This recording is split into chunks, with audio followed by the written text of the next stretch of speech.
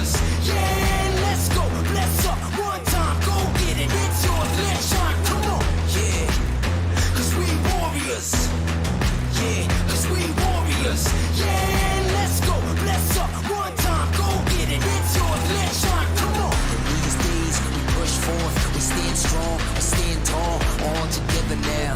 Yeah, cause we warriors. Yeah, cause we warriors. Yeah, let's go, bless up, one time, go get it, it's yours, let's shine, come on. Yeah, let's go, raise up, that's right, roll with it, it's yours, let's shine, come on.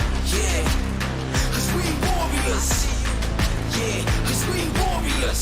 Yeah, let's go, bless up, one time, go get it, it's yours, let's shine, come on. Yeah, let's go, bless up, one time, go get it, it's yours, let's shine, come on. Yeah, let's go, raise up, that's right, roll with it, it's yours, let's shine, come on. Yeah, cause we warriors. Yeah, cause we warriors. Yeah, let's go, bless up, one time, go get it, it's yours, let's shine, come on. Yeah, let's go, bless up, one time, go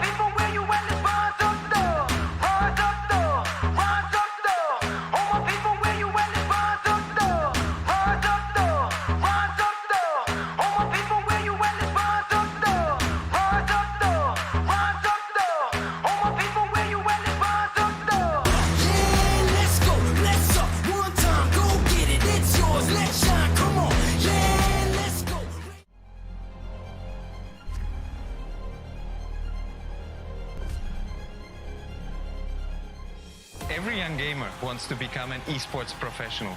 We make it happen. You just keep on winning.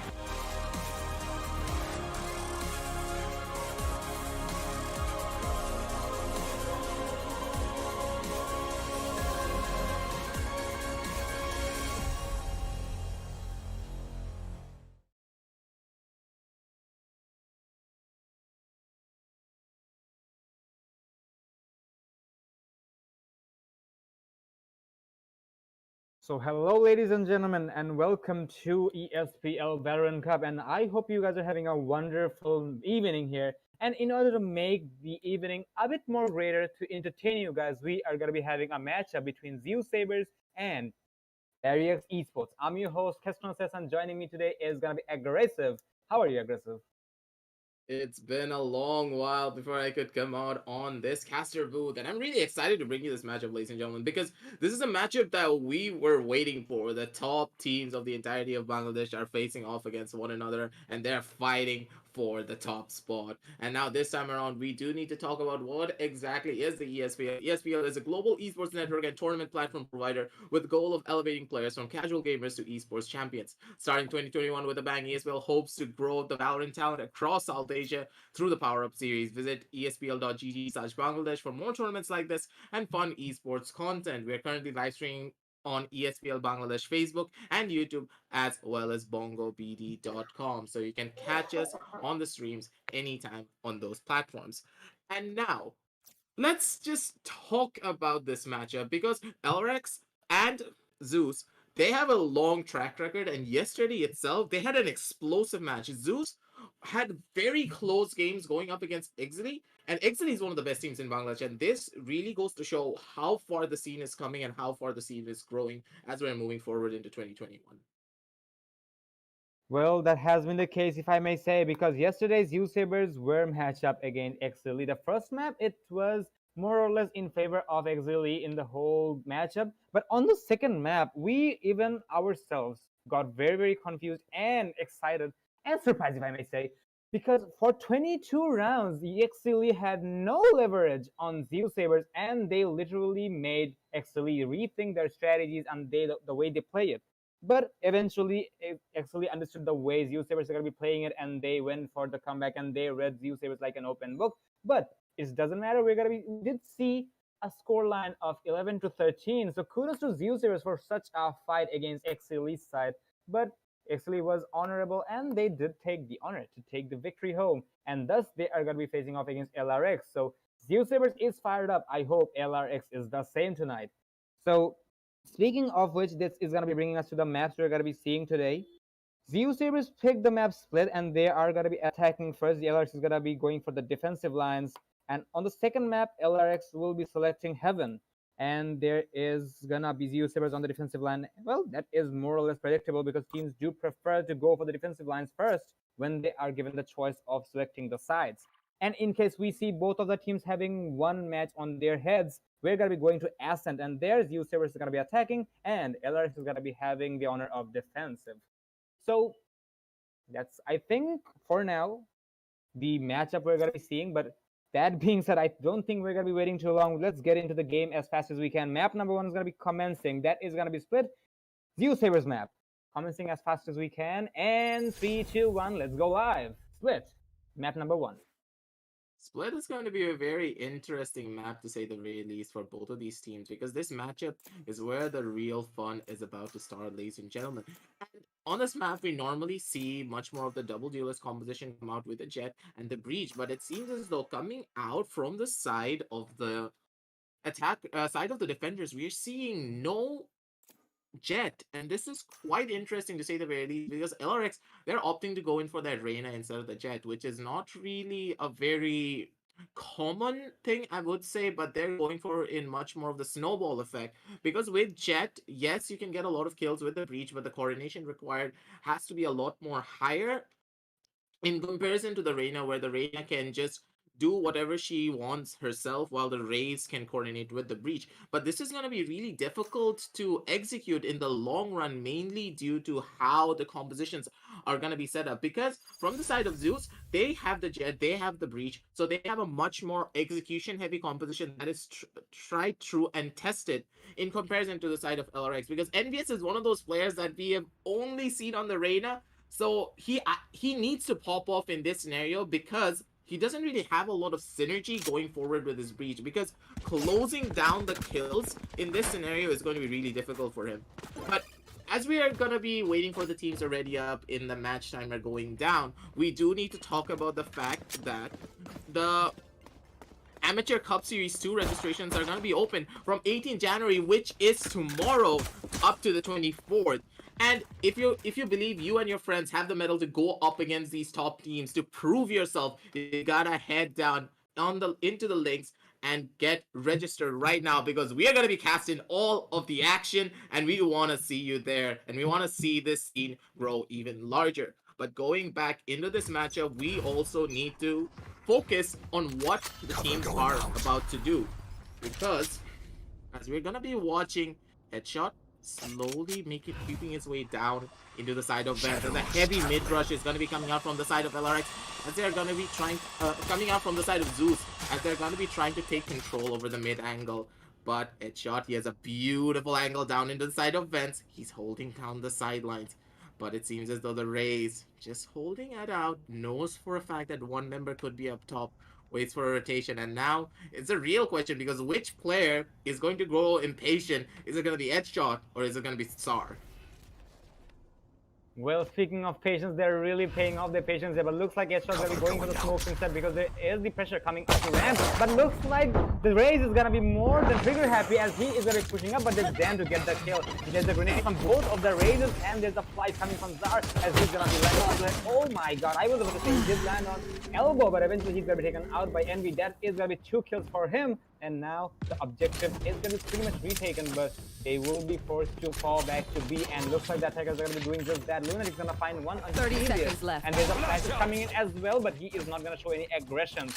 Eventually falling back to B elbow, and he may try to go for the denial, but looks like the intel is there from the defensive side, as IC is gonna find the camera. But there's a breach aftershocks coming in. The concussive forces are gonna force the attackers to fall back and burn some time. Eventually, Sky's gonna 10 seconds hit the left. spike, and there standing. is the fire coming back and forth. Finding Luna is gonna find the last kill on the breach, and there's a lot of time for them to go for the denial, as the first pistol is gonna be going in favor of LR. What a round it was. A beautiful round indeed coming out from the side of the defenders. But the way that they were able to hold strong, even though the multiple angle pushes came out into the side of A Heaven, was absolutely incredible. Especially, I have to give it to Envious for setting up his positions in such a way. He was holding inside of elbow, and then he pushed out of elbow as the attackers were starting to push into the Heaven angle.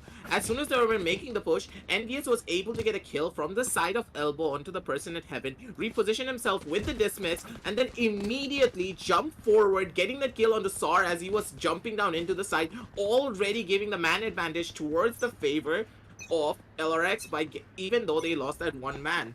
And this was the huge tipping factor, because from the side of LRX, they had the breach to hold down the B side, and the B side is one of the easiest sides to hold whenever you have the breach utility in your favor. And from what I can see, LRX, they have such a beautiful defense already set up, and with this Reina being such a feast and famine champion, she's gonna have a very easy time moving forward into this matchup. Well, the paranoia and the factors are gonna be in play, as Envious is gonna be having the trigger discipline, and he's gonna find one enemy, 2 kills. Well, that is gonna be 3 kills after all. He's gonna read my look, and a 4K and a flawless round from LRX. What did the... I don't know, man. I just lost my words back there, because it escalated so fast. My oh my. Do take the corners. Like, that is that just happened in that scenario, and that is very questionable. I understand what Zeus were trying to do on that mid rush, but you need to be mindful of your corners, especially when you have a Raze on your team. I understand that you wanted to go in for that mid rush, but you'd always check your right hand side corner. The fact that NBA was able to get so many kills was really dangerous to say the very least, because now the economic advantage is going in favor of the side of LarioX once again, and you can already see 6 kills on the board for the side of NVS. He has been single-handedly mowing down all of their players, and this is going to be forcing Zeus down onto another Ego round, but it's going to be Ice getting that kill on the Lunatic to take him out. It's going to be Roy jumping on down. He's going to try to get something done, but it seems as though the Rays has something else to say about it with the boom bot, and it's going to be Exorcist getting a double kill on the sidelines as well as NVS comes in from the top side to clean up Ice. It's just going to be another bloodbath happening down near the B Heaven side, and it seems as though Zeus, they're not really finding an answer just yet, but moving into their first buy round, I do believe this is where the tide should turn if Zeus are able to bounce back from their 3 losses. Well, from ZE's side, they did not buy previous round, and I was really wondering why didn't they do that, but I think they're just going for the expensive weapons instead, and I really thought Roy's gonna be bringing up the Operator this time, but instead he is preferring to go for the Phantom. So let's see if he's gonna be able to work with it, but I really expected the off shots, but never mind. I'm gonna be slightly disappointed, but I think I'm gonna be expecting that on the upcoming rounds. However, the attackers are gonna be stacking up on A as they are the... Actually, there was the smokes in play, but I did not see from which side. However, oh my god, why did I miss that? I don't know, but Kyojin's he's not gonna disappoint me, but eventually he's gonna be shut down by Roy there. That's an unfortunate situation. And there is some back and forth answers coming from ramp as well from the attackers, because the Reyna is being very vigilant. He's not moving, and he's gonna take the shot once again, but won't find anybody. Yusuf's side is gonna be pretty confident, and they're really determined to push onto A, but eventually they are planning to fall back, even though the smokes are gonna be denying their entry inside of the objective.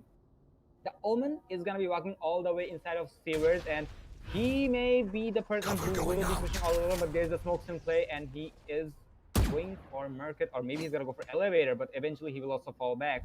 So for ZE's side, I guess they are gonna be playing it slightly passively, even though they have the equal amount of man advantage as their opponent. But they may try to save the weapons as well, because it's still taking some time. Oh no, actually it's gonna be an execution, because they are waiting for a 1, 2, 3, and then they will be going inside. As ZE is gonna be taking the lead here. There's a Paranoia coming in, eventually getting raised, but he will also recover from that. Shot is gonna find Dam as he took the TP, and he will hide inside of the smoke. 10 seconds left. Going now as we see there is the Cypher, but he's gonna be down. ISIS and Zar's gonna be adding some more salt onto the wound. It's all up to Envious with an Operator in hand. He will have to find 3 kills if he wants to keep his team with 1 more point on the board. That was an absolutely beautiful execution coming out from the side of Zeus. The way they set up their crossfires was absolutely incredible as well.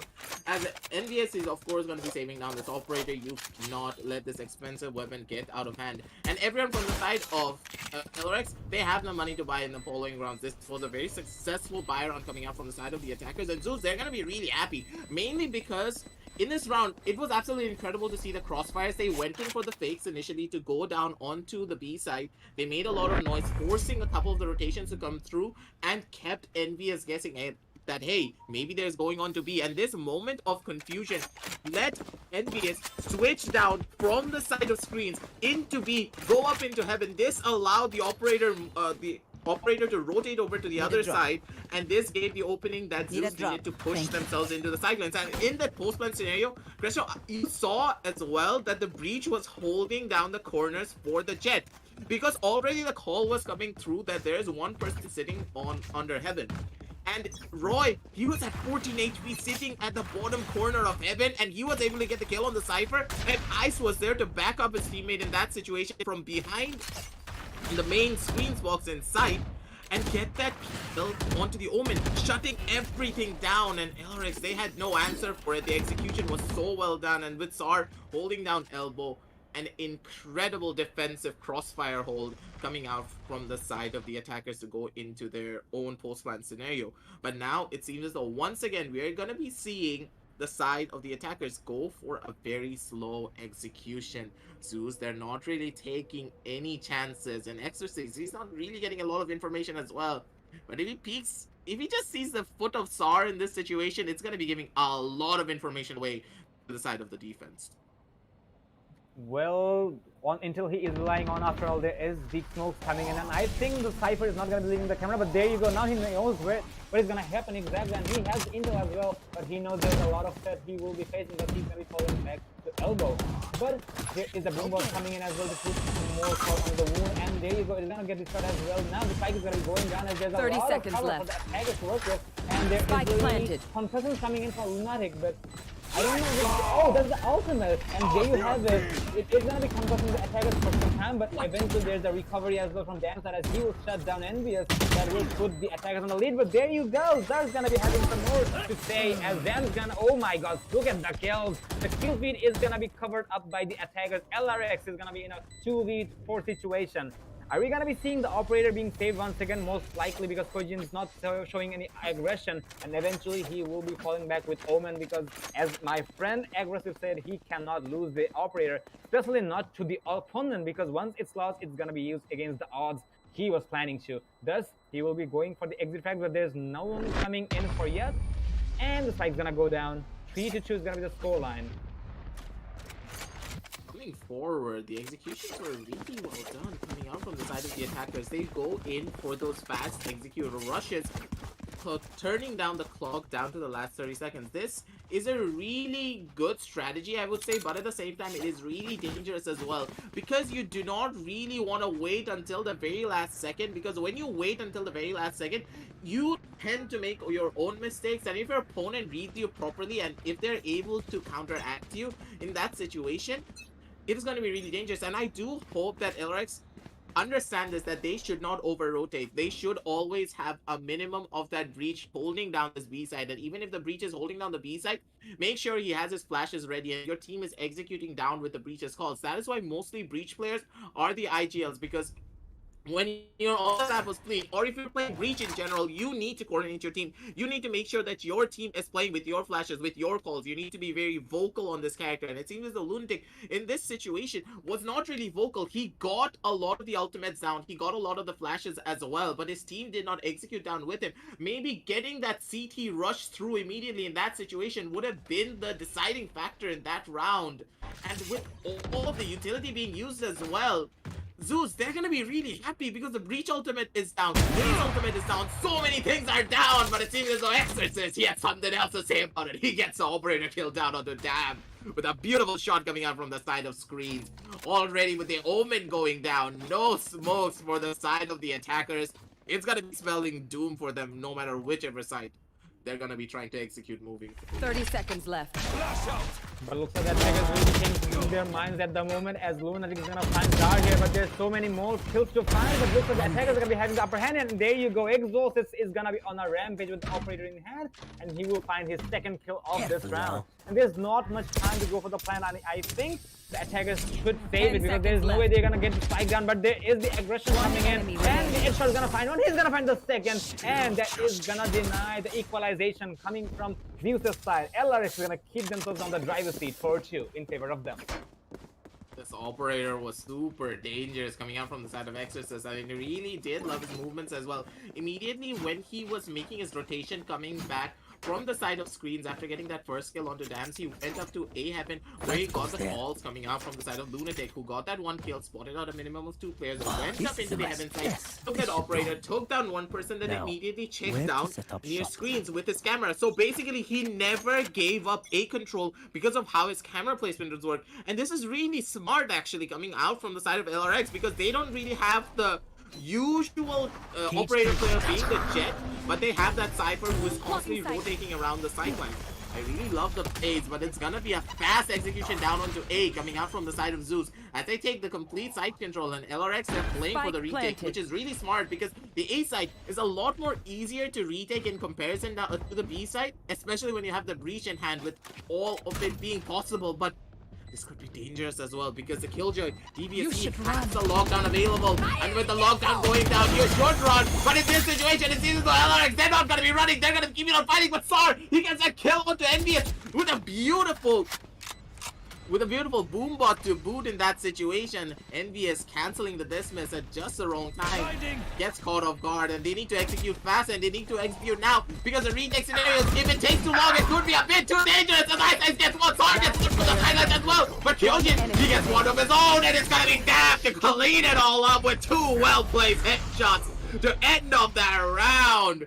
Zeus, they're coming back hard, and the lightning is striking from every single one of their players. Zeusaberz is making everybody understand that they are a force to be reckoned with, and what a play coming from them. The execution, usually we did see that they take the time, and I guess that was a part of bamboozling their opponents, that, you know, they're gonna take a time, they're gonna take a while, they're gonna plan how they're gonna be playing it, and they're gonna be pushing it. But this time they just executed it so fast before LRX couldn't even react.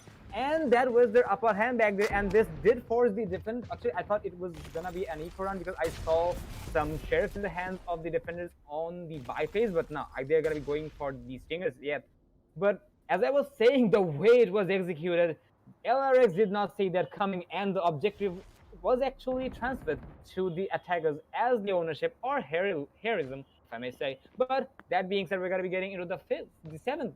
Sorry, actually, it's the 8th round of the game, and looks like LRX is expecting the aggression once again. But this time, Zeusaberz is going to be taking their time once again. So Slow and Steady wins the race, and they're going to be taking it very seriously. They are expecting a lot of aggression onto ramp, but the ramp is not having any of the threats for now. There's a flashes coming in, and the breach is the IGL after all. There's a flashes, and there's the push coming in, and there's a smoke, but there's nobody to be found inside. Well, there is the Cypher actually. And Cypher is expecting a lot of threat, but he won't see anybody in his spot. But now he will, and he will take that shot, and he will find one. But that's all he's gonna find. He's gonna be taken out by Roy, and the objective is gonna be controlling the attackers once again. But the spike is not under attacker control, but Roy is gonna be securing that. Eventually falling back into objective, and he's gonna be sitting for the plant, and there is a lot of power to work with. The defenders will have to make it fast, but there's a denial, and this is gonna be a post-man situation. Lunatic and Dan's gonna find one kill on their own, and there's a fight once again. There's a party coming in, but the party's not gonna happen. Headshot's gonna fall by a headshot, and it will be equalized. Isis is gonna find a 3K, and it's in favor of none. I have to say that I love the positioning coming out from the side of Zeus. Zeusaberz, the way they set up their post-land scenarios is absolutely incredible to me. They leave no angle unchecked, and even if one member dies, there's already another guy sitting on another angle to go in for the refrags. Let's say that someone dies in the back of side, it's gonna be Ice holding down the fort from the under heaven to immediately go in for a peek for his teammates. Yes, I do understand that LRX are playing for the retakes, but they seem to have their retake strategy enabled for them. Lunatic goes in for a bit too much of an aggressive peek, gets punished by SAR with a beautiful plane shell, and then the peek to boot to make sure he's going to be able to catch Lunatic off guard no matter what situation he needs to. Roy gets one of his own on the sideline, getting that kill onto NBS, and with 2 members already down and an eco round for the side of the defenders, they're looking to do a little bit of damage moving forward, but at the same time, how much damage can you do? Maybe take off a light armor, maybe take off the armor at the bare minimum. It's gonna be leaving Star with only 22 HP to work with, but already they have side control in their favor, and they're gonna be looking down to execute onto B. Well, execution is gonna be happening as we speak. Kyojin is gonna be pushing towards the hell, but no, he's gonna be punished for that as well, as he did not have any cover to the smoke. It's all up to Headshot with a Sheriff in hand. It's a 1v5. It's him versus the world, and he doesn't have the exclusive gear like his opponent. But there is Gar with low HP, but he's gonna be showing the aggression. But there is Dam, who will find his twin brother, and that's a flawless run from Zeusaberz side. Zeusaberz is gonna be seizing the lead from the hands of LRX, and I'm pretty sure LRX is not gonna be happy with that, but Zeusaberz is really deserving that at the moment, and let's see if they can keep up to it. The previous round was pretty slow if you ask me, but still they executed and they got the entries. Not to mention it was an eco run for the defenders, and being an eco round, it was kind of successful because they did get some kills. Actually, no, pardon me, they didn't have any kills at all, so the eco round did not go in favor of them at all. Well, not gonna lie, due to my me being excited, I am losing my words. And actually, not gonna lie, credit goes to LRX and ZE at the same time, because they are the ones who's creating the hype tonight. That is true. Zeusaberz and LRX, they're fighting to the nail moving forward, but it seems as though Zeusaberz, they're getting faster and faster when it comes to their adaptation. And this adaptation is so beautiful, damn! Oh my god, making sure that the Killjoy is safe in that situation. He only has 1 HP to work with. We need to see his HP in this situation because I do believe he's barely at 10 or something. Because damn, the way he was able to make use of the contact coming out from the side of DVS was incredible as well. DVS constantly making the peaks. He gets flashed out, but Dam is there to go in for the wide swing, make sure his teammate is safe. While the opponents are trying to kill the Killjoy, Dam is like, bro, you're not touching my Killjoy Killjoy is mine, I'm gonna keep it safe. This is our anchor, and our anchor is gonna be super important. A few around it, but already it's notable effect made a start, but Dam, he is so clean and he is so good with his movement. Gets a white swing headshot onto Envious, who didn't really expect the open. He's going for the peak at only 30 HP. But headshot, he needs to make a play right now. But beautiful placements of the traps coming out from the side of DVs to stop him from pushing down into the side of Heaven.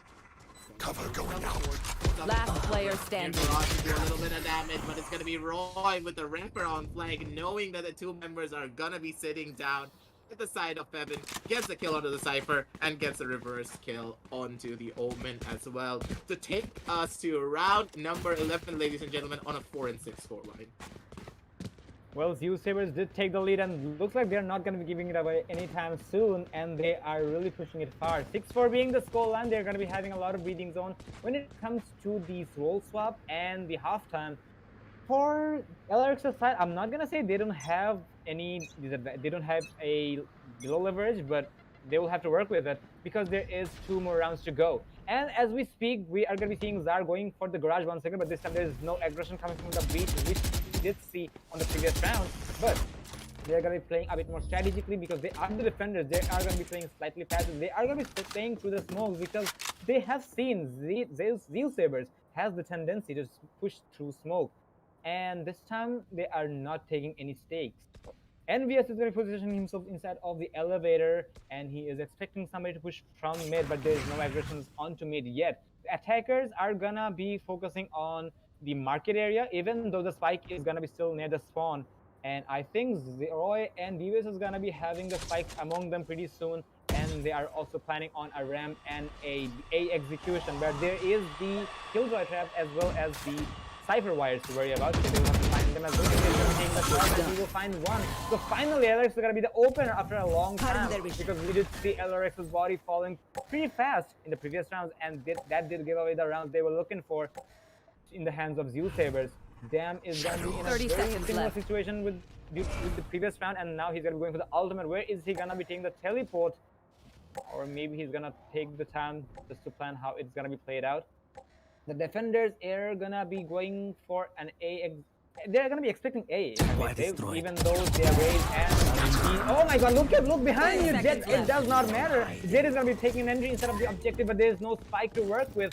But Exhausted is gonna deploy his ultimate. He knows exactly where his opponents are, and he's gonna find the spike as well. He will switch the pistol, but he won't find success. But the remaining players of LRX will, and 5-7 is gonna be the scoreline. LRX is gonna be getting closer and closer to equalize it to 6-6, hopefully.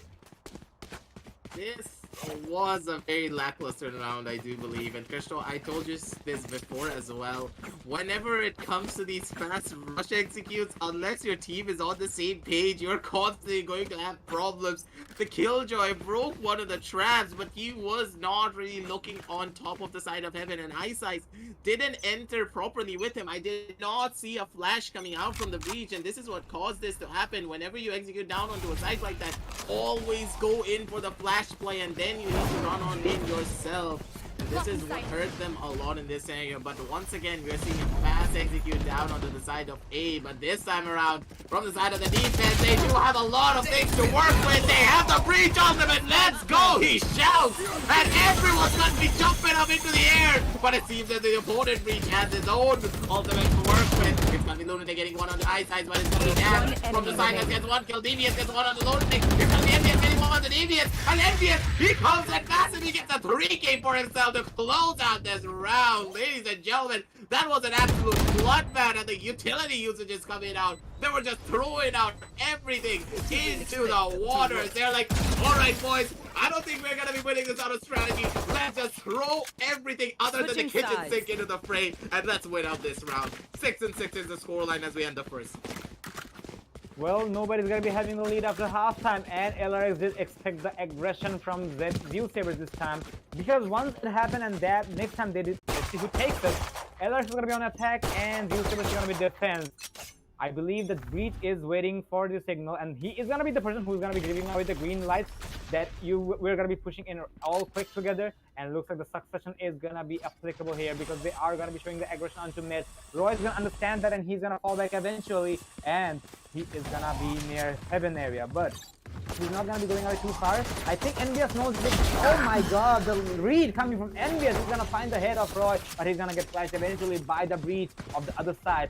But LRX is gonna be taking a rotation, however, through the vents, and they are gonna be pushing towards A. And I think that was the strategy approach. Even though Dam is expecting that, and he will find a kill on the Lunatic, looking for more, but he will not connect his shots, unfortunately, because there is the walls in his face. But eventually he will go to elbow, and he's gonna find his target, but he's gonna be... And he will be taken out by his twin brother, but there's a free flash coming from Zar as well, but he's gonna fall as well. The 2-on-2 situation. So many kills coming out, and it is a bloodbath after all, but it's all up to Headshot now. He has a spike, and he has a good weapon to work with. He did recover it, and he has somewhat of his armor, but it's not gonna be that much of a difference, and it won't be at all. Devious is gonna find the burst onto Headshot, and they will regain the lead. 7-6 is gonna be the scoreline. Second fifth round is gonna be taken by Zeusaberz Esports. Was absolutely incredible. Damn, his aim is so crispy. God dang, boy, that is fast. You have to give it to Dam to go for a lot of these kills, because he just said a classic. He was going up against the Ghost, but his crosshair placement was pristine. He gets that first initial headshot, backs off, goes into the side of CT, takes some pop shots, knows for a fact that they need to execute down onto a side, and immediately Dam makes the play of going into screens, has his crosshair set up, gets the headshot, gets a little bit of pop damage, gets the information that he needs, gives this to his teammate, and then Devious comes in with a beautiful flank of his own to place the turret down, use it as a distraction, go behind Headshot, then immediately use the Breach as a contact maneuver. Ice was there to take the pop shots, make Headshot think that, hey, maybe both of these players are sitting down in screens. They're not really going to take a risk going into a 1 versus 2 situation. But seeming the risk was already taken, Ice set up his teammate in such a way that Devious was able to get that flank, get a very easy kill, and a clean round for their side. A beautiful round indeed coming out from the side of the defenders. They made the best of the situation even when they were rushed, even when they were a man down. They kept calm, they played collectively, and just showed beautiful aim work, because there is no situation where you should have survived in that fight, but you came out on top because of your crispy aim. Well, his aim did reward him heavily, as we saw, and he was actually our first breaking with him, because he was a very big factor for Zeusaberz' win on that previous round. But that is going to be bringing us to the upcoming rounds as well. That is going to be the eco round, I presume, from LRX's side. And yes, it is an eco round, and they are going to be showing the aggression onto the heaven. Envious is going to be seeing this one position nearby, and Zero is going to be holding a very elevated angle onto near Envious, and he's going to fall, as Envious did not expect that. Well, for LRX's side, they will have to get as much skill as they can, because this is an eco round, because they need the economy for the upcoming round, and they are really risking. Dam is gonna be positioning the smoke here. Even though Roy is gonna be on a rampage, but he's not gonna find any of them. Lunatic is gonna find the kill because he cannot find 3 players at once. Isis is gonna be holding the angle, and he will get the reflect onto Lunatic, and that is gonna be forcing the attackers to fall back, because they're only having 2 players alive with 2 pistols. Not to mention the rate is going, and there you go, Zar is gonna find a kill on the Kyujin with the sniper, and it's gonna be going for the jump shot. He will find some shots, but will not find a kill. 8-6 is gonna be the scoreline, and the lead is still gonna be in favor of Zeusaberz. What a place! I wish I could see the Marshall shot from Zar, but unfortunately we're not gonna be able to witness that. but it was a wall bang and a crispy shot from Zara as well. Zeusaberz is looking pretty confident so far, and I presume that attackers are going to be replying from now on as we head into the buy round from LRX's side. We're going to be having two tough shields, however, but I presume it should do the trick. Let's see how it goes. Aside from the defense, they're going to be playing their bonus round, but I do see that DBS really doesn't have a lot of money to work with because the amount of times he did die in the previous round. But still, he has a lot to work with. Nonetheless, moving forward, it is gonna be LRX slowly making their push down from the side of mid, and this mid push could just be the deciding factor for them because mid control is non-existent for the side of Zeus, and they're playing for the sides instead, and this could be a really good play, and this can be a dangerous play as well because a lot of breach utility is being used early, and this, I do understand what they're trying to do, but using the breach utility to stop an incoming rush is more important than using it to just stall an incoming rush. These are two very different factors, and Ice may just be biting a bullet in this situation because he is using so much utility already. 2 flashpoints have been used, and this could just spell doom for their team because now it seems the LRX, they're wanting to go down to this A side. They have a lot of A control. They're trying to take control of Heaven. It is gonna be 30 seconds left. Hyojin trying to go in for the kill, but it's gonna be Sar having his gun out instead of a grenade. Takes him out immediately, and it's gonna be LRX with a man down as they're slowly moving their way down towards the A side. Well, A side is still not executed, but there's no time for LRX's side to execute now. But they will have to keep the pace up as hard as they can, but there is Jam. And he will keep writing the names of LRX's players' names on the gravestones. And it is going to be the case. 6-9 is going to be the score line. And LRX is not going to find the ground, unfortunately. Zeusaberz is going to be proven to be strong after all, even after so far. 9-6 is the score line. Actually, 6-9 I'm going to say. And LRX is going to be going for, actually they're going to be going for another buy round as they have the economy to work with. Oh, actually no. LRX is going for a half buy. Excuse me right there. And let's see if it's gonna be effective or not because they are not having the leverage yet. Well, Zeusaberz can do the party here because they are having a good day so far, but they will have to hold it. Let's see if LRX is gonna have to say something about that.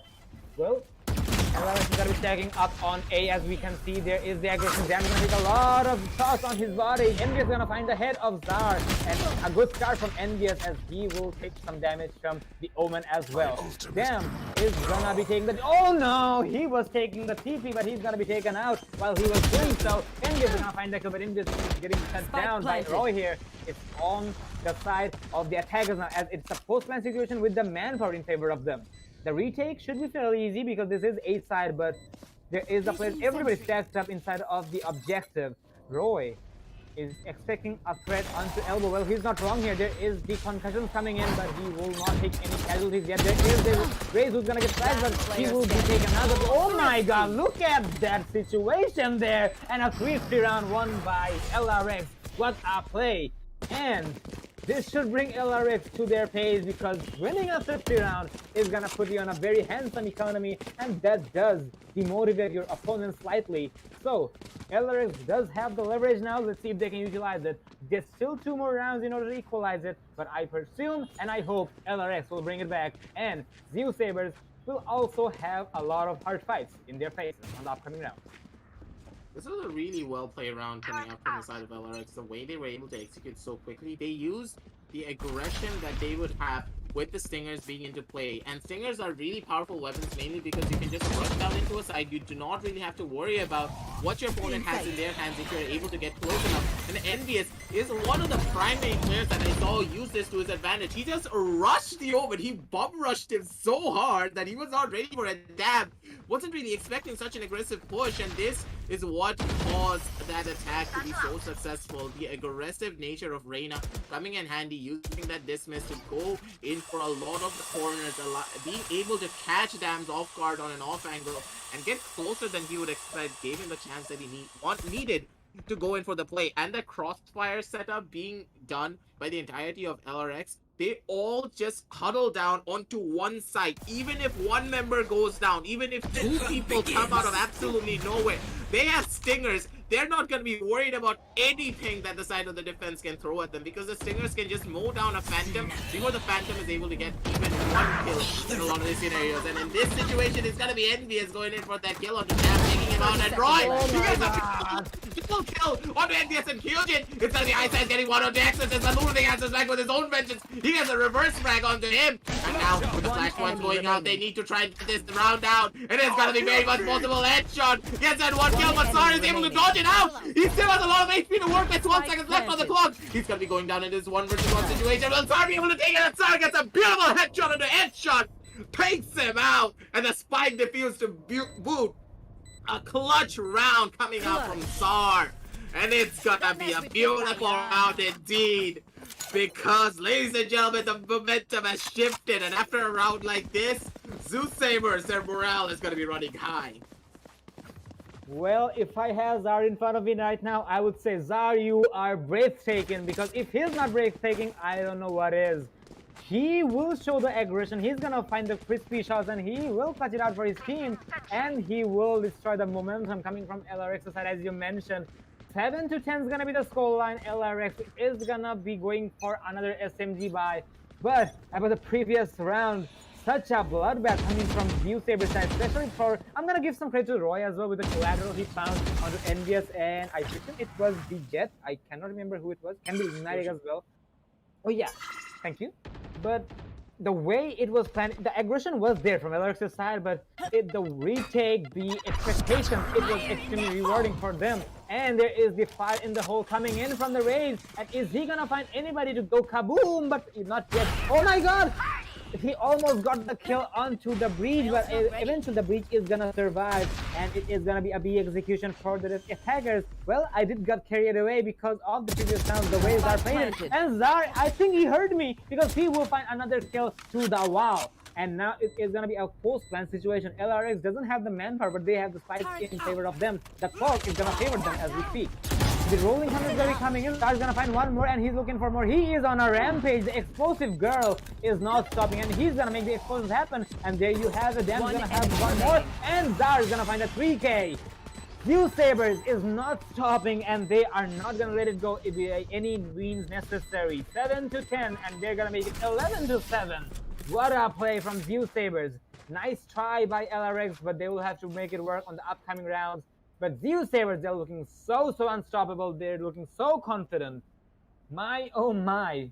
I do lose my words sometimes. Thanks to Zeusaberz. Breathtaking plays. Back to you, Aggressive. Round just goes to showcase how potent the side of the retake is for the side of Zeusaberz. Besides, he has such a beautiful position of his own, allowing the retake to be possible. Because normally, whenever I see a breach, I always think of having heaven control. But in this situation, Ice took an aggressive positioning down near the side of CT so that his ultimate was able to affect multiple sidelines inside of the site. But at the same time, he positioned himself right closer to stairs near the box on the staircase entrance, so he was able to capture the entire site with his ultimate. And as soon as the ultimate came through, Sar got that first initial kill onto Envious, took him out, and immediately with the flashpoint straight through the pillar, affecting both back of site near the cubby and also back pillar. There is no way that Headshot would have known what to do in that situation, because 2 flashpoints came out at the same time right in his face. He was completely blind. He had a paranoid head, footsteps on his left, footsteps on his right, absolutely nothing to do, and Sar just coming on in, gets the kills that he needs, and goes in for a beautiful retake scenario. The defense is looking so potent. And now, Crestro, we do need to talk about this, because it's going to be a 7-11 scoreline, especially on the 11th round. As a team, you never want to give away the 12th round. If you let the team go into overtime, it is just a lot of momentum, and it's going to be putting the entirety of the enemy team at ease, because now they only have to win one more round. They're going to be playing it safe. They're going to be playing it cautious. And they're not going to be making a lot of mistakes, as you would expect coming up on other rounds. And this momentum that they would have if they win out this one more round, it's going to be instrumental for their win. And this is going to be putting a lot of pressure on the LRX as well. And LRX, it's all going to depend how will they play with this pressure. Because under pressure, if they crumble, there's gonna be nothing stopping the entirety of Zeus just winning out this map. Well, speaking of which, LRS doesn't really want to see Zeusaberz sitting on match point because yes, that is gonna be giving them the inner peace that come on guys, one more round and we got this. But let's see if LRX is gonna be holding up to that. For now, they will have to do as much as they can because if this round goes out, they're gonna be having only one more match, actually one more round, if I may say, and that is going to be a do or die situation, and that is going to be putting an adrenaline rush for the players as well because you don't want to be there, especially when your opponent has a good leverage that if you do one more mistake you are going to be losing the map. Yes, there is one more map if you want to go with it, but having a map in your own advantage, it's not a bad thing, right? So that's why they will have to get their heads together and they will have to utilize this pause as well. As we are having a pause from Zeusaberz side because one of the players got disconnected. But LRX, I think it is going to be a bit more utilizing for themselves because they need to get their heads together. They need to be on the same chapter of the book in order to execute everything perfectly. Because the last time we remember we were here, Zeusaberz had a very rough start, but they did bring it back and they did see themselves on the lead during the halftime. Eventually, it was equalized by LRX. But the momentum from Zeusaberz, it was a force to be reckoned with. So now LRX will have to capitalize on that as well. Well, if you can take some inspirations from your enemy strategy, there's nothing to be ashamed of. So let's see if LRX is gonna be doing that yet. And as I can see them, they are stacking up on the A gate, even though we're actually looking at the spawn of the attackers. But I think they will be going for the discussions after all, because why not? For the discussion of the previous rounds as well, as you mentioned, there is a matter of fact that Zeusaberz is reading LRX like an open book at the moment, even though they had their own fair shares of pluses and minuses because LRX did do some unpredictable plays which Zeusaberz did not expect. But Zeusaberz are really confident now, and they have the momentum. They have the plans. They have the uh, how do I call it? The being on the same page of the book. Actually, the coordination. Oh my God, look at me! I'm forgetting my words as well because of the excitement I'm going through at the moment for both of these teams. And if LRX can break that, they can bring it back. And now LRX will be having that objective to do so. Let's see how they are going to be doing that. Speaking of which, they are going for the Bulldogs and SMGs in their hand with one Vandal in favor of them. And not to mention, we're also going to be going to the scoreboard as we have the time. NVS is going to be sitting on 19 kills. So he is being the MVP, or should I say, the kill head of the match so far. Dam is going to be following up with one less skill from the opposite team. So I'm not gonna say that frags are really one-sided or so on, but that's how it is. And economy-wise, LRX is really broken, and they will have to win this round at all costs because the only player who has some economy in his bank that is gonna be envious with only 300 bucks. And let's see how LRX is gonna be utilizing it because this is more or less like a do or die situation, and usually we rarely see this before your enemy is going for match point, but you have to give it all to deny the match point and to regain the lead. There's 2 more rounds to go if Zeusaberz happens to win both of the rounds, but LX will be there for now. Let's see how it goes. This is going to be a really interesting thing to see of how LRX is going to come back from this, mainly because if they lose this round, even with the loss streak, they're not going to be able to buy in the coming round, and that is match point. They have no room to wiggle in anymore. Previously, I stated this before that when we were watching the 18th round, it was a time where I did not really like it, mainly due to the fact that they went in for the force buys, knowing for the fact that they could lose that round, go into 11, they will not have enough money to buy in the following rounds because you have to force buy on the 11th round. This is an ideology that I always live by. Fight at the 11th round. Do not fight for match point. You should never fight for match point. And now they have the gun disadvantage in their side. And they need to take a lot of scrappy fight. They need to rush in together or try and establish map control and then execute down onto a side. What I would like to see coming out from the side of LRX, I stated this before as well.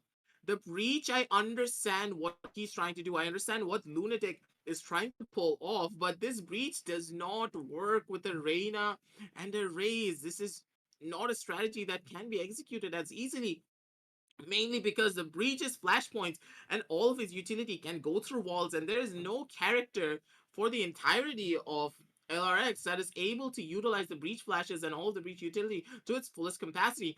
Yes, maybe the Raze can just use her satchels to just jump on in, dive on in, and maybe get one kill, but at that point, the Raze used all of her utility. She's gonna be stranded on no man's land, while on the side of a Jet can just dash in, get one kill, use the Cloud Burst, be able to get out safely. And I think this is what's causing LRX's downfall to happen. Mainly the Breach is able to just play with the team a lot more better. The Breach prick is strong on the map of Split, but it's only strong when your team is able to utilize the pressure and utilize all of the flashes you're bringing down to the table. And it seems as though from the side of Zeus, they're just doing it so much better. Breach is the deciding factor of this map. Doesn't matter if you have a god level player like Envious on your team to go in for a lot of these kills. If the Breach is not able to set up all of the kills that Envious needs, and even if he does set up, Envious is not going to be able to reach those kills because the way that Zeus is positioning, they're playing it safe, they're playing for the crossfires. One flash happens, yes, but there's another angle that the breach flash does not cover, and already the flash is about to wear off for the player that Lunatic already flashed in that situation, and he needs to go in for a secondary flash. But when the secondary flash is coming out, the entire rotation, the entire team is already gonna be at the spot where the breach flash came through, so a lot of backup is gonna be present. The timings are way off whenever you don't have that Jet on your team to fully utilize the breach combo. We call it the flash and dash combo in competitive play. And this is going to be a deciding factor moving forward, but still we cannot write off LRX just yet, because this is a team that we have known for a very long time to be one of the best teams in Bangladesh. They have come back from situations way worse than this, and moving forward I'm looking to see what kind of strategies they're going to be coming about. But as we are on the topic and as we are still waiting, I have to remind you once again that registrations are gonna be open from tomorrow for the Amateur Cup Series 2. So if you and your friends believe that you still have a fighting chance to go up against the juggernauts that you see here today, make sure you sign up right now, because we want to cast your games and we want to see what kind of talent you're going to be bringing to our scene. So make sure to go down into the links in the description, get the signups done, and meet us there. But Crystal, I do need to ask you this at the same time. What exactly do you think that the side of Zeus is doing so well that they're able to just block off any sort of a push that is coming out from the side of LRX? Well, thanks for the question. Well, from Zeusaberz side, they are really swift, if I may say. The mobility coming from Zeusaberz side, the executions, and everything. Especially, I'm gonna be talking about the mobility mainly because of the jet you just mentioned. Because the breach being there, it is a with the flash punch in the hand. He is a player who can slash through the walls, and he can do it pretty fast. Because yeah, there is the sound coming in, but still, it is gonna be coming in a very split second. And because of that, I can see that Zeusaberz is really reacting to that. Aside from that, there is the Raze as well, who is really putting the explosives on the board, even if the breach is nearby or not. So that being the reason, Zeusaberz is not showing any flaws yet. Their aggression, their strategies are that strong against LRX. LRX is not very far behind, but they will have to pick their pace up as fast as they can, because if they're gonna be taking so long, it's gonna be in a situation of no return. But back to the point once again, the swiftiness, the aggression, and having the mobility to decide what I'm gonna do, because I need to react fast than my enemy can. And if that is something you can master, you are gonna be having a very uh, you're gonna have the upper hand, and you're gonna be having the confusion on your opponent's side. So for now, LRX is having somewhat of that, because they are not having the swiftness compared to Zeusaberz side. Because when we were on the attacking side of Zeusaberz, we did see a lot of time being burned from the Zeusaberz side. But did you see the way the pushes in? Because once they're going for the countdown, the 3, 2, 1, go, go, go, and they push in so swiftly, LRX barely managed to react to that, except for that one time when Envious was ready for that and he did find the 2 kills. For LRX, we didn't see anything yet, but yeah, similar to that or compared to that, yeah, we did see some plays from LRX, but the swiftness, it was always in favor of Zeusaberz for now. But let's see if LRX is gonna be capitalizing on that or they have anything else to capitalize on. This is their game, this is going to be their strategy, and so far they have managed to win 7 rounds, but they will have to find 4 more because one more mistake, it should be a do or die situation. And that is gonna be concluding my conclusion. But aside that, I think the utilities need to be a bit more effective, but LRX can still do that. From Zeusaber's side, I barely have any complaints to make because they're not letting me to do any. So that's there. And aside that, we're still waiting for Roy to rejoin. Well, I guess he is having a power cut issue because he is not moving for a very long time. The Wind Girl is stuck in the situation, in the place she was, and it'll have to do. But for my end, there's one more thing I do wanna add. That is, LRX did have a lot of time to plan how they're gonna be playing it because I think we only took a break of like 4 to 5 minutes, and this is actually a more than enough time to get your head straight. Because if you're not having your head straight, if you're having a confusion, and if there is the misunderstandings in the comms of the teams, the team may not have the leverage, and they are. I think they're really working with it. So let's see if they did or not. Even though the answer is gonna be received when the barriers are gonna be lifted and when Roy is gonna be rejoining. So I'm really looking forward to it. I'm really expecting LRX to bring it back because yes, we have seen LRX bringing it back when they were in a very worse situation compared to this. Well, this one's actually nothing for LRX. They have been here multiple times, and this should be actually a very common sight for them because I'm not gonna say they're used with it, but come on, guys, this happens to the best of us. So I'm really putting my bets on LRX, even though it's not a bet, but it's just there. So I'm really expecting LRX to impress all of us and put it to an equalization, eventually to overtime. And after overtime, I'm just gonna be happy to see anybody taking the victory because this is still map number 1. And there's one more thing I forgot to mention. That is, this is split, and split is chosen by Zeusaberz aggressive. So I think split being a very strong map for Zeusaberz, they have picked it, and as this is their map, they are gonna be having the leverage. They have a better strategy compared to the other maps in the game. So I think Zeusaberz is really putting a lot of efforts on this point and strategy. Thus, they are still in the lead. Let's see how it goes. Well, I think we're gonna be having more answers on the upcoming match, which is gonna be Heaven from LRX. That is a well done analysis here, Krishto. But at the same time, I think that we should be going into BRBs. But do not fret, ladies and gentlemen. Of course, stay with us as we're going to be back real shortly because we want to make sure that the players are all done and dusted and be ready for their matchup. So we're going to be quickly heading into the BRB screen and we'll be back with you real soon with the ESPL Bangladesh just in a little bit.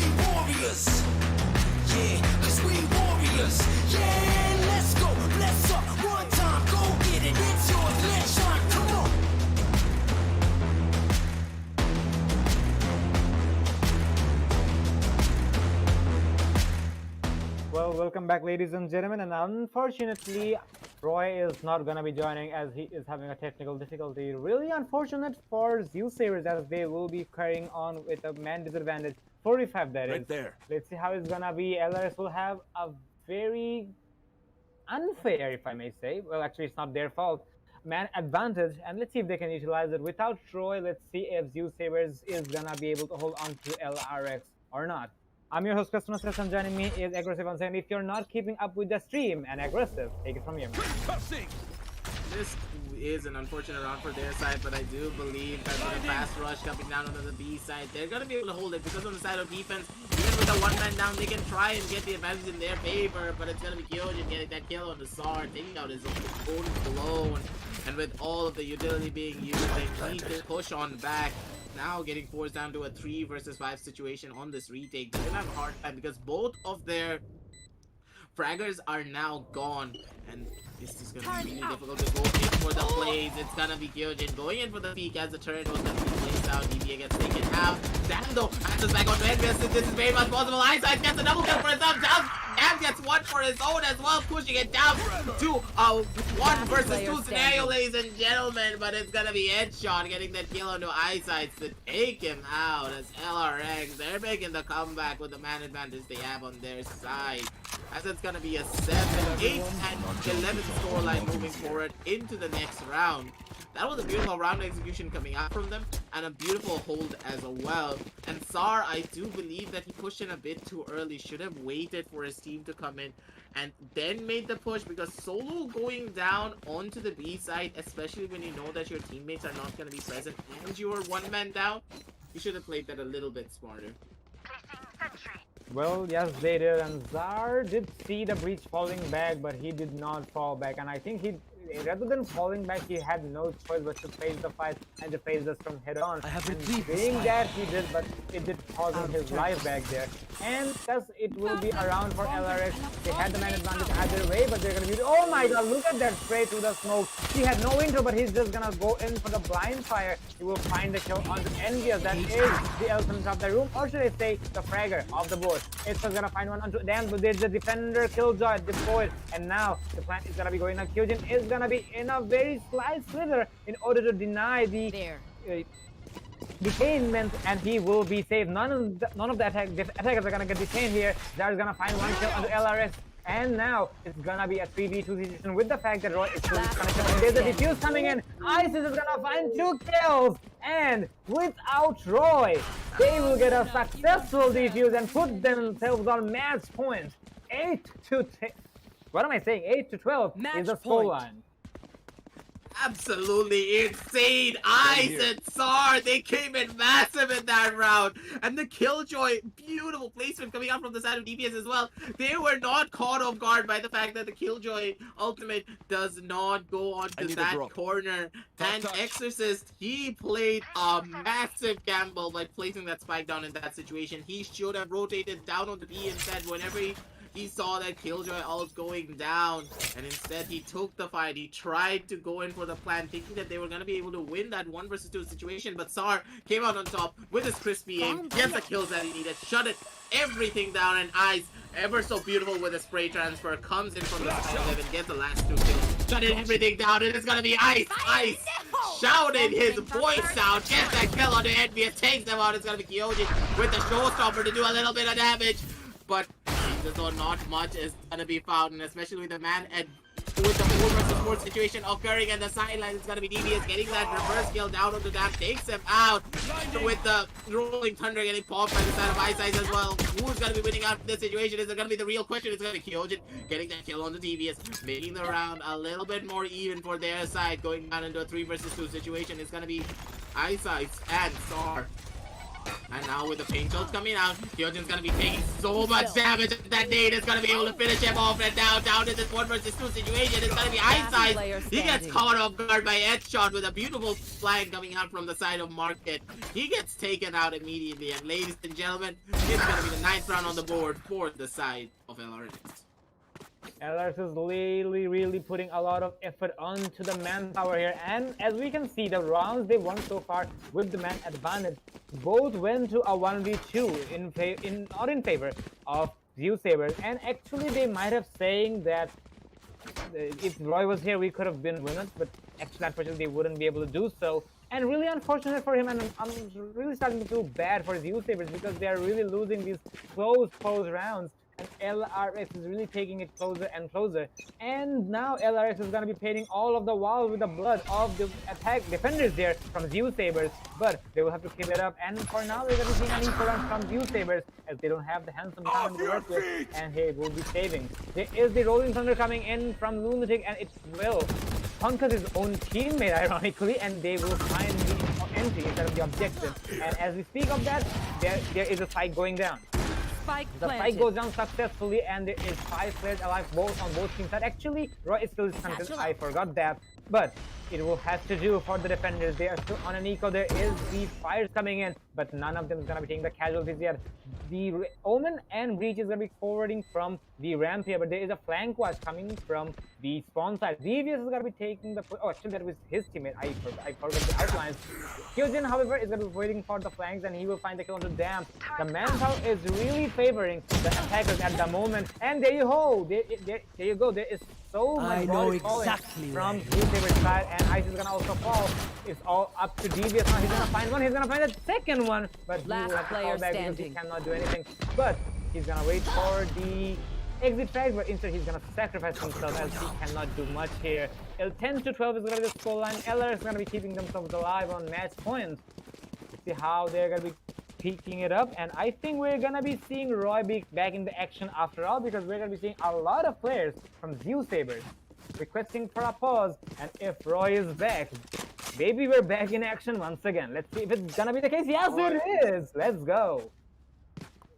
Roy is able to come back, and with the army now fulfilled, morale is gonna be running high because, ladies and gentlemen, now with Roy being back, the tides are gonna be in the favor of the side of the defense once more. They're gonna be able to hold strong, and they're gonna be able to take a lot of these fights for their side. But now, let us really talk about what exactly happened in that last round, and I do believe that eco round was so successful as well for the side of the defense, mainly because they got a lot of the guns out of the hands of the side of the attackers, and they're gonna be forced, or one of the players is gonna be forced into a half shield. Oh wait, no, that was the half shield coming out from the last round, and now is where the real momentum shift is about to start. 5 versus 5. There are no advantages for the side of LRX anymore. They did get a couple of rounds because of the absence coming in through, and because of their very well played executions. And now down to this 10-12 scoreline, it's gonna be LRX taking aggressive control down near the side of mid, but the setup's already there coming out from the side of the Killjoy.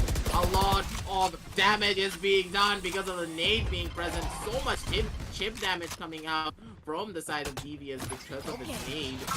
Now with Star taking a peek, if he gets this kill, it's gonna be massive for him, but he's not gonna be able to fight it. It's gonna be Envious getting one, Lunatic getting one from his own sidelines. It's gonna be Headshot getting one onto his own clone. And ladies and gentlemen, this could just be a team ace round. Spike planted. The Cypher didn't get a kill in this situation, but they're probably not going to be giving him much to work with. It's going to be Lunatic with the first blast, going out with a concussive shot, going on the fault line, sorry. And it's going to be Roy on his lonesome down in this 1 versus 4. This is going to be hard for him as he gets taken out immediately by Kyojin with a spam straight through the smoke. And a beautiful round indeed coming out from the side of LRX to take that advantage against the side of the defense. With a well-played executive rush, because I do not believe that Zeus was ready for a fast rush coming out from them when all of the mollies were in place for the side of Heaven. Sar, once again, taking a bit too much of an aggressive peek, was not able to get that kill down on the Kyojin, causing this round to just completely fall apart. Because if you want that race to be alive, no matter what, whenever you're going in for that post-plant retake. Well, absolutely couldn't agree more. And now LRX is going to be heading into a do-or-die situation once again. Either they're going to be putting it to overtime, or they're going to be putting their opponent on their victory. Well, there is the explosive being thrown out. There is so many projectiles to work with, and there is the ultimate coming from the Raze and the Reyna. There is the Empress and the Showstopper on the shoulder, and they have a season. It should be, oh my god, look at that! And he will paint the Killjoy completely, but this is not done yet. He's gonna find one more.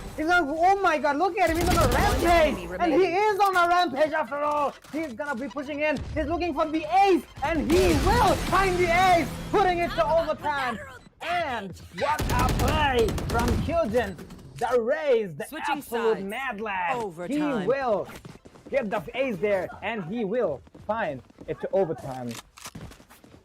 A beautiful round execution coming out from the side of Kyojin. An absolute mad lad, as you stated as well. He just ran on in, and I don't think there's really a lot to talk about in that situation because other than the fact that DBS, he played it a bit too... Let's say he didn't time himself properly. He knew for a fact that Kyojin had the ultimate in hand. Tried to go in for the lockdown. He gave so much information away and the lockdown gets instantly destroyed by the Raze ultimate. Mainly because the Raze's, all of her utility does double damage to deployables. And in this situation, he just gave away so much noise that he got caught off guard. And in a way, the round just shifted towards the favor of LRX, and with beautiful aim work as well coming out from the side of Kyojin. I have to say, he was absolutely incredible, but damn, he answers back on the Kyojin being like, boy, I know you got a Phantom, but I got a Phantom and I'm gonna one-tap you out of existence. It's gonna be Star getting that kill on the entrance as well. The man advantage is gonna be there. Roy comes in from the sideline, make sure his teammate is gonna get backed up. Lunatic gets taken down. Sar jumps it through the heavens as a majestic angel. It's gonna be Headshot getting the first initial kill. Headshot gets a double. He's looking for more. He's hungry for it. He's not gonna be able to fight it, but Ice Ice is too quick. Goes in for the jiggle to the right side. He's gonna be able to take him out with a well-placed headshot, leaving Exorcist down in this 1 versus 2 situation. But one thing Exorcist has is a lot of health to work with. The 2 members from the side of the attack are very low. Saber, they're playing for the crossfire. They heard the noise coming out from the side of Exorcist. They know exactly where he is in this situation. They're gonna be checking the corner. It's gonna be Exorcist getting caught out in this situation. Will he be able to get the kill? I do not believe so, as Exorcist gets taken down by a well-placed headshot coming out from Ice Ice. That was so close as well, because Ice Ice needed 2 body shots to get killed, and Exorcist got only 1 because of the sway coming out from the Reach ultimate. He was not able to finish it off, but a beautiful round indeed coming out from the side of the attackers nonetheless. Well, I could not hold my breath right there, and this is gonna be putting Zeusaberz on match point once again. But are they gonna be holding on to it, or are they gonna let it go once again? Because we did see Zeusaberz on match point once, but now it was put to overtime with the ace coming from the Raze of the attacking side. Or should I say the current attacking side is gonna be LRX. And aggression is being very, very rewarding for the attackers at the moment, as we are gonna be seeing the same thing once again. MDS is gonna be pushing up, but he's gonna take some damage from the Raze grenade. And eventually, he will be hiding inside the smoke. There is Zar holding the exact opposite angle, but there is no aggressions coming in because both of the teams want to get their victory, especially Zeusaberz, because they have to play casually with the fact that they are on the defensive side. If they can burn the time, the map will be theirs. So it will be dependent on the fact how much patience they are going to be having, but I guess LRX is going to be destroying some patience here after all. But they are going for a B execution because mid is going to be under the control of LRX, while Zeusaberz has had none of them. That control did not even exist in the first place. And LRX will be taking the entry inside of B as we speak. There is a drop from the Reina, and he's going to get concussed. There's a spray, but he will take some damage from the Killjoy inside of the elbow. There's a fight going down as we speak, and now NVS is expecting somebody to be on top of heaven. Well, he's not wrong here, even though there is a player to cover him from the elevator area, but they are keeping some distance, as we can say. There is the Reach on top of heaven, but he is not going to pay attention to the elbow, as he's going to be shut down by Dan and the as well. There is 1 from Kyojin, a second from Kyojin, and it is going to be in favor of Kyojin, as we say, but it is going to be all up to LRX Kyojin now. There's a party coming in. Let's see if she's going to find it, and he will!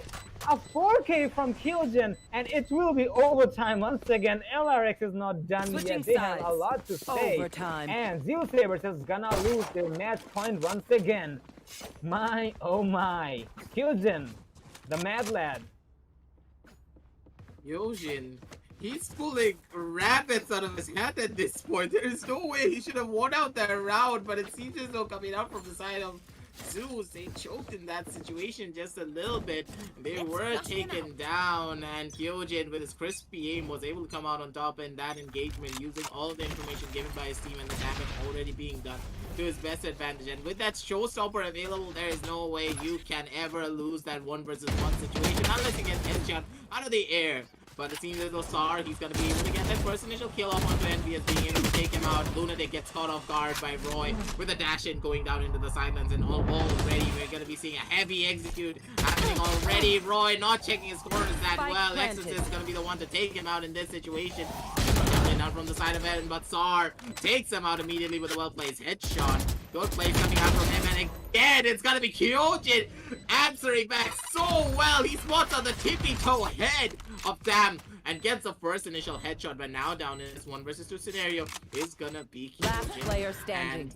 And headshot, but just as I said, Kyojin gets taken down, and DBS, he gets a nasty one tap onto a headshot to take him out. And ladies and gentlemen, it's going to be a Switching 30-4 scoreline. Match point. And this is on the first map.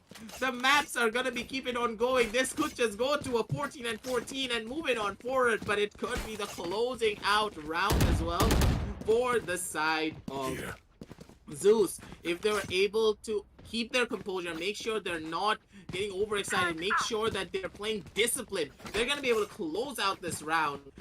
And this is going to be really important for them. And LRX, it is their fighting chance to get on going. We're just gonna ignore the fact that the Raze just dropped a satchel on the barrier. I think it was a mistake after all. But yeah, as you mentioned, the motivation and the I'm so excited that I'm just losing my words again and again, and you can understand the fact that the heat is actually being felt from here as the cast is there. Spike planted. I cannot deny the fact how much pressure is going to be applied from the attacker's side, because every single time the map is the advantage is taken in favor of the attackers. And speaking of which, we are going to be seeing the same thing happening again.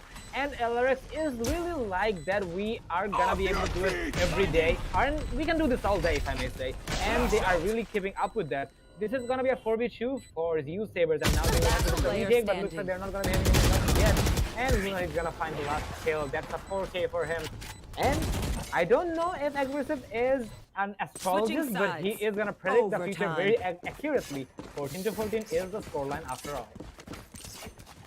Said it before, this is very much possible for this to go to a 14-14, especially with the executions that are coming out from the side of LRX.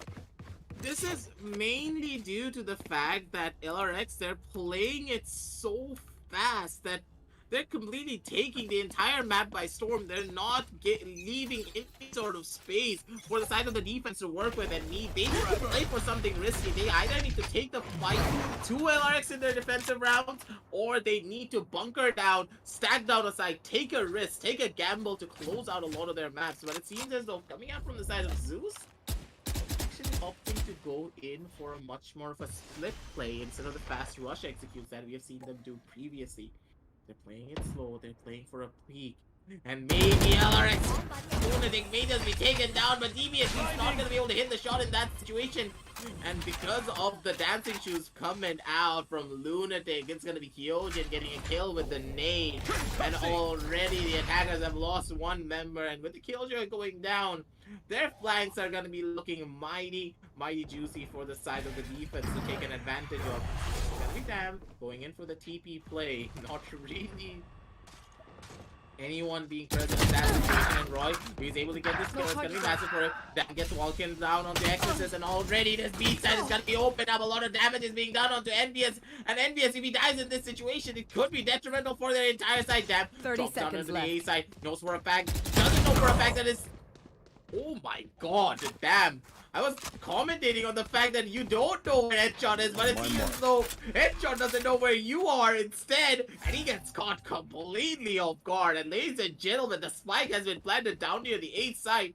The slow execution push coming out from the side of Zeusaberz actually came in handy in this situation, mainly because they were able to take control of the entire map, play for the peaks, and also keep LRX guessing of which side they were going to be going to, then immediately take the rotation play down onto this A side. They were able to hold strong, but now going on this retake scenario is going to be a very unhealthy Envious, but it's going to be Kyojin with his heroics to get one kill on Roy. Did ground him, but damn, he had only 6 HP, and he's going to be able to get 4 kills to his name.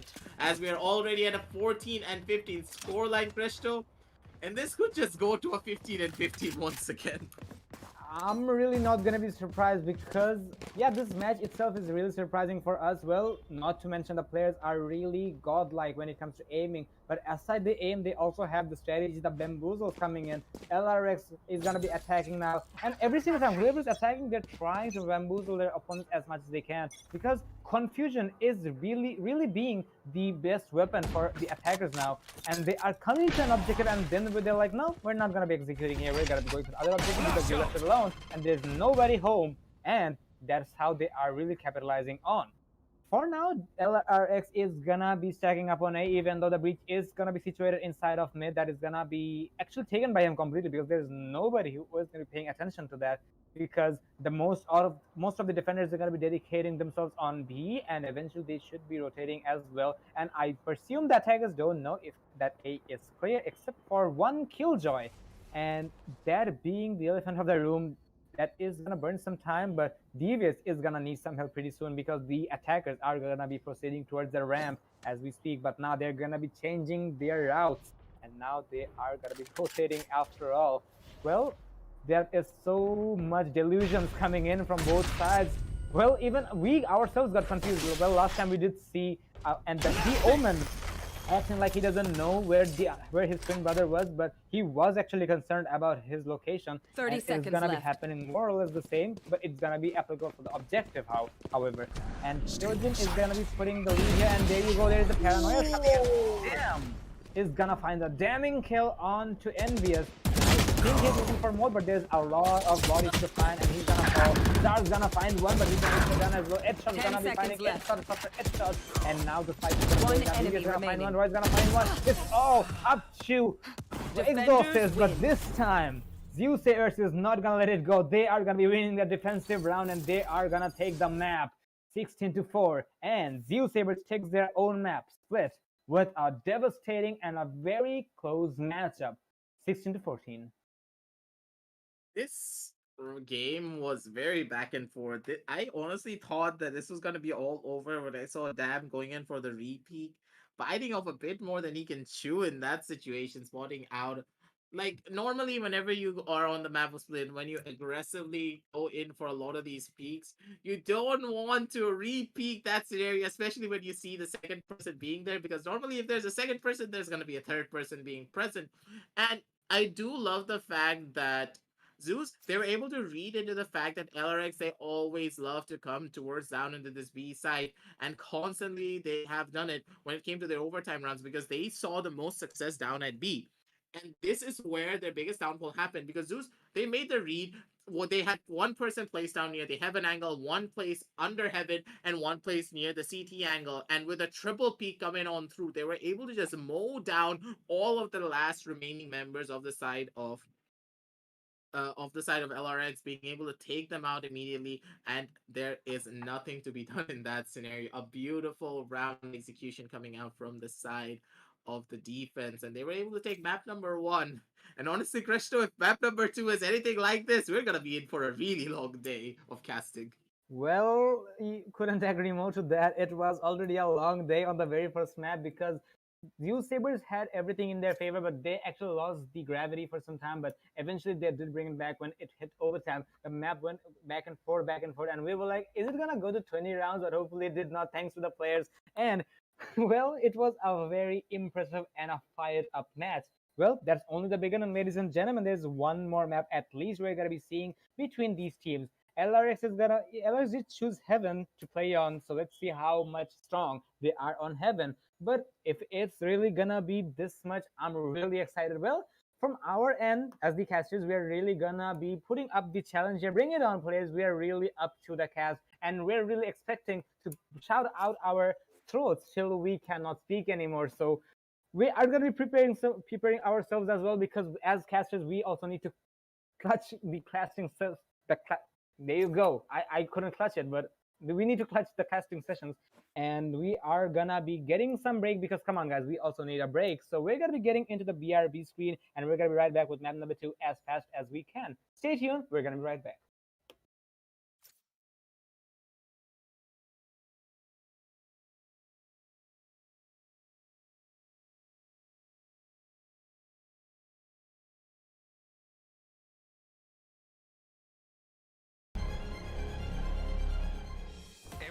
gamer wants to become an esports professional. We make it happen. You just keep on winning.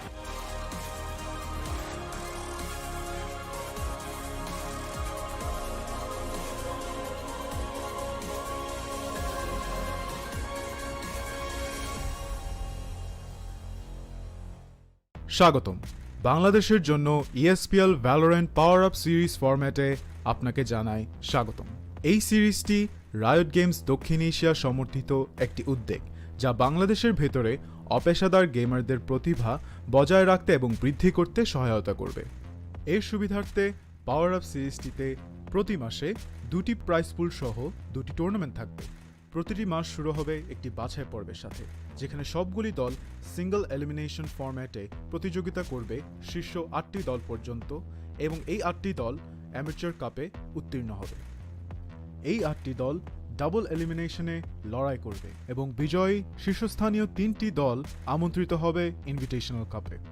Invitational কাপে প্রতিযোগিতা করবে শীর্ষস্থানীয় 3টি দল এবং আমন্ত্রিত 3টি দল।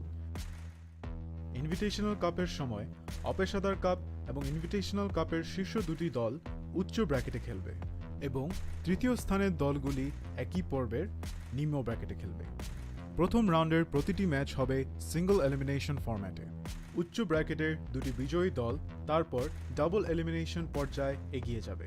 ডাবল এলিমিনেশন পর্বে হেরে যাওয়া দলটি তখন নিম্ন ব্র্যাকেটের দলের বিপক্ষে প্রতিদ্বন্দ্বিতা করবে।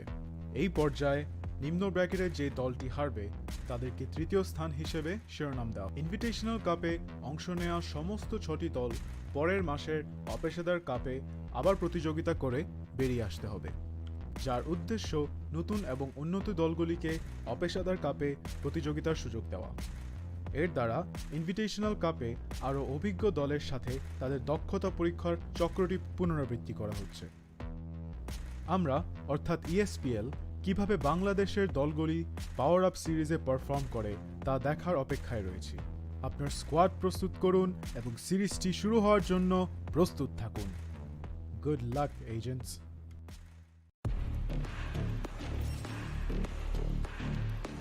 Starting with his blade, and he gets killed here. And I think he only and he takes out Flash. Jamming. He needs to try and get this kill. Basically holding it on. Okay, he knows when he is, but it's another space. আরো কিছু কিল পাবে আমার কাছে মনে চাইছে। Yeah, my goodness! Great stop. And as I say, DPC Blue is taking out a poke and he trash dodge to the side, doesn't check the corner, that's punishes him. Cool guy punishes him for not checking the corner. Shane, plant is going off. Cool guy's gonna get. Cool guy still holding chicken. The hat went off to on the spike. He might get the kill, and he got the video. And that one he got. Lila shouldn't take out step. Time gets enough. Ascent is gonna drop down. Second turn. Oh my goodness. He does, and he finishes off with Sonic. And everyone knows that this is a very dangerous angle. Flicker will get threat from behind. What I noticed, but I don't know why Megatron was not.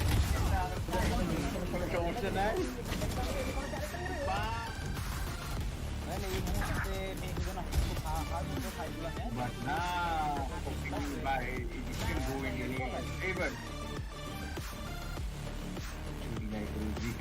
ये मारते पारे यार भाई 3 shot बने ही बने किए पर ओ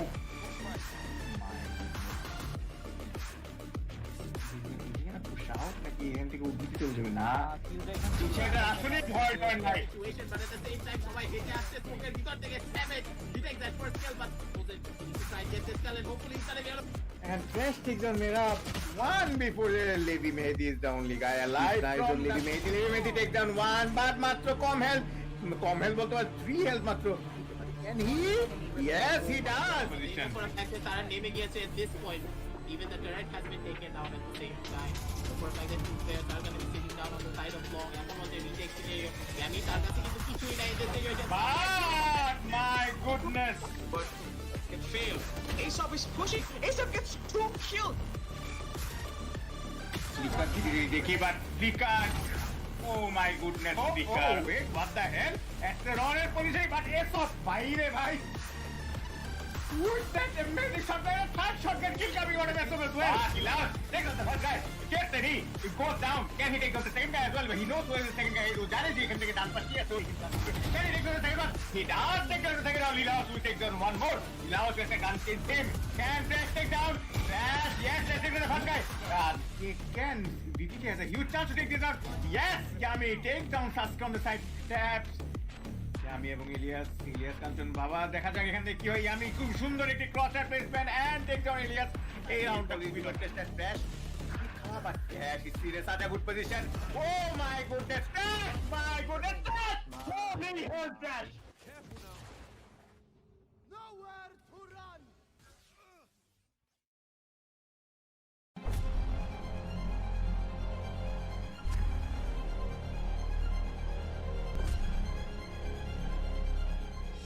Every young gamer wants to become an esports professional. We make it happen. You just keep on winning.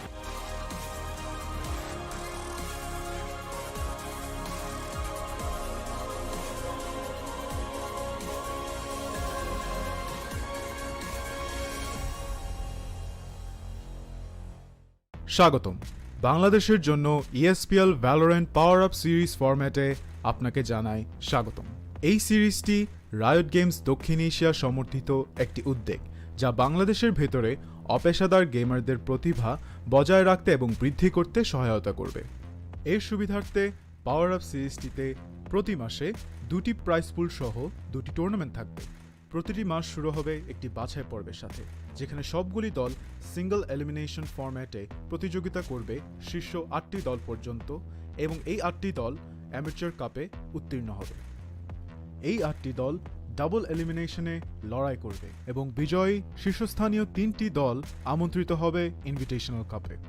Invitational কাপে প্রতিযোগিতা করবে শীর্ষস্থানীয় 3টি দল এবং আমন্ত্রিত 3টি দল।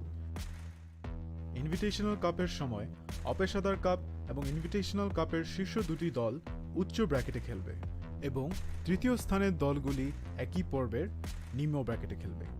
প্রথম রাউন্ডের প্রতিটি ম্যাচ হবে সিঙ্গল এলিমিনেশন ফরম্যাটে। উচ্চ ব্র্যাকেটের 2টি বিজয়ী দল তারপর ডাবল এলিমিনেশন পর্যায়ে এগিয়ে যাবে। ডাবল এলিমিনেশন পর্বে হেরে যাওয়া দলটি তখন নিম্ন ব্র্যাকেটের দলের বিপক্ষে প্রতিদ্বন্দ্বিতা করবে।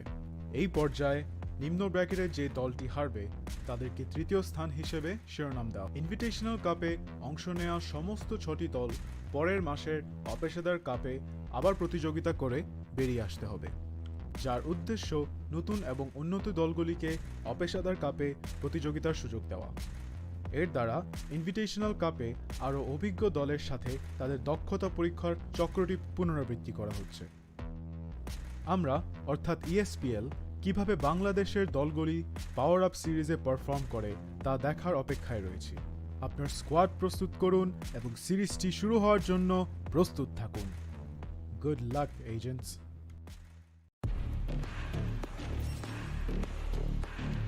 Dudu coming with his blade and he gets killed here. And I think he only and he takes out Trash. Yami, he needs to try and get this kill. You are basically holding it on. RK, he knows when he is, but it's another space. আরো কিছু কিল পাবে আমার কাছে মনে চালছে। Yeah, my goodness! Great stop! And as I say, TPC Dudu got taken out of poke and he Trash got Two to your side, doesn't check the corner, that's punishes him. Cool guy punishes him for not checking the corner. Chain, plant is going off. Cool guy's gonna get. Cool guy still holding. Chicken. the wedge of Jovi. He's on the spike. He might get the kill, and he got the video. And he got the Lila shouldn't take out step tank it, Ascent is gonna drop down. Ascent, oh my goodness. He does, and he finishes off with Sonic. And everyone knows that this is a very dangerous angle. Flicker will get threat from behind. I lose it, but I don't know why Megatron was not.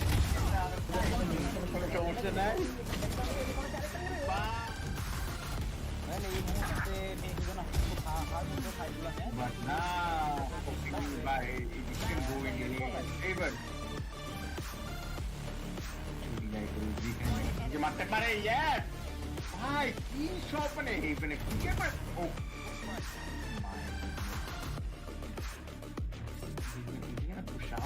এখান থেকে উদ্ভিদ চলে যাবে না সেটা আসলে ভয় ডর নাই Situation, but at the same time, সবাই হেঁটে আসছে স্মোকের ভিতর থেকে Savage detects that first kill, but to try and get this kill and hopefully he's gonna be able to And Trash takes on Mira one before Levi Mehdi is the only guy alive. Nice on Levi Mehdi. Levi Mehdi takes down one, but Matro com health bolte 3 health Matro. Can he? Yes, he does. for a fact that Tara naming gets at this point. Even the turret has been taken down at the same time. So for a fact that two players are going to be sitting down on the side of long. এখন on the retake scenario. Yami তার কাছে কিন্তু কিছুই নাই in this situation. But my goodness. But it failed. Aesop is pushing. Aesop gets 2 kills. But Flicker. Oh my goodness, Flicker. Wait, what the hell? Asteroid position, but Aesop. Bhai re bhai. With that amazing shot, there is third shotgun kill coming out of Aesop as well. He loves. Takes out the first guy. Gets the knee. He goes down. Can he take out the second guy as well? But he knows who is the second guy. He knows he can take it down. But yes, so can he take out the second one? He does take out the second one. Lilaos will take down one more. Lilaos gets a gun in him. Can Trash take down? Trash, yes, let's take down the first guy.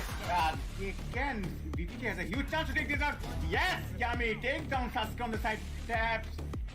Yami এবং ইলিয়াস কাঞ্চন বাবা দেখা যাক এখান থেকে কি হয় yummy খুব সুন্দর একটি cross at placement and take down Ilias এই রাউন্ডটা will be contested crash but Cash is in such a good position. Oh my goodness, Cash! My goodness, Cash! Holy hell, Cash! Nowhere to run!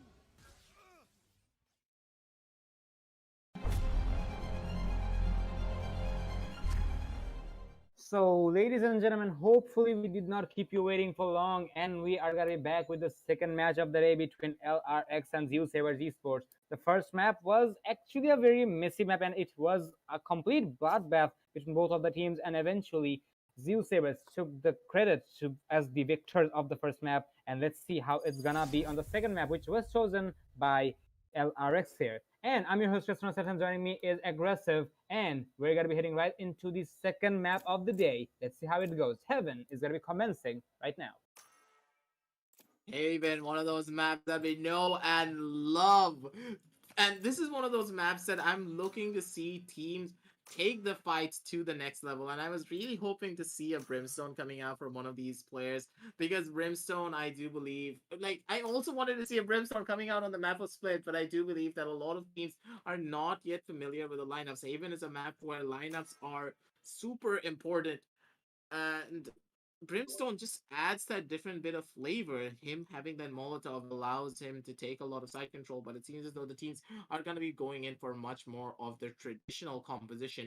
And this time around, the more interesting fact is that from the side of Zeusaberz, they're actually going in for the Jet and Wraith combination, while from the side of LRX, they're going in for the Reyna and, of course, the Jet. We have seen how good Exorcist is on that Jet, like on the operator, sorry, and that will translate really well with him picking up this Jet. But this is an agent selection change coming out from them, mainly because Edshot, he's going to be going on down to the Cypher, while Kyojin's going to be going on to the Omen, and Exorcist making the shift towards the Duelist instead. This is going to be a massive shift of the agent selection, and I'm looking to see how this is going to be panning out, because we're going to be seeing completely different players probably coming out in this engagement.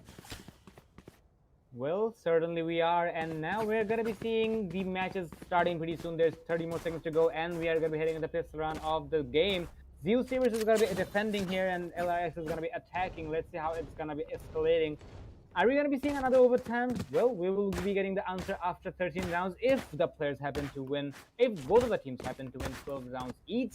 But let's see how the players are gonna be playing it. LRX will have to win this map specifically because, number one, this is their map. Secondly, they cannot afford to lose this map, because if they do, they're gonna be forced to be dropped on the bottom brackets of the tournament, so they don't wanna be there. And as we see, the bear is gonna be lifted and the match is gonna be started. Edshot's gonna find an headshot onto Roy, as he was very greedy back there. The wind girl is gonna fall, but the wind girl, the other side of the wind girl is also gonna take some damage. So the attackers will have to think about the pushers as well. They might have the manpower, but not the HP advantage.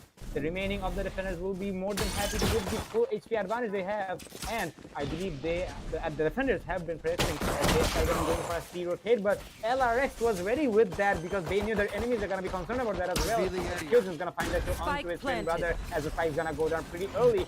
And there is the one-way smokes, but there is the omen smokes as well. There is the aggression coming from the attackers as we are going to be seeing Kyojin hiding in the smoke, and he will go completely unnoticed and under the radar, but he will go for more, but eventually he will fall. So will Kyojin by the remaining defenders.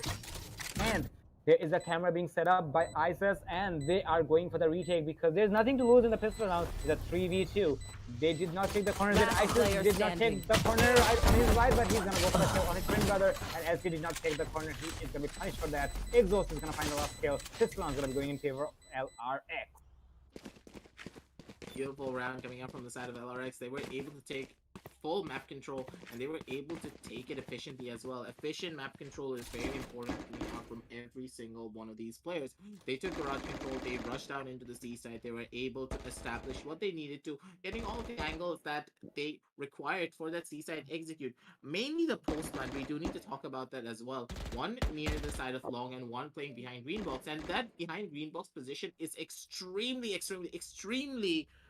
potent when it comes to the pistol round, and especially in the second round and during the anti-eco round, because the teams are not gonna have good enough guns to go in for those wallbang kills, and that position is a power angle. You can swing that angle, get at the bare minimum of a 1 kill down near CT before you can move on to another sideline. And of course, Devious, he had a really good position, but at the same time he was not able to get that pick off. But now with this Sova pick coming out from both of the teams, it's gonna be really interesting to see the very least of how these teams are gonna be moving on forward. But Envious, he gets hit in the head with that sheriff in that situation, gets tagged down to only 55 HP, but it's gonna be Kyojin getting that first kill down onto his clone, and it's gonna be a fast inside execute with the plant going down real soon as well. Well, the attackers will be more than happy to take the control of the objective as there will no threat for them to find, and the spike is gonna go down more than easily. Do note that the Zeusaberz is not on an eco round. They did go for the half shield and the SMGs. We did see a sheriff in the hands of Devious, which is gonna be available even now. So let's see how it is going to be escalating. Roy is going to be going for long instead, and he is expecting the fight, but he's going to go for a reload at a very bad situation. He's going to be stuck to the wall, and he will fall. It's all up to Devious and 1v3, but he's not going to find any of the kills he was intending to find. And Kyojin is going to find the kill. 2-0 is going to be the score line, and LRX is going to be having the upper hand once again, just like last map. Are they going to be hold on to that? That's going to be the billion-dollar question. 2-0 in favor of LRX. LRX holding down the fort in this situation, and they're gonna be able to hold down really well as well. But at the same time, you need to talk about what exactly LRX is doing that is allowing them to be able to go for a lot of these rounds. This, of course, was the eco round coming out from the side of the defenders, so there's not really a lot to break down. This is more or less a throwaway round, unless you win it out, of course, with extreme levels of strategy. But it seems as though they're opting for a much more of the default play that comes out on the map of Haven. They are taking side control, and they're playing it very aggressively. And he is following the drone beautifully. He's gonna be able to get that first kill out of the Devious. It's gonna be another fast down rush coming out from Envious. He is mad from what happened in that last map, and he's taking it out on every single one of the players coming out from the side of the defense. It's gonna be Lunatic with a beautiful chunk dart, doing his geometry class before he came into this match, and he was gonna be able to get that kill. LRX, they're fighting with a vengeance, but damn, what a clean headshot being able to take out Envious. And it's gonna be Exorcist to shut him down with the Singularity Phantom, sending him down into the black hole. And it's gonna be another round on the board for the side of LRX. And on this map, I do believe that LRX, they have the most number of highlights, and on their map pick, they're going to be super comfortable moving on forward. Especially if the side executions are like this, Creshto, I do believe that the side of the defense are going to have a hard time. Well, LRX is ready, and they really did the homework, as we can see so far among the last 3 matches or rounds we just spectated. So let's see if it's gonna be the case or not. LRX is really putting a lot of pressure here, and they will have to make it worth it. Kyojin is gonna be taking the 34th once again. Yes, he will, and he is gonna be trying to bamboozle the attack defenders. But there is the thing that there's no defenders near the vicinity or the area code where he took the teleport. So I guess that's gonna be the way it is. So we're just gonna be let it be there, and NVS is gonna be pushing from the garage as we speak. Roy is gonna get tagged, but he is gonna be safe for now. NVS just has his ultimate ready, so if he wants to be on a rampage, he can do it just now, and he thinks he will go for the rampage after all, and yes, he will give it to him, but eventually he will be shut down by Dam's operator shot straight to the skull, and this is gonna allow that attackers to take control of A because there is absolutely nothing who can potentially deny the push onto A except for Cypher's little camera there. Lunatic is gonna get tagged, but that's gonna burn some time. But there you have it. The spike is gonna be delivered inside the objective, and the spike is gonna be going on. There is the sounds coming in from the jet, but it's the friendly jet, and there is the control from the attackers as the spike goes down successfully. LRX is gonna take over the objective as if it is actually belongs to them, and they are gonna be in a post-plan situation. Ice is gonna find 1-on-2. Someone I couldn't keep up, but it is gonna be equalizing the manpower, and that is gonna be putting LRX actually in a equalized situation, but looks like LRX does not support to that, but Hyojin will have something else to say about that, and he will find a 1v2, and he will get the kills he was looking for. He did miss the operator. I think he does not intend to pick the operator, and 4-0 is gonna be the scoreline. LRX is gonna be proven to be strong on this map after all, with the highlights including. Beautiful round indeed coming out from the side of LRX. The way they were able to execute down, got the first initial picks down in main, then immediately made the rotation down onto A. And I have to give it to the side of the defense as well. They played that round super well, but it all came down on the heroics coming out from Hyojin. And Hyojin plays so well when he's in these high pressure scenarios, so you have to give it to this man. Let him be on the duelist, let him be on the omen. He will perform when his aim is gonna be that crispy.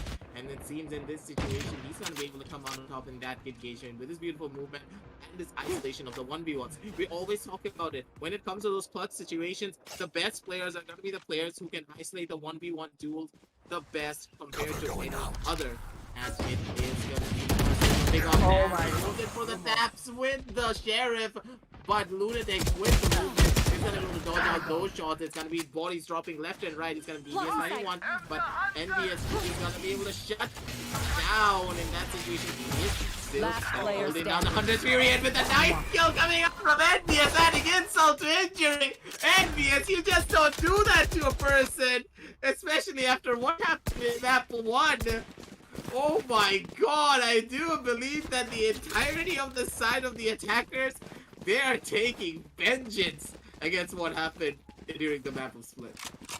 Well, no wonder in that, and the knife to the face, and aside that we did some potato fists coming from the defensive side as well. So LRX is looking very, very confident as we speak, and they are also going for a full buy. Well, their opponent is not actually the difference there. They're gonna be doing the same, and LRX having the flexibility, they are gonna be capitalizing on that, but Roy will have something else to say about that with the operator, as he will shut down Reina pretty early on top of the B crates.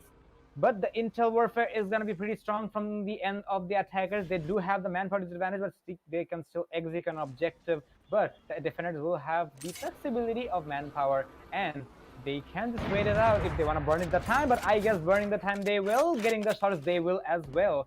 Roy is going to find a second kill to the scope, and he's looking for more, and he will find the third with the ultimate of the Jet. The Roy, the Jet is gonna be on a rampage as we can see, but Isis is gonna be missing his shots unfortunately, but he will be forced. But the spike is gonna go down as we speak, and there's the ultimate coming from Roy as well. He's looking for the kill. He's gonna go for the burst, but he's gonna do a lot of damage to the Omen, but he will not find the kill unfortunately. One enemy remaining. But there's a cover from Isis, and there's 2 kills from headshots, but that's all he's gonna find. Zeusaberz is gonna find 1 round finally. 5-1 is gonna be the scoreline, and marvelous performance from Roy with the operator, the 3K, and he almost got a 4th, but he did not connect the last knife, and that is gonna be putting them on 1 round, but still LRX is gonna be having the lead. Let's see if they can keep it up. Zeusaberz is responding pretty fast, at least for now. Zeusaberz, I do love how they adapt really quickly to a lot of strategies that LRX is bringing down to the table. And this is a momentum shift that they needed. On a 1-5 scoreline, they need to take this fight down really quickly, because if they try and prolong a lot of these fights, it's gonna be really difficult for them, because LRX, they're one of those teams that are just so explosive. You cannot predict them properly all the time because of the way they love to push down into a lot of the sides. They are much more of the aggressive players, because NBS, he's one of those Reynas. He was like absolutely no damn to what happens to him, and he's gonna take the peak no matter who's holding down the angle. That's gonna be NBS getting a good headshot kill on a one, but it's gonna be Sar answering back with his own vengeance. Gets one kill, but gets immediately traded out by Lunatic, taking the peak of his own. And now the damage is gonna be done. It's gonna be Lunatic taking one more. Nice Eyes finds one, and it's gonna be Kyojin being able to take down one more from the sidelines. But Nice Eyes gets his own clone and takes out Kyojin, forcing down this 1v1 of Exorcist versus Ice, and Exorcist nearly misses the spray in that situation, but Ice was looking in the wrong direction when he was crossing down from the side of C Long. And ladies and gentlemen, it could have just gone south in that situation, but Ice with good trigger discipline and spray control was able to take that round off the board, taking us to a 1-6 scoreline. LRX is really proving themselves that they are really strong on this map, and they are going to be having a lot of rounds in favor of them. Well, for now, they are really executing the way it's supposed to be. The aggression, the swiftness they missed on map number 1 is going to be present here. And Zeusaberz, I'm not going to say they're lacking that. They're just not able to keep up with the aggression of LRX at the moment. And LRX, as they know, their opponent is really struggling with the swiftness we had on the previous match, which now they are actually having in their hands or in their mouth. They are really capitalizing on that. They're pretty confirmed that if we can utilize it successfully, there's no way that our opponents are going to be focusing on that, and they are really dedicating themselves on that. As we say that, there is the ultimate coming from the attackers, but they're so confident that they will take the round anyways. There is the Hunter's Fury getting a prey onto Isis as the health is going to be given away. Lunatic, actually, I thought Lunatic is going to find the kill, but that is going to be Yogi's kill. Zero is going to find one onto the Reyna, but he is gonna be, oh, he is gonna find more, and he is looking for more as a 3-on-3 situation. The fight is down, but he will have to find more kills. Zara is gonna be going with the showstopper, and he will see the Cypher, and there you go, the rocket launcher goes through, and it's gonna go in the face of headshot. Zara is gonna find one more, Devious is gonna find the last one. 6-2 is gonna be the scoreline, and what a retake from Zeusaberz Esports. Well, for now, we're going to be seeing Zeusaberz keeping the pace up. They are not done yet. Well, we are really seeing the confidence coming out of them, and I can really smell it from my microphone. And they are really putting up a show here. LRX is not, even, yeah, LRX is having the lead here, but Zeusaberz, they're really having some of the deja vus of the previous round, and they are really living up to it. They're bringing it back, and are we going to be seeing a 6-split clip? Is going to be my question. There is the recon ball. Oh my god, look where it landed. It's going to give away all the intel they needed on C Long, but there is nobody who will be present there at the moment. Zara's going to be holding onto the cubby, but there's nobody showing aggression yet, except for the Omen, who's going to be taking a walk the park, but not yet. Joy is going to be tagged, and eventually he will fall in the hands of Lunatic. There is Zara with the refract, equalizing the round manpower, and there is the aggression back and forth. Zeeb is going to find one more onto his cone. That is Lunatic off the board, and now the attackers will find themselves in a slight of a pickle because they have man disadvantage.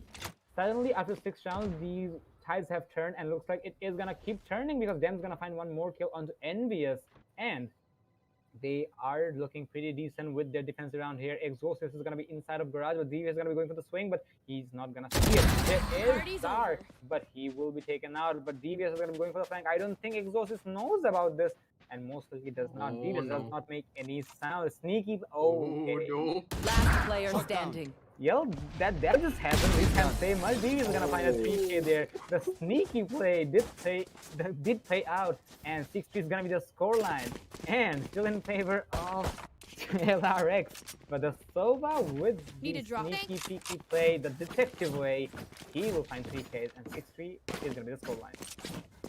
A beautiful round indeed, coming up from the side of the defense. The way that they were able to take that hold, Devious, he deceived them all, just as his name suggests.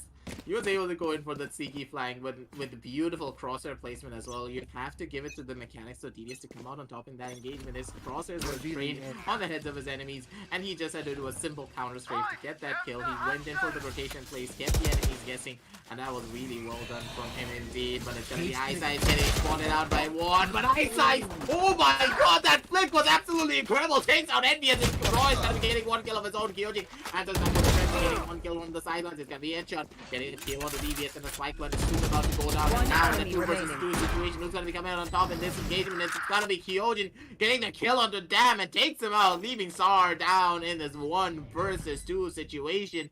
You do have to remember, ladies and gentlemen, that this was the force buy round coming out from the side of the attackers, and it's gonna be Sar placing down the satchel, making a lot of noise. He should have just walked in this scenario when he placed down that satchel pack, but he opted to go in for another play. He's running around, he's making so much noise, and this is giving a lot of information down to the side of the attackers. The paranoia is gonna be coming on down, and it's all over. And it's gonna be a thrifty round coming out from the side of the attackers, ladies and gentlemen, taking us through a 3-7 scoreline. And Kreshno, they need to bring it back on the side of the defense, because even if you say that the side of the attack would be the stronger side in the map of Haven, they have a raise, they do not have a flash to work with, so their attacking half is just going to be even more difficult to execute.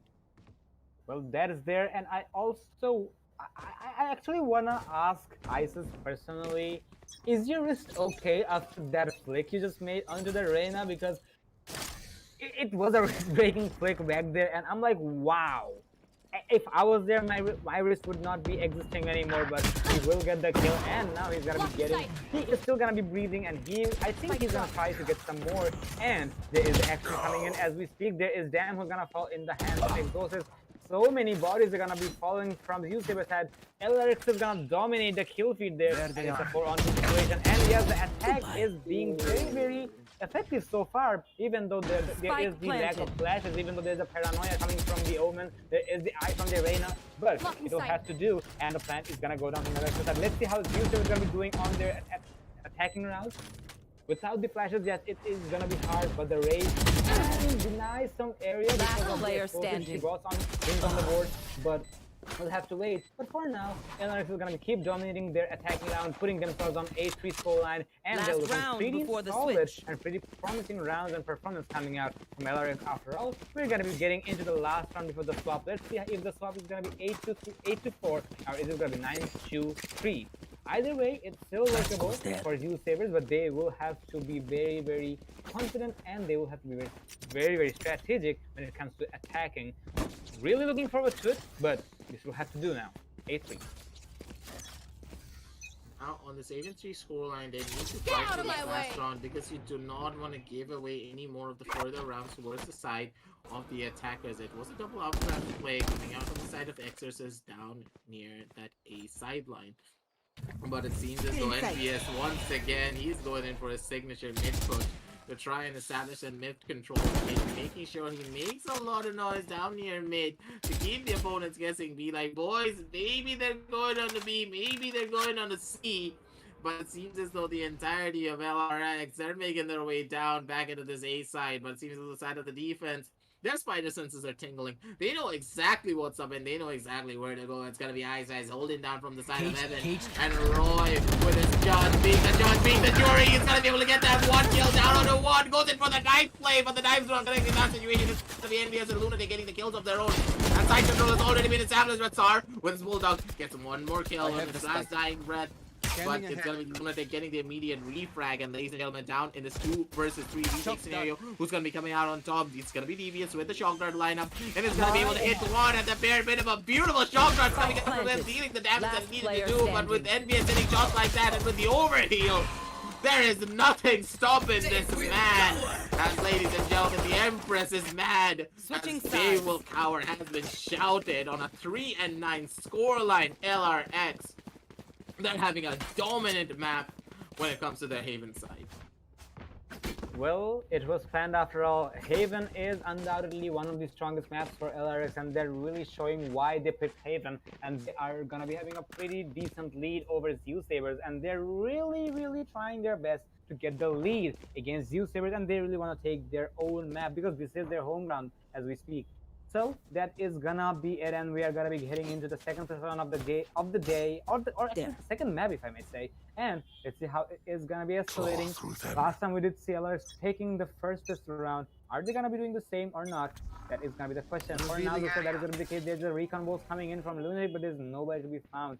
Exorcist is gonna be inside of C, and he is expecting some aggression. There's a Reina as well. Smokes are gonna be in play from the Omen, and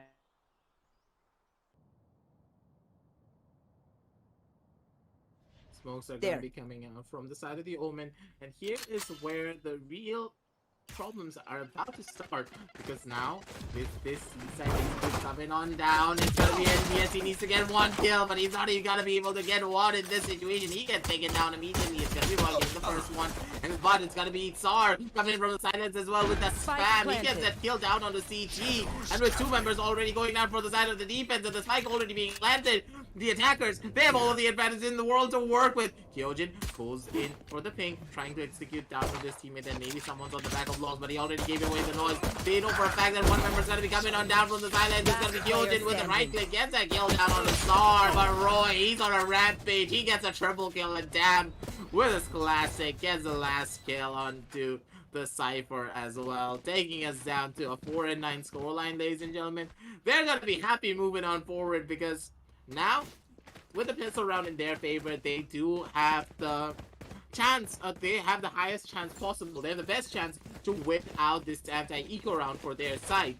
Going to a 5-9 scoreline and keep the pressure going, because you do not want to give the enemy team a double-digit scoreline, because then the momentum will start to rise and the snowball effect will probably continue, going into a 13-5 if you allow them to do so. Well, LRX is definitely not looking for that, and they're actually looking forward for the snowball effect, as you mentioned, because they still have the lead and they don't want to give it away that easily. But I guess Lunatic has something else to say, because there is the frags coming in favor of Zeusaberz side. Well, LRX is gonna be pushing very aggressively, because this is an eco round, so they can use the economy in their favor. But there's gonna be so many bodies falling as we speak. It's a 4-on-2 situation with two classics alive without any armor. Now that is gonna be a problem for Zeusaberz. Actually, that is gonna be a problem for LRX, mind me. So let's say if they are gonna be going for the rotate, yes, they are going for the rotate, but there is nobody to be found inside of Objective C, as there is a safe plan coming from Roy's side, as he will sit One enemy remaining. and there's a space coming from them. He will find Kyojin of the headshot with a classic in hand, and that is gonna be half the challenge, because there is a player who's gonna be pushing right away, and there is the push coming, but there's a right click, and he will find one, but that's all he's gonna find here. 5-9 is gonna be the score, and Zeusaberz is gonna be getting closer and closer to close up the gap between the score lines between the teams, and eventually they should be able to equalize it. Or are we gonna see LRX bringing it back on their buy round? Let's see how it's gonna be. It's gonna be really interesting, to say the very least, of how they're gonna be bringing it back, because now the buy round is on their side, but at the same time this raise is actually coming in really handy. And if Zeus are able to go in for the same reads that they did before, because LRX, they're a team that love to play aggressively, knowing that the entirety of Zeus, they just played back, waited for the push to come out from the side of LRX, and they were able to punish it one by one with their beautiful positioning. Damn, he had a perfect position down near CT. He was able to get multiple kills of his own and shut down the push from Garage as well. But now is a real question of, will they be able to do the same once again, as I do believe that the side of the attack are slowly making their way down towards the A side. They're sizing up their chances down a day, running the clock down for as long as they can, and with the two dark covers coming out as well, they're going to be making the execute down real soon, and it's going to be Headshot holding down from the side of Heaven for as long as he can. But with the dark cover coming out, he has no information to work with. The cameras not going to be in place for him.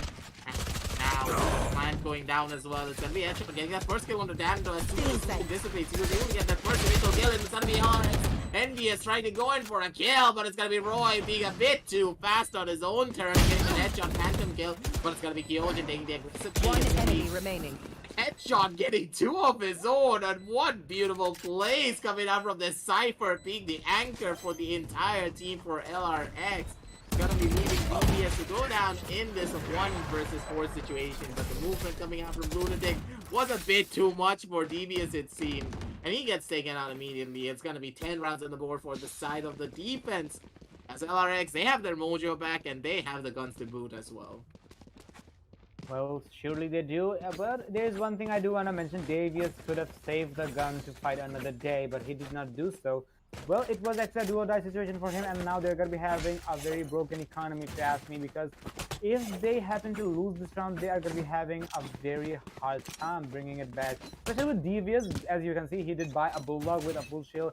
If he had a Vandal, he could have used it, but unfortunately that's not going to be the case. And now LRX proving themselves to be strong on defense as well. Let's see if they're going to be able to keep it up. 5 10 to full end, they need to find 3 more rounds, and they're really looking forward to it. There is the pressure coming onto C-Long and on the garage area, but Zeusaberz is also very concerned how it's gonna be played out. NVS knows there is a smoke on his face, so he's gonna hide inside of the smoke, muffling himself, and he will also actually he's gonna be pushing up, and he is gonna be aggressive, but no, he is gonna wait. He's gonna hear the Cypher cameras going down, but eventually he is just gonna burn time because he knows he's a defender and he can burn time if he wants.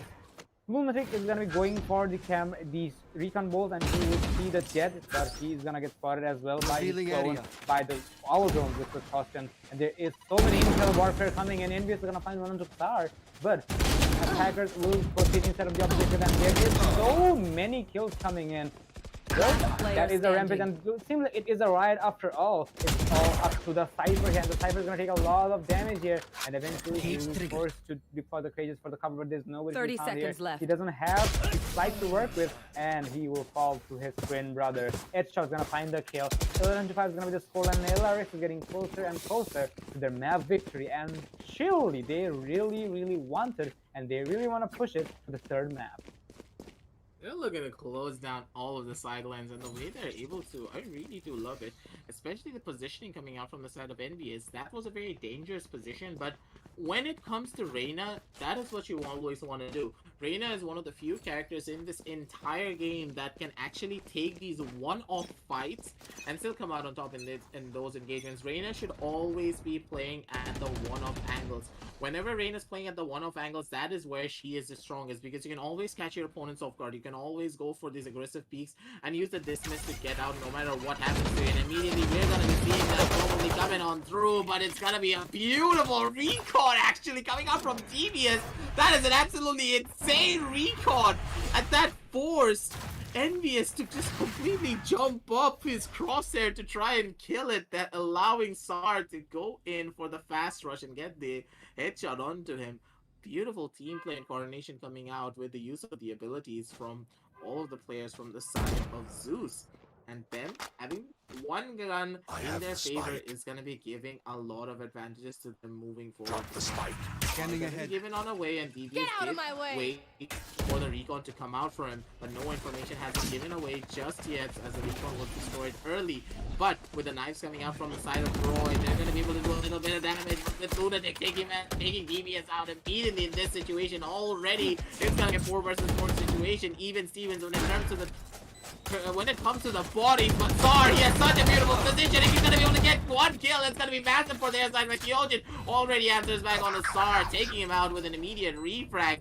But now is where the positioning is about to matter. But this C-Long plan is extremely potent, but do they have the gun and the manpower to actually even get a kill in this situation? And the uptrap coming out. Roy's not going to be able to hit that shot, but Eyesight gets a headshot on the headshot, taking him out. But Exorcist is going to be there to clean up the last 3 kills. A beautiful defensive hold, making sure his teammate was going to be able to go in for the full defuse. And I really do question the fact that why did the entirety of the attackers not really going for the full buys. And once again, you should never fight for match overtime, and you should always fight to prevent the overtime, prevent the match point from happening. Need a drop. Thanks. They didn't take the fight at a 5-11. Now they do have the full buys, yes, but this is going to be a tall order, because winning 7 rounds consecutively is not an easy feat at all. Well, they did go for the eco round back there, and aside that, I also have another question. That they went for the long plan, which is really understandable because they did not have the equipment to fight at that distance. even though they did manage to deny the defuse, but it was too late because there were the players who were ready and they knew exactly what's happening because they did go inside and gather intel inside of the objective so that they can find potential threats nearby, but they did not. And that was the downfall for Zeusaberz back there. LRX read them like an open book, and that's how the attack of Zeusaberz fell. Well, it was an Econ, so damage was done, but it was actually a lead to the match point for the opponent. So that was actually a problem. Well, speaking of problems, I think that is not going to be that much of a problem for Zeusaberz because Dam's going to find the Omen, and now he is going to be proceeding inside of the objective B because B is completely clear. But the defenders are going to be extremely confused how they are going to be maneuvering it because they are moving back and forth in C, but they're also trying to reunite on C. But looks like the attackers have other plans up on their pockets as they are going to be forcing 30 and they're seconds going to be left. falling back to A. And looks like that is going to be the case. ISIS is going to be on the camera, but there is a cypher camera as well. There is the cages to work with, and it's he's going to position himself inside of the heaven here, and there is the 100 coming in, and everybody's going to get on. Both of the operators are going to be going all out loud, and they're going to secure one kill each. DJ is going to find one, but that's all he's going to find with the ultimate. But there is Headshot finding his clone here. It's a 2-on-3 situation. If LRX happens to do the retake, it is going to be their map, but it looks like it's going to be pretty difficult for them. It's all of the Lunatic in a 1v2. Find one, that's a 1v1 now, and he has the advantage, and he's going to find the kill. Lunatic has a lot of time to go for the defuse, and he will sit for that. Map number 2 is going to be going in favor of LRX, and we need a third map after all, which is going to be Ascent. 13-5, LRX takes the victory. LarioX, that was absolutely incredible. And that backstab coming out from Dab as well. I kept on saying his name mainly because he was down in B side in that situation, and that flag would have been so massive for the entirety of the side of the attackers. But in that scenario, like, Exorcist pretty much smelled Dab, and he was like, why do I smell an Omen coming on behind us? He looks back, whips his operator around, and shoots a bullet straight through the body of Dam to take him out. And that was absolutely incredible, and I have to give credit for the side of LRX to do that. And Lunatic, he's an absolute mad lad. His aim ever so pristine with his movement. He was able to go in for the plays. He goes in for the peak immediately, and then just what? Try peeks an operator, white swings him, gets a headshot, and gets his own clone as well at the very end. Beautiful executions coming out from the side of LRX. This is a completely different team from what we saw coming out on the map was Split. They seemed a lot more coordinated. They had a plan moving forward. And this is what I wanted to see coming out from them. And hopefully in the next map, they're able to bring the same. And I have to add, coming out from the side of Team Zeus, they felt a bit more lackluster. They were not really playing together as a team like I would expect them to. They were playing much more for the solo fights. And in a lot of these situations, this is what exactly happened. They all pushed in one by one, isolating the 1v1s, allowing Envious to get the kills, allowing Lunatic to get the kills. I mean, they were not really playing together. Especially you saw that during the last round. The operator should have been at long, and Lunatic should have been the one sitting in under heaven. They would have set up a crossfire. Lunatic goes in for the peak. Immediately, let's say the DBS dies, but there's of course gonna be the Jet Roy being present to go in for the refrag. The positioning was just not there. And this is where the main disadvantage came through, I would say, coming out from the side of Zeus. And hopefully they're going to be able to come back in the next round. Krisho, do you have any last saying words before we finish off this map? Well, I've actually got nothing much here, but yeah, I really expected this from LRX because yes, they have been a very lackluster, as you mentioned, on Split. But on Heaven, there is a matter of fact that LRX did choose Heaven, and they have a lot of highlights on this specific map. So if you are playing against LRX on Heaven, you have to be very, very careful because they will have to be extremely, extremely cautious how it's gonna be played out. So LRX just did that. They are really comfortable, and they just did that successfully. So that being the elephant of the room, I think we can let it be for now, and we're gonna be seeing how it's gonna be escalated on the third map, which is gonna be Ascent, which is the decider map, which was not selected by any of these teams. Well, we're gonna be seeing Zeusaberz on an attack and LRX on defense. We're really looking forward to it. And that being said, I think we can take a break because we also need to calm down and we also need to rest our vocal cords because we have been screaming for a very long time. So, ladies and gentlemen, stay tuned. We're going to be right back after a short break.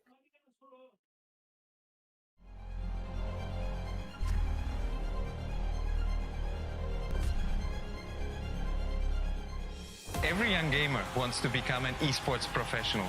We make it happen. You just keep on winning.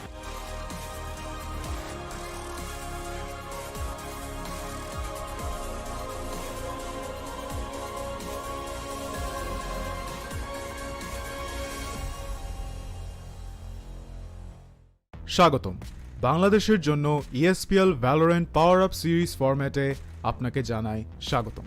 এই সিরিজটি riot games দক্ষিণ Asia সমর্থিত একটি উদ্যোগ যা বাংলাদেশের ভেতরে অপেশাদার গেমারদের প্রতিভা বজায় রাখতে এবং বৃদ্ধি করতে সহায়তা করবে।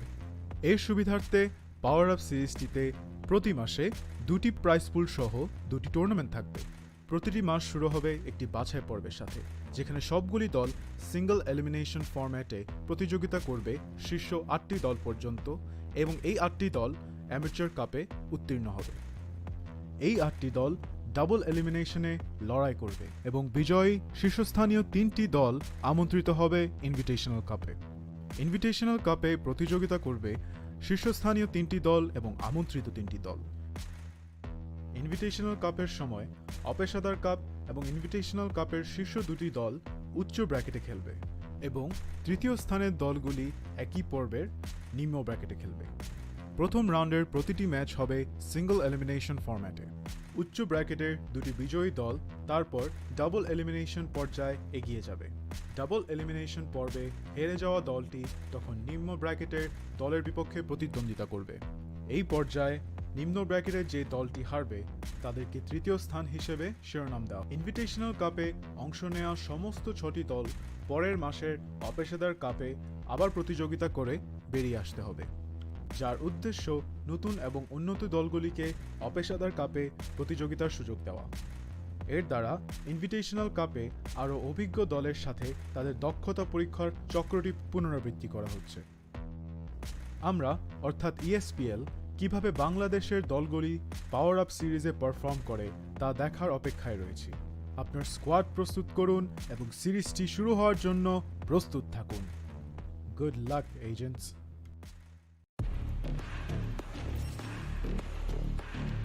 Dudu starting with his blade and he gets killed here. And I think he won't be. And he takes out Brad. Jammy, he needs to try and get this kill. You're basically holding it on. He knows when he is, but stop. Another aggressive arrow. কিছু কিল পাবে আমার কাছে মনে চালছে। Yeah, my goodness! Hey, stop! And as I say, DPC Dudu got taken out of poke and he trash got Move to your side, doesn't check the corner, that's punishes him. Cool guy punishes him for not checking the corner. Shane, plant is going off. Cool guy's gonna get. Cool guy still holding. Chicken. the head wedge off to on the spike. He might get the kill, and he got the video and the double he got the Lila থেকে আসছে ফ্ল্যাঙ্কের জন্য Ascent is gonna drop down against her. Oh my goodness. He does, and he finishes off with Sonic. And everyone knows that this is a very dangerous angle. Flicker will get tracked from behind. What I noticed, but I don't know why Megatron was not.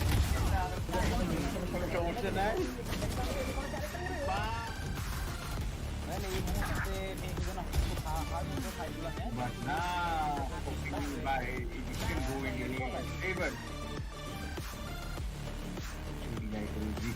যে মারতে পারে yes ভাই কি shot মানে এখানে কি ব্যাপার ও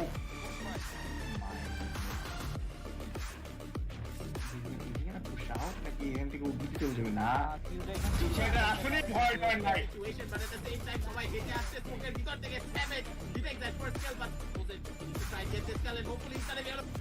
and Fresh takes on Mera one before Levi Mehdi is the only guy alive. Tries on Levi Mehdi takes down one, but মাত্র কম health বলতে পারে 3 health মাত্র.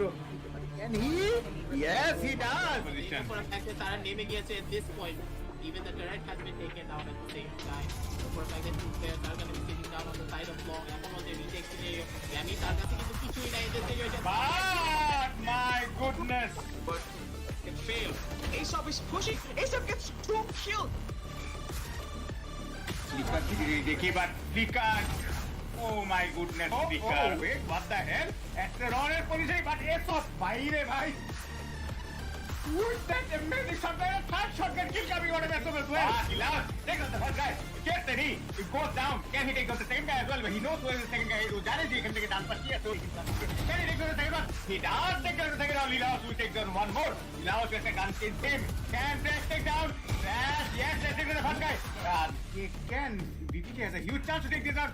Yes, Yami takes down Sasuke on the side. Taps. আমি এবং ইলিয়াস কাঞ্চন বাবা দেখা যাক এখান থেকে কি হয় আমি খুব সুন্দর একটি ক্রসার placement and take down Ilias এই রাউন্ডটা will not test that crash but yeah, he's in such a good position. Oh my goodness, Trash! My goodness, Trash! Holy hell, Trash! Nowhere to run.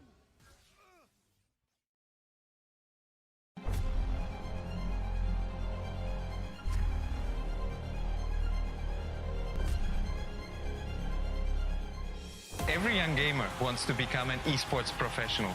We make it happen. You just keep on winning.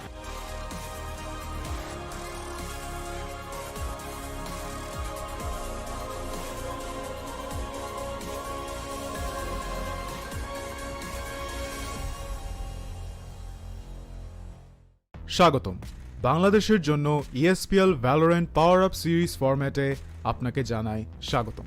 এই সিরিজটি riot games দক্ষিণ Asia সমর্থিত একটি উদ্যোগ যা বাংলাদেশের ভেতরে অপেশাদার গেমারদের প্রতিভা বজায় রাখতে এবং বৃদ্ধি করতে সহায়তা করবে। এর সুবিধার্থে পাওয়ার আপ সিরিজটিতে প্রতি মাসে 2টি প্রাইজ পুল সহ 2টি টুর্নামেন্ট থাকবে। প্রতিটি মাস শুরু হবে একটি বাছাই পর্বের সাথে, যেখানে সবগুলি দল সিঙ্গল এলিমিনেশন ফরম্যাটে প্রতিযোগিতা করবে শীর্ষ 8টি দল পর্যন্ত এবং এই 8টি দল অ্যামেচার কাপে উত্তীর্ণ হবে। এই 8টি দল ডাবল এলিমিনেশনে লড়াই করবে এবং বিজয়ী শীর্ষস্থানীয় 3টি দল আমন্ত্রিত হবে ইনভিটেশনাল কাপে। ইনভিটেশনাল কাপে প্রতিযোগিতা করবে শীর্ষস্থানীয় 3টি দল এবং আমন্ত্রিত 3টি দল। ইনভিটেশনাল কাপের সময় অপেশাদার কাপ এবং ইনভিটেশনাল কাপের শীর্ষ 2টি দল উচ্চ ব্র্যাকেটে খেলবে এবং তৃতীয় স্থানের দলগুলি একই পর্বের নিম্ন ব্র্যাকেটে খেলবে। প্রথম রাউন্ডের প্রতিটি ম্যাচ হবে সিঙ্গল এলিমিনেশন ফরম্যাটে। উচ্চ ব্র্যাকেটের 2টি বিজয়ী দল তারপর ডাবল এলিমিনেশন পর্যায়ে এগিয়ে যাবে। ডাবল এলিমিনেশন পর্বে হেরে যাওয়া দলটি তখন নিম্ন ব্র্যাকেটের দলের বিপক্ষে প্রতিদ্বন্দ্বিতা করবে। এই পর্যায়ে নিম্ন ব্র্যাকেটের যে দলটি হারবে তাদেরকে তৃতীয় স্থান হিসেবে শিরোনাম দেওয়া। ইনভিটেশনাল কাপে অংশ নেওয়া সমস্ত 6টি দল পরের মাসের অপেশাদার কাপে আবার প্রতিযোগিতা করে বেরিয়ে আসতে হবে, যার উদ্দেশ্য নতুন এবং উন্নত দলগুলিকে অপেশাদার কাপে প্রতিযোগিতার সুযোগ দেওয়া। এর দ্বারা ইনভিটেশনাল কাপে আরও অভিজ্ঞ দলের সাথে তাদের দক্ষতা পরীক্ষার চক্রটি পুনরাবৃত্তি করা হচ্ছে। আমরা অর্থাৎ ESPL কিভাবে বাংলাদেশের দলগুলি পাওয়ার আপ সিরিজে পারফর্ম করে তা দেখার অপেক্ষায় রয়েছি। আপনার স্কোয়াড প্রস্তুত করুন এবং সিরিজটি শুরু হওয়ার জন্য প্রস্তুত থাকুন। Good luck agents.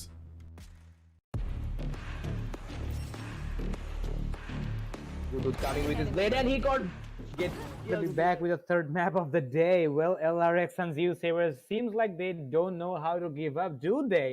Because they will be having one map on each of their names and they are gonna be going for the third map after all, which is gonna be Ascent. And let's see who is gonna be taking the victory this time. I'm your host, Christian, and joining me is Aggressive once again.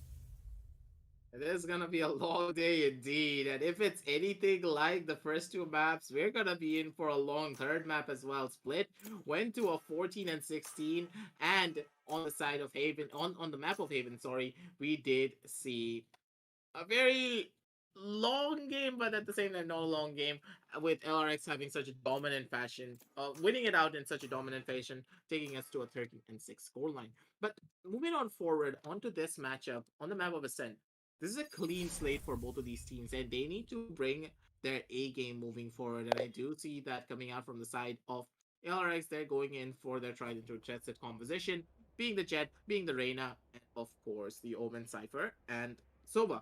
And I do see an interesting pick coming out from the side of Zeus, being the Phoenix. And I don't really know how much I like the Phoenix coming out on the map of Ascent. Mainly because I do feel that the Reyna pick is just a little bit stronger when it comes to just the raw snowball potential. And especially when a player like Envious is playing Reyna, you know what can happen whenever he just goes loose. Well, everything did go loose on the previous matches as we saw Envious playing the Reyna again and again. Well, he is obviously a force working with an one-man army, if I may say. He is really dominating the match so far. And for the counterpart, yeah, we could have seen Arena from Zar's end, but I think Zar wants the explosions help. instead because we did see him playing Raze in the previous maps and now he's going for the Phoenix. I think from GE's side, Zeusaberz side, they really want to have the flashes in their arsenal now because they want to have the entries and the aggressive ones, if I may say. So Phoenix is gonna be available, and yeah, let's see how it's gonna be escalated. Roy's gonna find the entry onto Exosis here, eliminating her twin sister, and looks like LRX will have to put some more out there as well as they will find their own onto the Phoenix. Jet, however, is gonna take some damage and eventually he will fall from the hands of Envious. There's so many kills coming in, and it's all up to Damn. There's a burst coming in from Envious. It will shut him down, nice and good, and that is gonna be a 1-2 scoreline. LRX is gonna take the first pistol round. Looks like LRX is still having the adrenaline rush from the second map because they are not recovered from this first map's aftershock, I presume, because it did go to overtime, in case you guys have not kept up with the stream. But it was the elephant out of the room, if I may say. LRX is really angry. They're really trying their best to put it up, and they are really trying to bring it back as much as they can because they want to be the champions there. None of the teams here, however, doesn't want to lose, and they don't know how to lose. That's why they're putting so much pressure. And as we speak, that is gonna be the eco round coming from Zeusaberz as they are gonna be going for a hardy kill, except for Devious going for the frenzy in hand, and the rest of the other side we're gonna be going for the stingers and specters. The attackers are going to be extremely aggressive here as they will proceed to B and they will seek for the stand, but there is Lunatic with one, but he's going to be shut down. But there is the refrags back and forth. There is LRX who will establish the manpower in favor of One them. enemy but it remaining. is going to be kept up. Yes, it will be. And it was Idol, and he will also fall. His fate will end to the Jet 2-0 in favor of LRX. LRX just feels a lot more coordinated in this situation, and Zeus, they are faltering heavily. Seemingly, there is no way for the side of the attackers to even break into a site. I understand that, yes, from the side of Zeus, they want to go in for a fast rush, but at the same time, only 2 members started going down into the site. The other members were nowhere to be present, and the refrags cannot come out in such a way. Yes, Envious, he did have a stinger in his hand, but that stinger will run out of the bullets eventually, and he's gonna get caught off guard if like 4 people rush him at the same time. At the bare minimum, you want to try and get that spike plan when you're on these eco rounds, and strategically, I do believe that they were not really playing to try and win out that eco round. They just wanted to finish it off so that they could go into their buy rounds. And this first buy round is where I want to see them escalate their strategy and then try to take proper control of the entire map. And just as I said, it is going to be Sar using a flash down into market, seeing if he can get a pick. But it seems as though LRX, they're playing from inside of the sites, which is really smart because they have much more disadvantageous guns. So they do not want to take these long-range fights. But Exorcist, he does have the Phantom in hand, so he can go in for a lot of these scrappy fights. And he's probably going in for the spray. A beautiful arrow coming out as well. DBS to see what he can find. DBS, he gets that first initial kill down onto headshot, being able to take him out immediately, and that's going to be a really nice play. Exorcist getting a little bit of information before he has to dash out from the side of heaven. And Roy, he's holding down the angle. He's gonna be in a fight, but it's gonna be Envious coming out on top in that engagement. He knows for a fact there's only 3 members down in the 2 members down in this A side. It's gonna be damn getting them but Exorcist answers back with his own vengeance. He goes in for the spray, he goes in for the tap. He's gonna be able to get one headshot down on the star straight through the wall, pulls out the frenzy, and he's gonna be going on an absolute tear. Exorcist, he's feeling it as he sent it everyone back home, taking LRX down to a 3-0 scoreline. My oh my, LRX is trying their best to send the message to Zeusaberz and sending the message they are, as they are gonna be finishing off Zeusaberz without any mercy. Well, as we see the the aggression and the non-merciful act is gonna be damaging the economy of Zeusaberz, as they are gonna be going for yet again another eco round. Let's see if it's gonna be beneficial or not. They are going for the Yes, this should do. excuse me right there, the sheriffs and the ghost in hand, except for one spectre coming out in the hands of Roy. So let's see how it is gonna be played out. We are gonna be seeing everybody of the attacking side except for the Jet, who will be going for the wine. But everybody else, well, actually the Phoenix is gonna be joining him as well. Did not see that, but there is everybody else on the catwalk. I'm missing that multiple times because I did see him late, but it's gonna be there. The spike is gonna be dropped just in case for the safety, but they are looking for the frags here. Zevas is gonna be taking the entry onto the gateway, and eventually he will walk towards the garden. And it should be a walk to the park, but there is the Jet inside of the window, and I think the Sova hardened. And now so did Explosive, and he's gonna toss a smoke and he will fall back, but there's a one trap to the head, and it will kill Explosive completely, but he will not recover the weapon yet. There is the kill coming from Headshot. One enemy remaining. Headshots after headshots, and he will be taken out finally, but he has to recover the weapon, but that's all he's gonna get. He won't be able to save the gun. 4-0 is gonna be the scoreline, and as aggressive you mentioned, Zeusaberz, instead of going for the spike plan on the eco rounds, they are actually going for the frags. They're going for the round because they want to finish down as fast as they can. That is the definition of eco rounds for Zeusaberz for now. 4-0.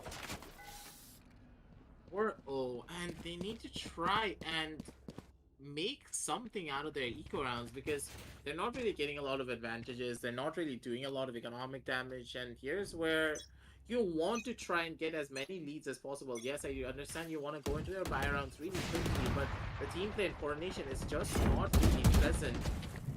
And they're trying to take a lot of these scrappy fights, and in these scrappy fights, on the side of defense, they're going to be winning out because you're wasting a lot of utility to try and take a lot of these scrappy fights, and at the same time, you're not wasting the utility on the side of the defense. That is the name of the game whenever you're playing on the map of Ascent. Whichever team runs out of utility first is the team that is going to be losing out, and already they're using a lot of utility to break down into a side, but no kills are coming out from the trapwires were not broken. A beautiful play coming out from the side of the defense to destroy the Sova drone before it got any information and was able to destroy the trapwire. Everything was stopped out, and with the spike plan finally going on down, it's gonna be EVS getting the first initial shot with the Hunter's Fury. He's able to do the damage and get that kill onto headshot. And with Sar getting a kill of his own, but Lunatic with a beautiful recon bolt is able to even up the playing field just a tiny little bit, but takes a shot dart straight to the face. Eyesight gets a one kill on the Kyojin.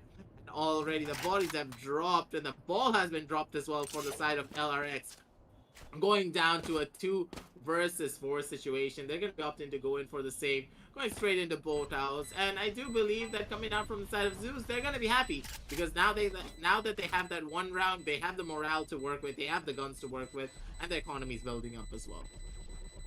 Well, with that said, the spike is gonna be exploding, giving away the victory to Zeusaberz. 4-1 the scoreline. Well, kudos to Team LX for the save, but at the same time, actually, it's a congratulations to ZE as well, Zeusaberz as well, for the round victory there. It was perfectly executed, and the plan was really solid. Thus, it was a successful take. And after so long, we did see a round going in favor of them. Well, not that long, but better late than never. So they will be having the confidence now, but let's see if LRX has anything else to say about that. We're going to be seeing an operated hands of LRX Exorcist.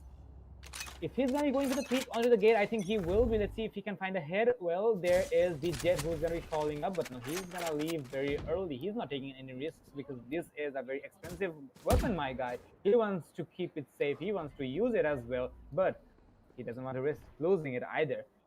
So, for the defenders, we're going to be seeing some aggression onto mid. Well, Dam did take a fight with 2 players, and he will fall eventually, which will put LRX on a man advantage. But for how long? There's no reflex coming in from the east side. That is going to be a problem, if you ask me. And now, Zeusaberz will be going forward for an A-B take because I see Devious going for the sneaky peeky plays once again. It feels like I was here yesterday, and I'm literally having deja vu as well. I'm not gonna be complaining because Devious is a marvelous player when he is doing the sneaks. and he will see nobody as he will give away the call out that the boats are completely clear except for the oh my god, Lunatic, what are you looking? What was that shot from DBS?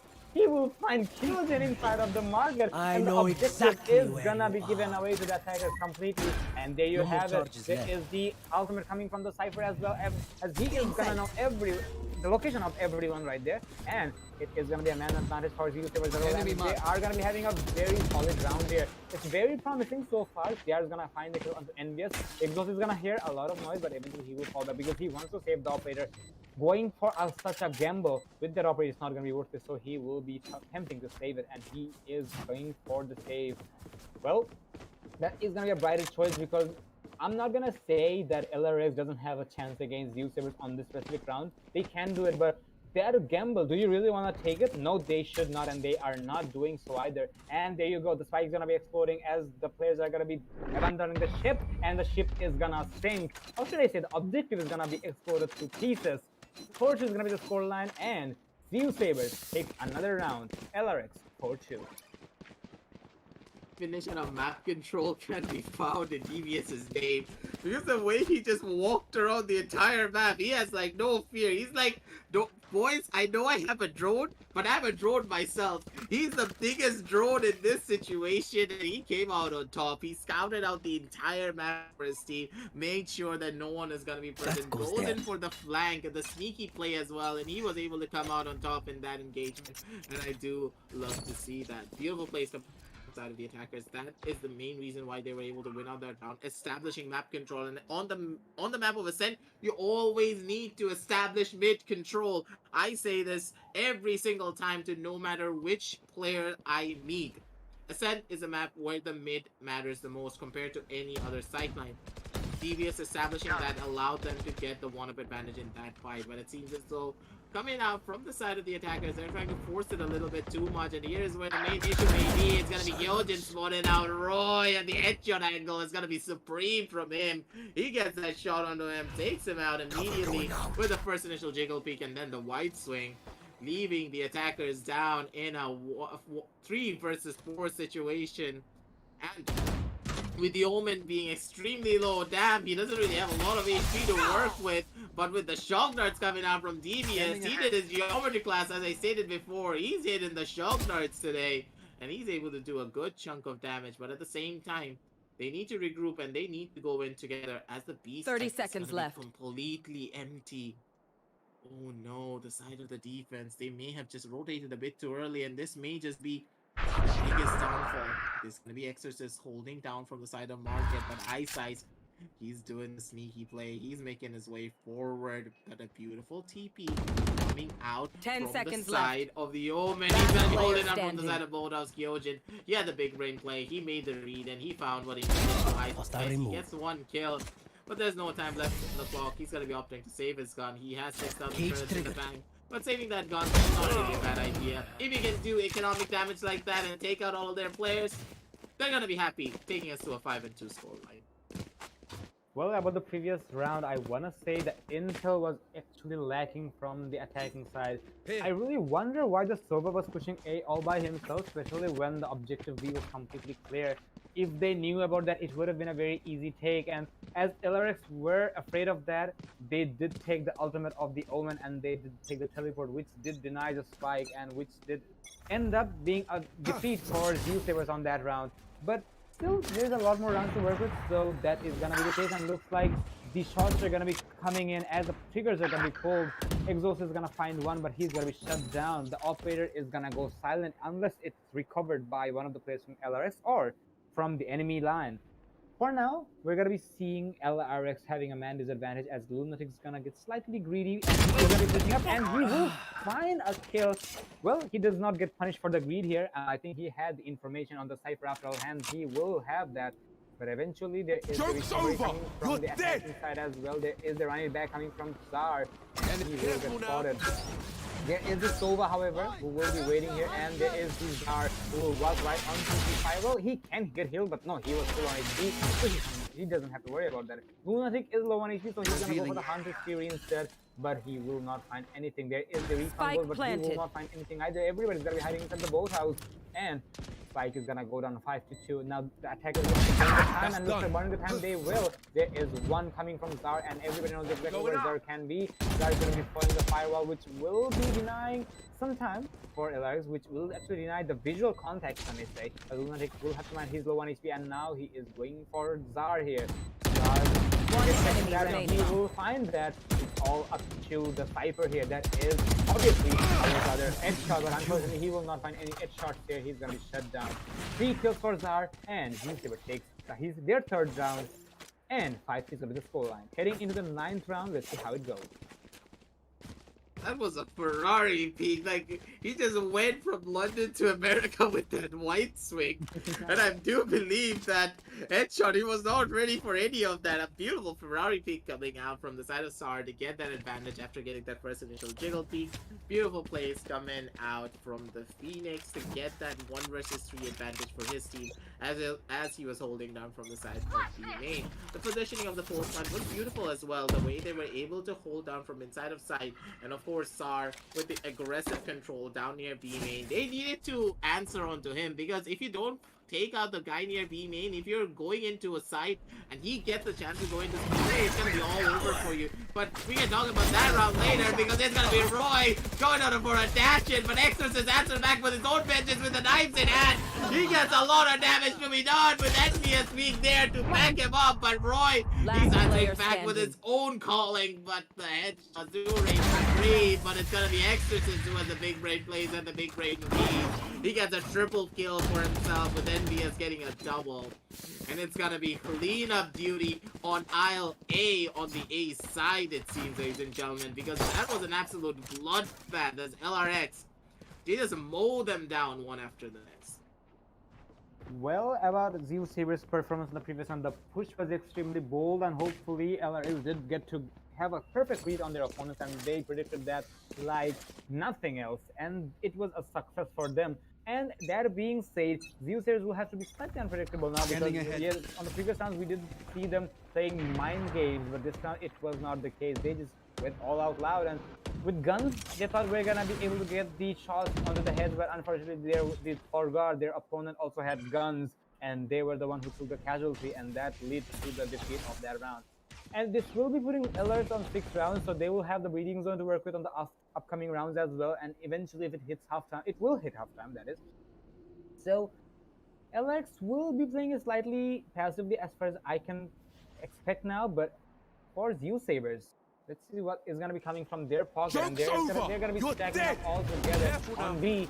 Zar is going to be going to the Phoenix, run it back, and he will see if he can find anybody. He will see the flash, but he will not find the kill. Unfortunately, Sova will be low on HP, and eventually he will fall in the hands of Dam. And now the objective is going to be transferred to the attacker, and I think the spike is not delivered yet. Yes, it's not, but it will be delivered any second now, and it will be delivered as a Sova. It's going to be hitting for the plan, and there's a lot of time, and there is a matter of fact that the attackers have cut off all the possible rotations. Zar is going to be going for the firewall once again, and there is looking for him. He will find NBS as well, and he will hide right next to the barriers, and this will give him a lot of cover, and there is a flank coming from ISIS, and he will also find one.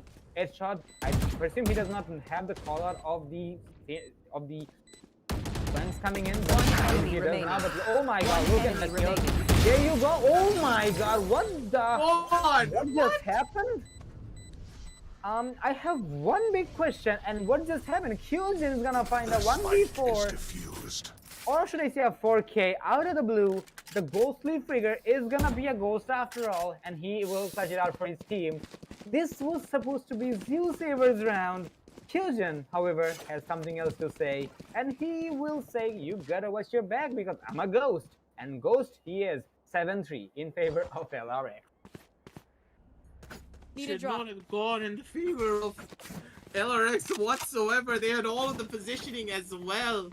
And they had the callouts, but the crossfires were not being set up in that situation. I do believe that Zeus, they just got way too relaxed when they went into that 1 versus 3 situation, and Kyojin punished them for it. You should never get relaxed a little bit too early, and that is where the damage is already done. And Kyojin, with his beautiful movement, was able to systematically dismantle everyone by taking those 1 versus 1 fights. And you can see it in his movement. He isolated the angle down isolated the angle from the back of Boathouse, and immediately went in for the swing onto Green Box, got the headshot, immediately re-peeked into Boathouse, making sure his presence was known, and getting another kill, one tap onto him as well. This type of angle isolation is very important whenever you're in these clutch scenarios, and Kyojin showcasing it every single time whenever he goes into these clutch scenarios.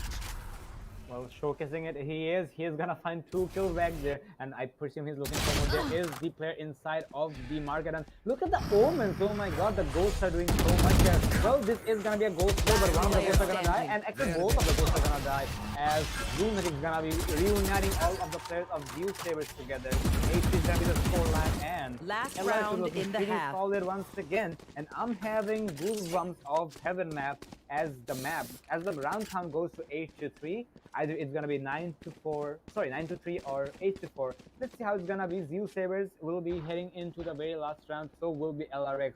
But especially to Zeusaberz, they have nothing to lose on this round, so they can go all out loud, spending as much as they can. Well, they will have to do the shopping. Let's see how the VATs are gonna be applied. Moving forward into the last round, I'm really Revealing hoping it. that they were able to take this, because this is their strongest half, I will say, mainly because of the Phoenix being present. Yes, the Phoenix adds a lot of utility when it comes to defensive rounds, but at the same time, Arena is gonna be to the rushing it down really heavily, especially considering how much informed Envious is. He's gonna be quite a danger, especially with Kyojin being on that Omen. His aim is just so crispy as of right now that he's able to shut down pretty much everyone the way he's moving, but into the shadows have been used as damage. It's gonna be taking a teleport down here at the A side, making a lot of noise to see if we can get any sort of information.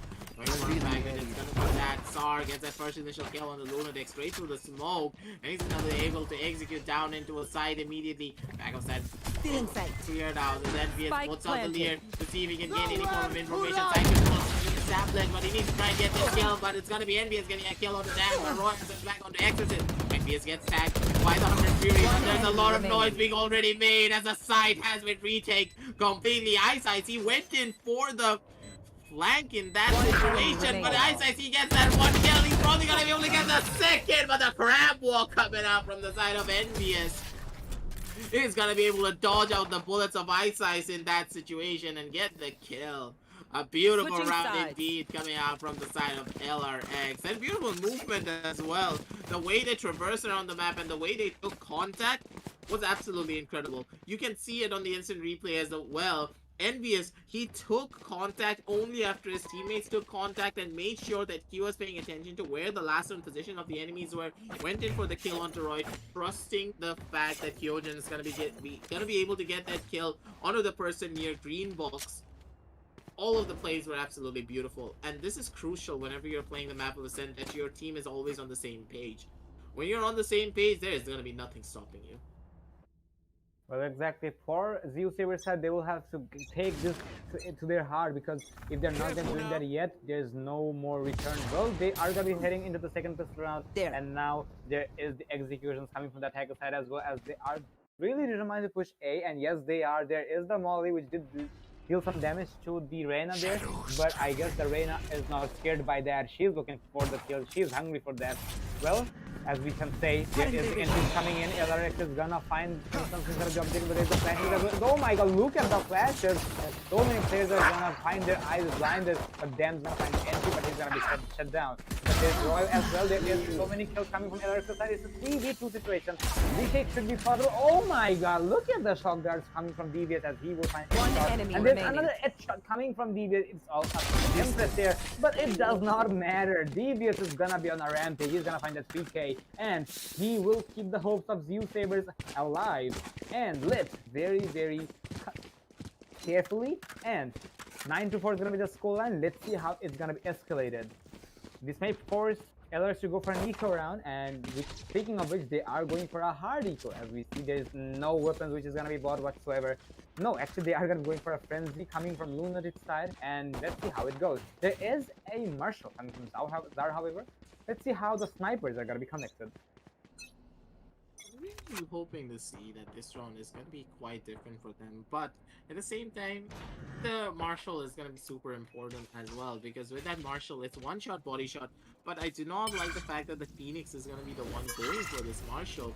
With Phoenix, normally you want to be really aggressive, you have the flashes in hand, you want to go in for those fast picks, and Sar, he has a very defensive position, I would say. He's not really going in for the peaks, he's playing in from the side of a heaven, and I do not personally like this positioning, mainly because yes, it's a very safe positioning, but you're giving up a lot of the side. Let's say you miss that first initial shot, you're giving up the entire side in that situation. But that's also a good place to stay, because normally people don't expect you to stay in the back of there, and it's gonna be another rampage coming out from the side of the defenders as they were able to take the kills one after the next, as the hold was still potent. A beautiful round indeed coming out from the side of the defenders as they were able to hold strong. As the lonely Marshall, like we can see Vito just zooming on the Marshall, because no one just wants this Marshall anymore, as it is of course gonna be upgrade for the side of Sar. I did think that Sar would have actually gone for an operator, but I do believe that he did not go in for the full save, instead opting for a Marshall and 5. Still, that is incredible, but the paranoia did not connect in that situation. LRX were ready for it. They're able to back up in that situation. Beautiful round execution, a beautiful round start, I would say, because both sides, they did lose their duelist, and with the flash going out for the side of LRX, they're not going to be happy moving on forward into any of their side executes. Well, for now, they will have to execute either way, as there's 4 players on each team's side. There was the Reyna, who was pretty aggressive, and he did find some success there, but he was really instantly by the Phoenix with the Phantom, as he did drop the Marshall back there. So dropping the Marshall was actually rewarding, if you ask me. But for the attackers now, they will be stacking up on B now. B main is gonna be actually very, very trafficy, if I may say. And there is a matter of fact that there is the entries coming in as well. There is nobody to be found inside of B. There is a door which is going to be closed out by Exhaustus, and they will see absolutely nobody inside of B. And the boathouse is also clear, so that is going to be used by the defenders for the attackers for the cover. And the spike is going to be going down as we count down the timer, and there you have it. Spike is going to be going down. It's going to be a retake situation. The attackers will be the defenders now. The defenders will be attackers now. And let's see how it's gonna be escalated. Everybody is gonna be near the boathouse, so that is a good place where you can have the covers.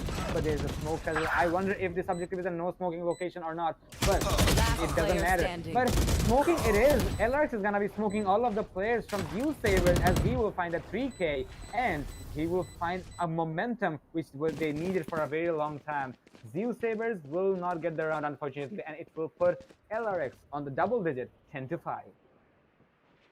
Round execution indeed coming out from them. The postman was really strong as well. 3 members out in a boathouse, and there was no pitching angle inside of that boathouse angle as well. It was just headshot being like, okay, I have a vandal, I have mouse one, and I spray. Perfect spray control coming out from him to get all of those kills down near Speedway to take them all out. And this is going to be forcing the side of Zeus to go in for those semi-forces, especially on the side of Sar, because he has to buy his own utility. This is not really gonna be that strong for their side moving on forward, because with the full fight coming out. Ooh, that shot from Roy made us be evening up the playing fields. I take everything back. The force buy has been worked out, because that operator is gonna be coming on massive. But it seems as though Devious, he's gonna be pushing on forward to take aggressive control, but it seems as though Devious and Exorcist, they missed each other in this situation. But Devious, he pulls out the recon bolt. A lot of noise is being made, and Exorcist is not checking his corners. Oh my god, what was this comedy show happening in the background? A Tom and Jerry chase. But Exorcist is gonna be the hunter, it seems, in this situation instead of the Sova. and the fight has been won. It's gonna be NBS making the push down towards this A side as he breaks on it down. It's gonna be Roy holding down with the operator, gets that kill on the headshot, denies the spike line, goes in for the double up grab, may just be taken out immediately by NBS. And it's gonna be spike line going down soon enough as NBS hits another headshot, looking for his third, runs out of bullets, but it's gonna be Lunatic to finish it all off, and it's gonna be a 1 versus 2 retake scenario for the side of the site.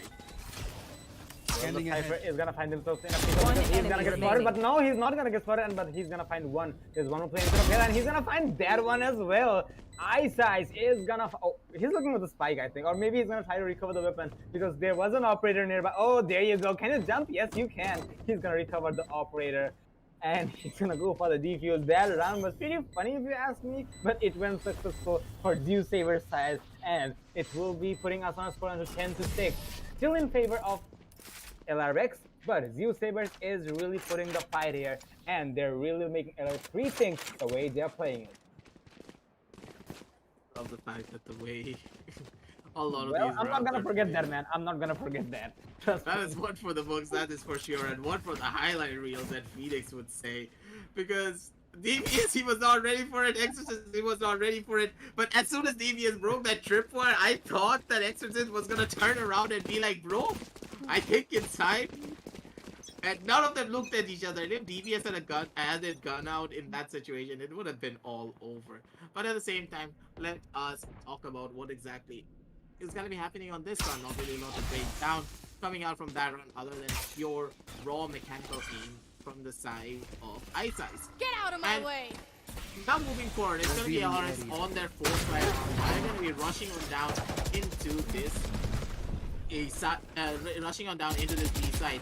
It is gonna be the knives coming out from the side of Exorcist, and they were able to establish the entirety of the side control Spike with planted. one member going down at the bare minimum. But Exorcist is gonna be finally able to get that kill on the knives. With a very last knife, he gets that headshot and gets that kill as well. Sara uses the run it back. He's not caught out one of the players, but it's gonna be Ice getting that kill on the Kyojin. But Sara, with his last dying breath on the run it back, is gonna be able to get that kill on the headshot. It's gonna be Ice getting a 4K for himself. Takes one on the Exorcist. Takes on the last remaining member of Lunatic down here inside of both towers. A beautiful round indeed, ladies and gentlemen, taking us to a 10-7 scoreline. And it seems as though Zeus, they still have a lot of fight left in them.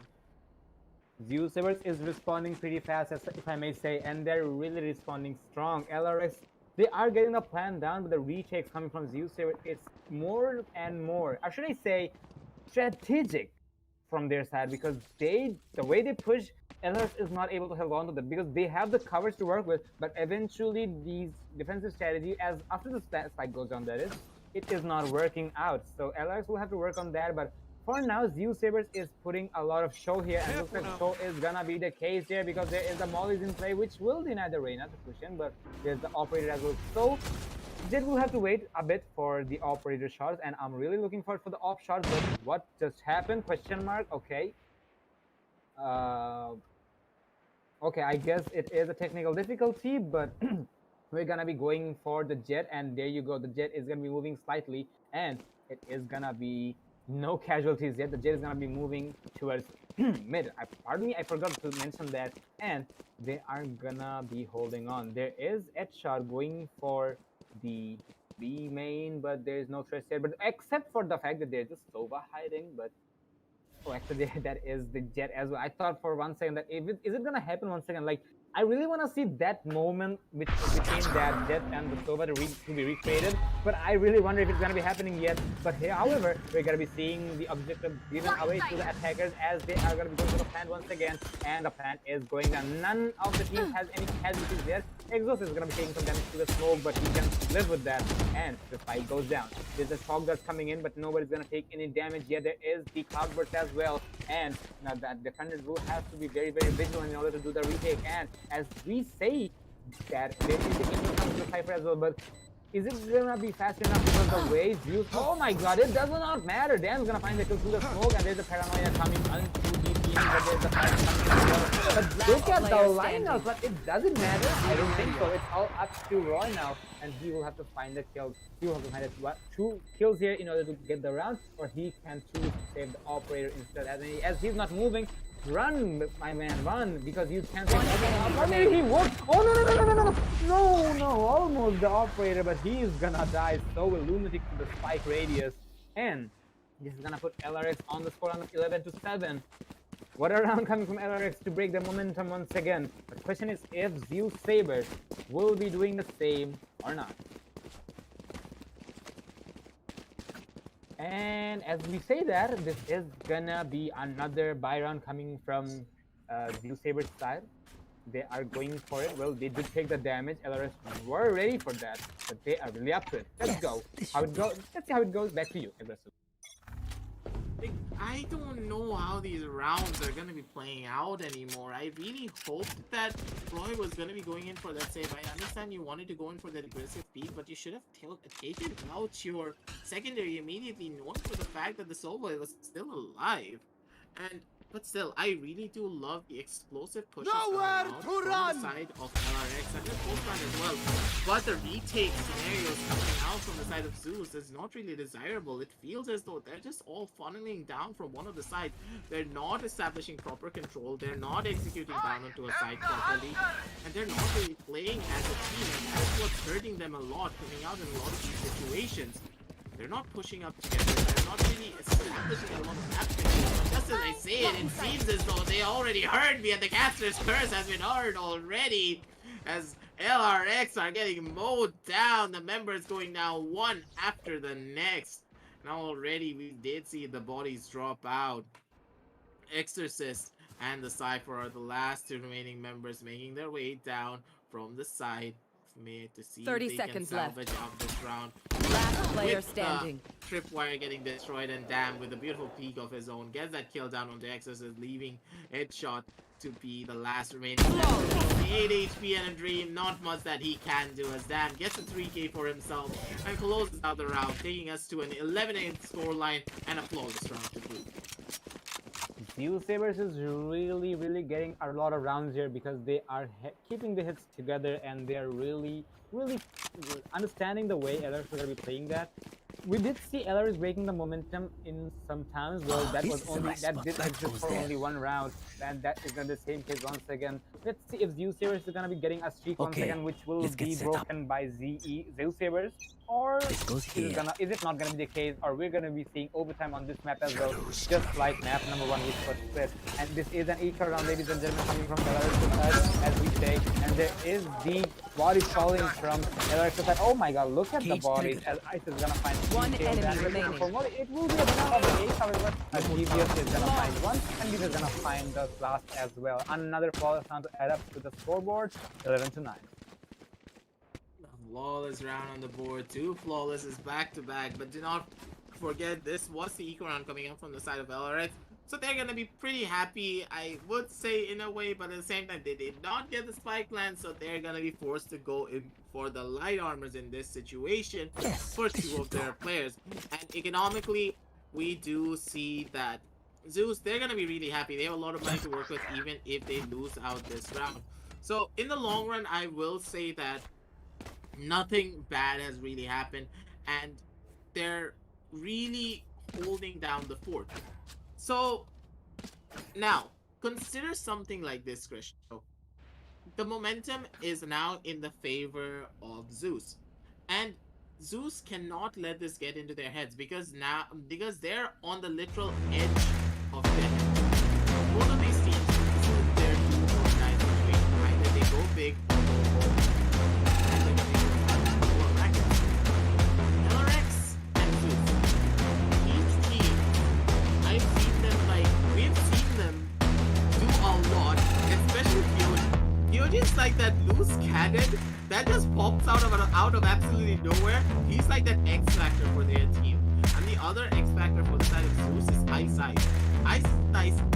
Sometimes he's just gonna do plays that absolutely astound everyone, and then DBS comes in from the silence and be like, bro, I got my own plays as well. I'm a pro Sova lurker. I'm gonna lurk and I'm gonna find my own kills from the sidelines as well. These two teams have such X factors that you can't really predict what the other team is gonna be planning.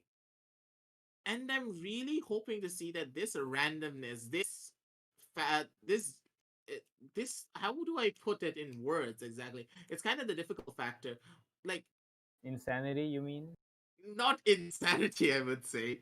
More like the chaotic nature of both of these teams, of how they're going to be actually be able to execute. They have such good aim, such pristine mechanics, and they're showcasing it in a much more of a chaotic manner. And they're growing as a team as more time passes, because as the matches are going on forward, they're growing better. They're getting faster. They're getting more precise, and you can see that coming out from the side of Zeus. They are adapting at such a rapid pace, and that's what I mainly love about the side of Zeus. And we're already going to be seeing that. It's going to be Roy going in for the dashing play. I do believe soon enough, with the molly coming down from the side of Sar. Bush has been stopped out as LRX. They're going to be holding down the fort, and they're going to be playing it slow, it seems, on this round. Well, slow and steady does win the race. And LRX, well, before the match, I did mention that LRX and Zeusaberz, none of these teams know how to lose, and thus we are seeing the third map here. And on the very third map, we are seeing a high competition. Even though compared to the first map, it's still not there, but I'm really expecting it to go there, because it's gonna bring me back to the point once again. None of these teams know how to give up. And speaking of which, Dam is gonna find one, but he's gonna clear it up, and that is gonna be keeping both of the teams on the fair share of winning this specific round. There is a paranoia coming onto Exorcist. He is gonna be affected, but he's gonna recover as well. There's a shock that's coming in. It will be pretty accurate, but he's not gonna do any damage, unfortunately. In this round, the ultimate, there is a sprays coming in, but he won't find any success yet. Davies is gonna find himself inside of the cage. He's gonna miss the head of the Cypher, but eventually he will find the head through the boxes. Roy's gonna find one more as well. It is gonna be a 4v3 situation. Davies is gonna be adding some more salt to the wound, and it's all up to the Jet here. 30 seconds Exorcist left. will be spotted, and there you have it. He is gonna be spotted once again. He knows exactly what to do, and he does. And he will find one. There's two more to find, but he has only 820 HP to work with, and no spike. The spike is literally right in front of him, but there is no way he can recover, because it's gonna be risking his life, and there is no time either. So I think he's gonna be saving it instead, and that is 10 the right seconds choice, left. because he can use the Phantom on the upcoming round, but looks like he doesn't know where his twin sister is, and Roy's gonna set him down. 11 to 10 is gonna be the scoreline as we get closer and closer to the closing of the matchup and the score difference. Zeusaberz is looking pretty confident, and looks like we're gonna be seeing a deja vu and a repeat of events of the map split. This goes here. Oh, this is a nice spot. I've said this before, we're gonna be in for a really long day, and these teams are at each other's necks. And this is where the real question is about to arise. Which team has more stamina at this point? Because with the matches being this long and this chaotic, both of these teams are gonna be firing on all cylinders. The players are gonna be feeling the pain as well, because this is such a long session of grueling mind and aim work. Who's going to be coming out on top? It seems as though LRX, they're making their way down forward, but it's going to be Solar getting the kill down with the Vandal, and Roy coming in from the side of Heaven, backing up his buddy. But oh my god, Exorcist with that knife! You just don't do that to a person! Exorcist gets a double kill to boot as well. Ladies and gentlemen, Exorcist coming out massive with his own shots. A beautiful play indeed. But now, with the sides being even when it comes to manpower 3 versus 3 is the situation, but it's going to be Isaac getting the first initial kill off the jump down coming on, and it's going to be Isaac getting the refrag coming on to Dam, leaving Exorcists down in this 1 versus 2 situation. Here's all the footstep, but the peak coming out from Devious was too wide, and Exorcist, he was not ready for it. And even if he was, Isis was there to go in for the refrag. And it's gonna be a beautiful retake scenario coming out from the side of the defenders, taking us to an 11-11 scoreline. Well, we have predicted that recently, and Zeusaberz will bring it back, and it will be in favor of none. Let's see who takes the driver's seat now. It can be anybody's game now.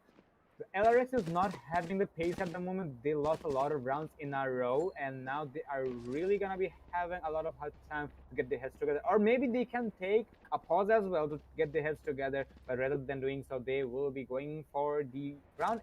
Either way, we're gonna be seeing full buys coming from them with 1 Phantom and 4 damage bundles coming in, and let's see how they are going to be playing it. They have the spike under their control. They will not be dropping it, and there is the as well, as they know what is going to be happening. The Jet is going to be extremely aggressive. There is so many utilities being tossed in. I cannot even see what the players are seeing, but looks like LRX is going to be having the upper hand here, as they will find 3 kills, and the spike is going to go down. It's a retake situation for the Phoenix and the Jet.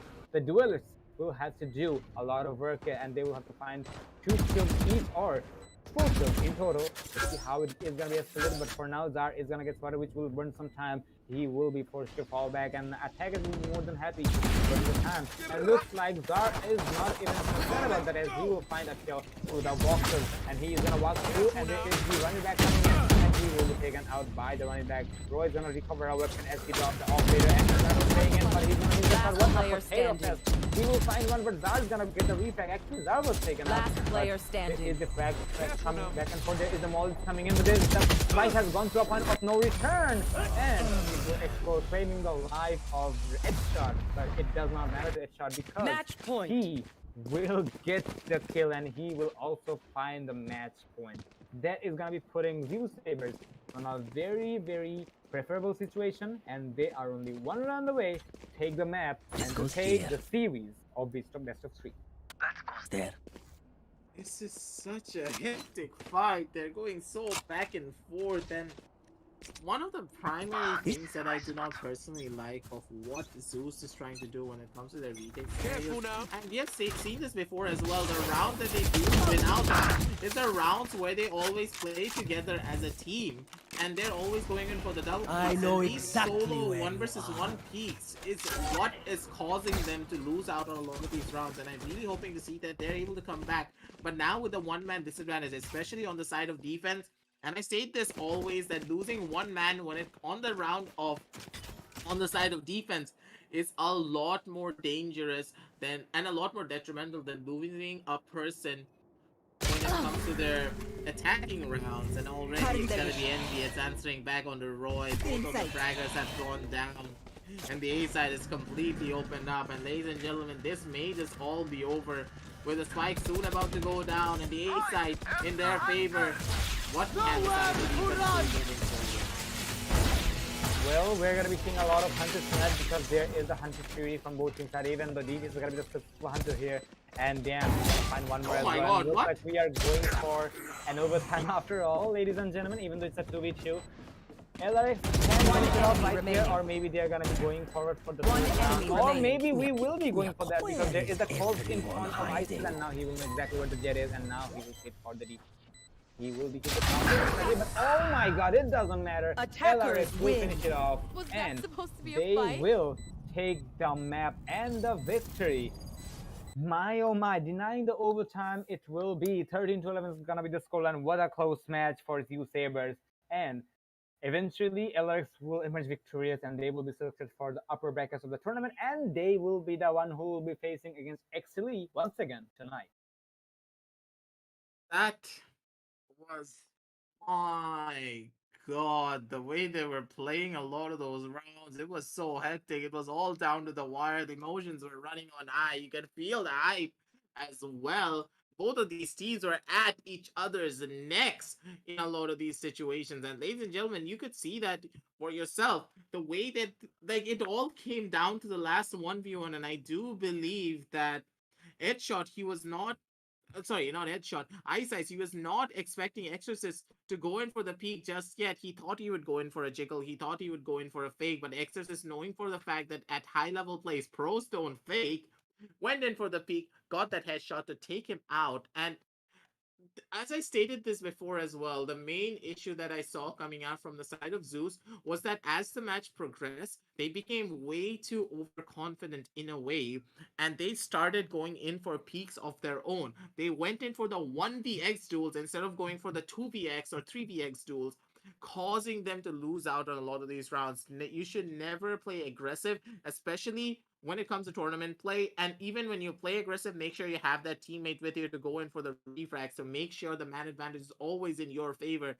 And this is a tried and true statement that whenever you're playing competitively, even if one of the enemy players is just cracked out of their mind, it really doesn't matter if you have two people with you because he can't kill both of you at the same time if you don't line up, obviously. And I really hope to see that Zeus, they fine tune themselves and make themselves even stronger moving forward in the following as they're going to be going down into the lower brackets. Well, future is obviously bright for Zeusaberz, if I may say, but LRX is gonna be taking the victory. Well, Zeusaberz did have their fair shares of problems, but eventually they can work on that. And I'm pretty sure they're gonna be back to the VODs of the stream and they will be working on that. I'm really looking forward to that. And LRX, congratulations to them as they will be heading to the upper brackets. And I presume they're gonna be playing against Exceeli tonight. And I really hope they also have the energy to do so because you really need the energy when it comes to Exceeli. And you already played 3 maps, so we're really gonna be expecting the best for LRX and for Exceeli. We're really gonna be expecting you guys to be among us, and we are also gonna be taking a break because come on, guys, we've been shouting for the last 3 hours, so we need to rest our vocal cords for a very long time. So we're gonna be taking a break, and we're gonna be right back with the second match of the day between LRX and Exceeli. Till then, stay tuned, and we're gonna be right back.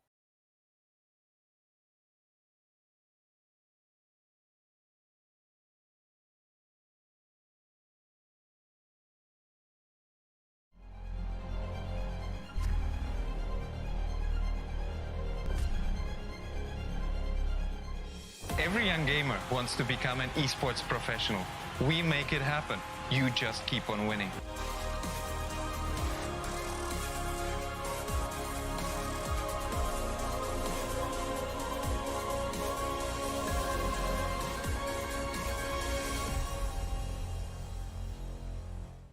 স্বাগতম বাংলাদেশের জন্য ESPL Valorant PowerUp series ফরম্যাটে আপনাকে জানাই স্বাগতম। এই সিরিজটি riot games দক্ষিণ এশিয়া সমর্থিত একটি উদ্যোগ যা বাংলাদেশের ভেতরে অপেশাদার গেমারদের প্রতিভা বজায় রাখতে এবং বৃদ্ধি করতে সহায়তা করবে। এর সুবিধার্থে পাওয়ার আপ সিরিজটিতে প্রতি মাসে 2টি প্রাইজ পুল সহ 2টি টুর্নামেন্ট থাকবে। প্রতিটি মাস শুরু হবে একটি বাছাই পর্বের সাথে যেখানে সবগুলি দল সিঙ্গল এলিমিনেশন ফরম্যাটে প্রতিযোগিতা করবে শীর্ষ 8টি দল পর্যন্ত এবং এই 8টি দল অ্যামেচার কাপে উত্তীর্ণ হবে। এই 8টি দল ডাবল এলিমিনেশনে লড়াই করবে এবং বিজয়ী শীর্ষস্থানীয় 3টি দল আমন্ত্রিত হবে ইনভিটেশনাল কাপে। ইনভিটেশনাল কাপে প্রতিযোগিতা করবে শীর্ষস্থানীয় 3টি দল এবং আমন্ত্রিত 3টি দল। ইনভিটেশনাল কাপের সময় অপেশাদার কাপ এবং ইনভিটেশনাল কাপের শীর্ষ 2টি দল উচ্চ ব্র্যাকেটে খেলবে এবং তৃতীয় স্থানের দলগুলি একই পর্বের নিম্ন ব্র্যাকেটে খেলবে। প্রথম রাউন্ডের প্রতিটি ম্যাচ হবে সিঙ্গল এলিমিনেশন ফরম্যাটে। উচ্চ ব্র্যাকেটের 2টি বিজয়ী দল তারপর ডাবল এলিমিনেশন পর্যায়ে এগিয়ে যাবে। ডাবল এলিমিনেশন পর্বে হেরে যাওয়া দলটি তখন নিম্ন ব্র্যাকেটের দলের বিপক্ষে প্রতিদ্বন্দ্বিতা করবে। এই পর্যায়ে নিম্ন ব্র্যাকেটের যে দলটি হারবে তাদেরকে তৃতীয় স্থান হিসেবে শিরোনাম দেওয়া। ইনভিটেশনাল কাপে অংশ নেওয়া সমস্ত 6টি দল পরের মাসের অপেশাদার কাপে আবার প্রতিযোগিতা করে বেরিয়ে আসতে হবে, যার উদ্দেশ্য নতুন এবং উন্নত দলগুলিকে অপেশাদার কাপে প্রতিযোগিতার সুযোগ দেওয়া। এর দ্বারা ইনভিটেশনাল কাপে আরও অভিজ্ঞ দলের সাথে তাদের দক্ষতা পরীক্ষার চক্রটি পুনরাবৃত্তি করা হচ্ছে। আমরা অর্থাৎ ESPL কিভাবে বাংলাদেশের দলগুলি পাওয়ার আপ সিরিজে পারফর্ম করে তা দেখার অপেক্ষায় রয়েছি। আপনার স্কোয়াড প্রস্তুত করুন এবং সিরিজটি শুরু হওয়ার জন্য প্রস্তুত থাকুন। Good luck agents.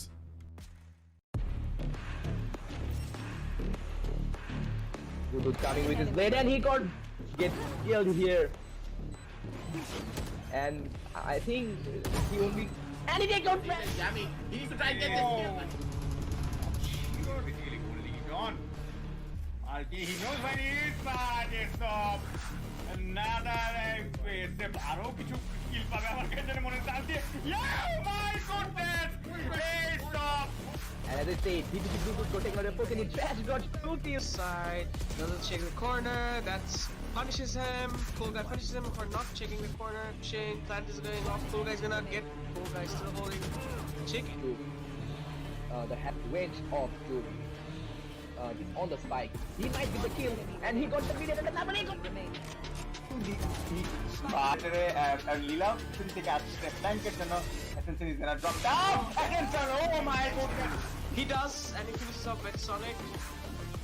And everyone knows that this is a very dangerous angle Flicker will get fed from behind. What I noticed, but I don't know why Megatron was not.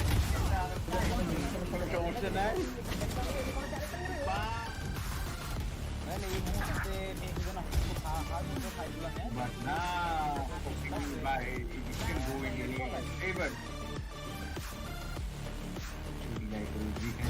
মারতে পারে yes ভাই কি shot মানে এইখানে কি করে ও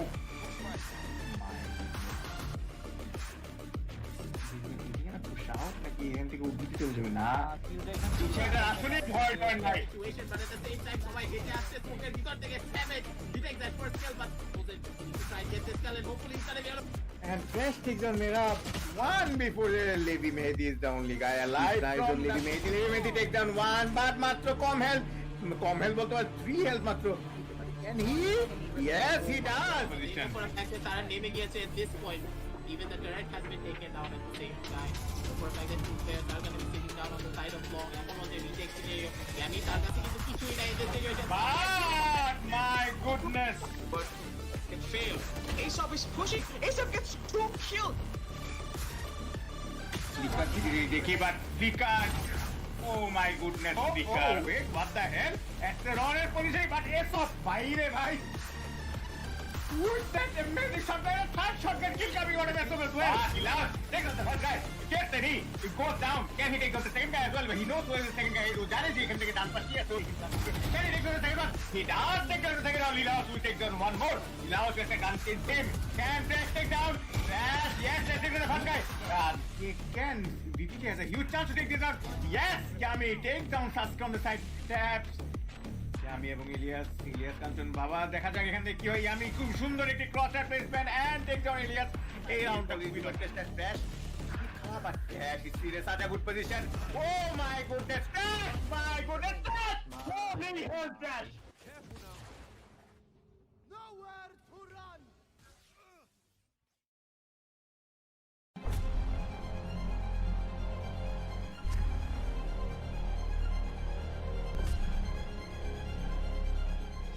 Every young gamer wants to become an esports professional. We make it happen. You just keep on winning.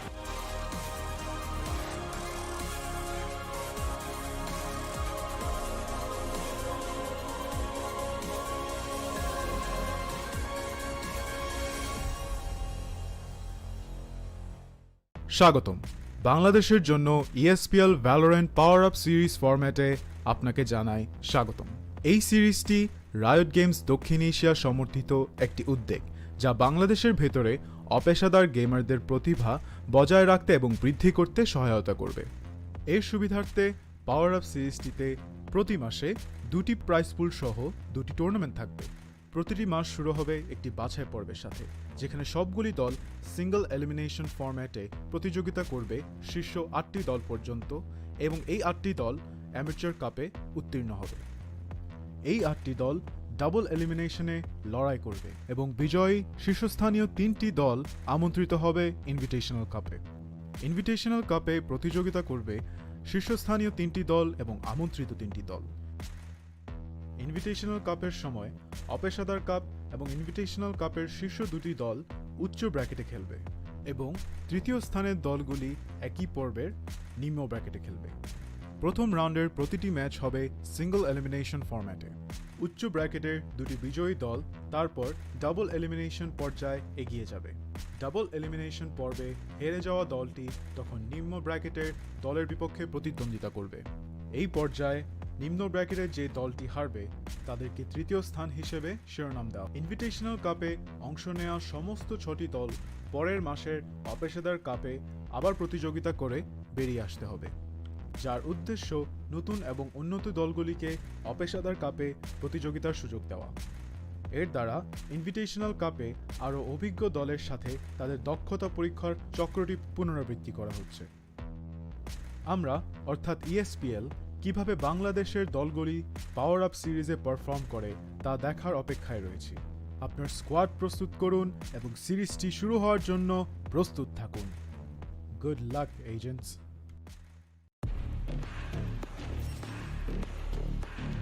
Dudu coming with his blade and he gets killed here.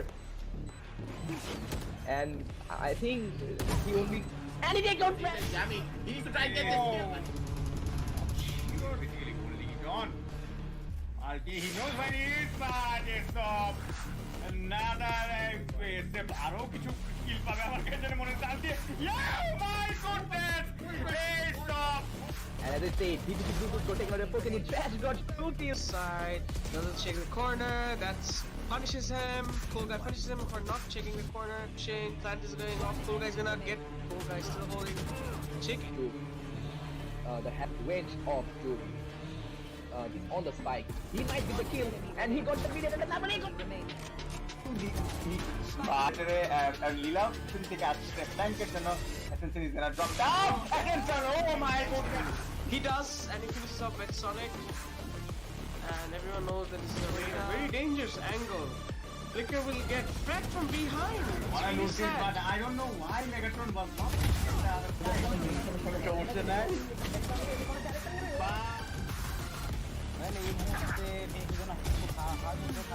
But now, by it still going in favor.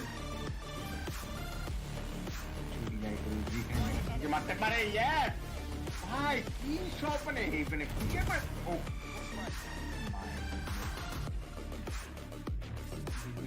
push out, like he ain't going to beat him. Nah,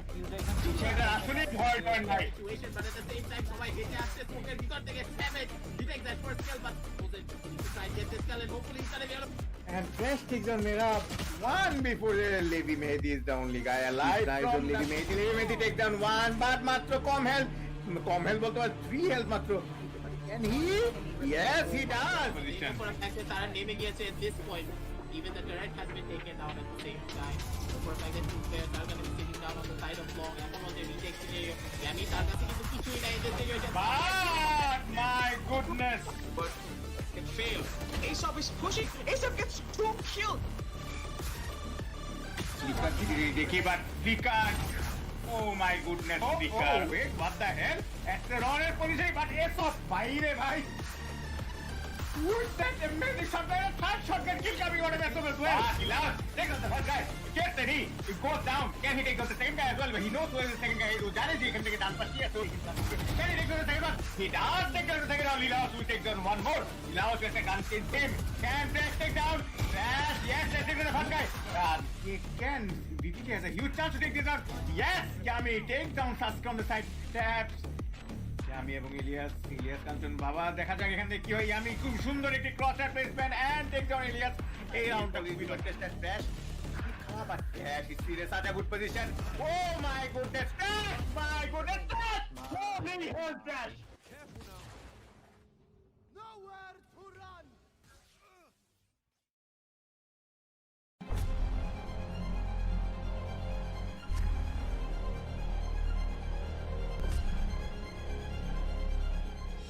Every young gamer wants to become an esports professional.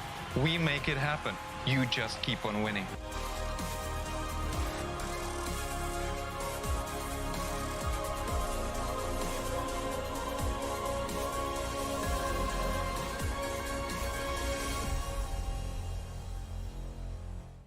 স্বাগতম বাংলাদেশের জন্য ESPL Valorant PowerUp series ফরম্যাটে আপনাকে জানাই স্বাগতম। এই সিরিজটি riot games দক্ষিণ এশিয়া সমর্থিত একটি উদ্যোগ যা বাংলাদেশের ভেতরে অপেশাদার গেমারদের প্রতিভা বজায় রাখতে এবং বৃদ্ধি করতে সহায়তা করবে। এর সুবিধার্থে পাওয়ার আপ সিরিজটিতে প্রতি মাসে 2টি প্রাইজ পুল সহ 2টি টুর্নামেন্ট থাকবে। প্রতিটি মাস শুরু হবে একটি বাছাই পর্বের সাথে, যেখানে সবগুলি দল সিঙ্গল এলিমিনেশন ফরম্যাটে প্রতিযোগিতা করবে শীর্ষ 8টি দল পর্যন্ত এবং এই 8টি দল অ্যামেচার কাপে উত্তীর্ণ হবে। এই 8টি দল ডাবল এলিমিনেশনে লড়াই করবে এবং বিজয়ী শীর্ষস্থানীয় 3টি দল আমন্ত্রিত হবে ইনভিটেশনাল কাপে। ইনভিটেশনাল কাপে প্রতিযোগিতা করবে শীর্ষস্থানীয় 3টি দল এবং আমন্ত্রিত 3টি দল। ইনভিটেশনাল কাপের সময় অপেশাদার কাপ এবং ইনভিটেশনাল কাপের শীর্ষ 2টি দল উচ্চ ব্র্যাকেটে খেলবে এবং তৃতীয় স্থানের দলগুলি একই পর্বের নিম্ন ব্র্যাকেটে খেলবে। প্রথম রাউন্ডের প্রতিটি ম্যাচ হবে সিঙ্গল এলিমিনেশন ফরম্যাটে। উচ্চ ব্র্যাকেটের 2টি বিজয়ী দল তারপর ডাবল এলিমিনেশন পর্যায়ে এগিয়ে যাবে। ডাবল এলিমিনেশন পর্বে হেরে যাওয়া দলটি তখন নিম্ন ব্র্যাকেটের দলের বিপক্ষে প্রতিদ্বন্দ্বিতা করবে।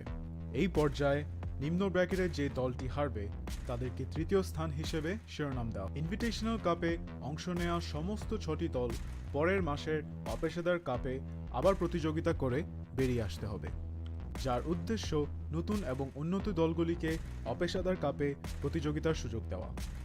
এর দ্বারা ইনভিটেশনাল কাপে আরও অভিজ্ঞ দলের সাথে তাদের দক্ষতা পরীক্ষার চক্রটি পুনরাবৃত্তি করা হচ্ছে। আমরা অর্থাৎ ESPL কিভাবে বাংলাদেশের দলগুলি পাওয়ার আপ সিরিজে পারফর্ম করে তা দেখার অপেক্ষায় রয়েছি। আপনার স্কোয়াড প্রস্তুত করুন এবং সিরিজটি শুরু হওয়ার জন্য প্রস্তুত থাকুন। Good luck agents.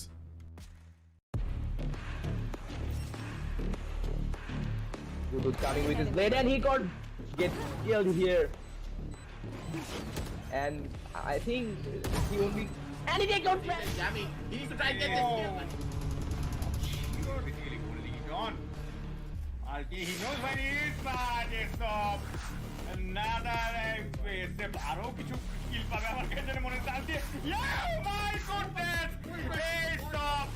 And as I say, DPC Dudu protect my poke and he trash dodge through to his Side, doesn't check the corner, that's punishes him. Cool guy punishes him for not checking the corner. Chain, plant is going off. Cool guy's gonna get. Cool guy still holding. Check. the range of Jovi. On the spike. He might get the kill and he got the video and the double he got লীলা শুরু থেকে আসছে ফ্ল্যাঙ্কের জন্য Ascent is gonna drop down. Against her. Oh my goodness. He does, and he finishes off with Sonic. And everyone knows that this is a very dangerous angle. Flicker will get threat from behind. What I Really noticed, sad. but I don't know why Megatron was not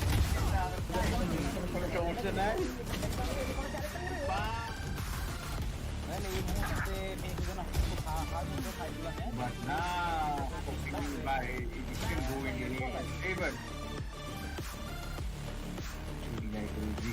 You must have pare yes. Why? He shot on a haven. Oh.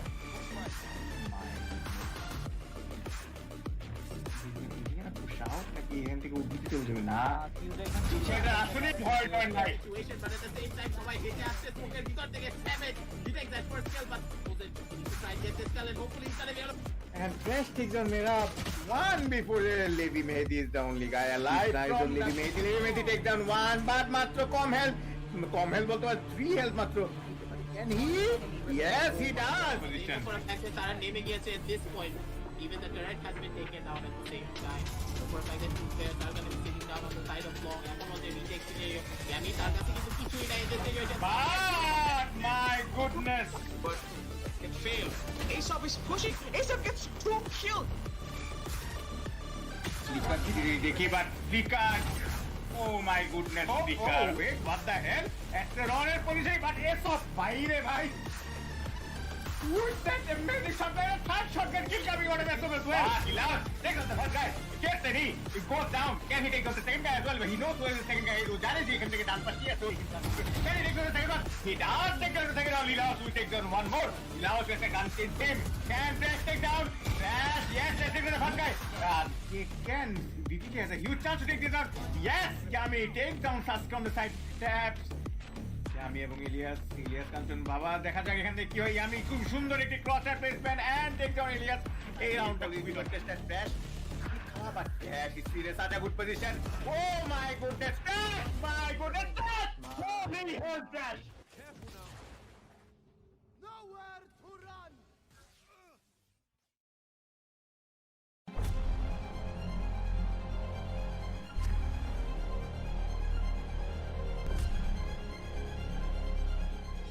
Every young gamer wants to become an esports professional.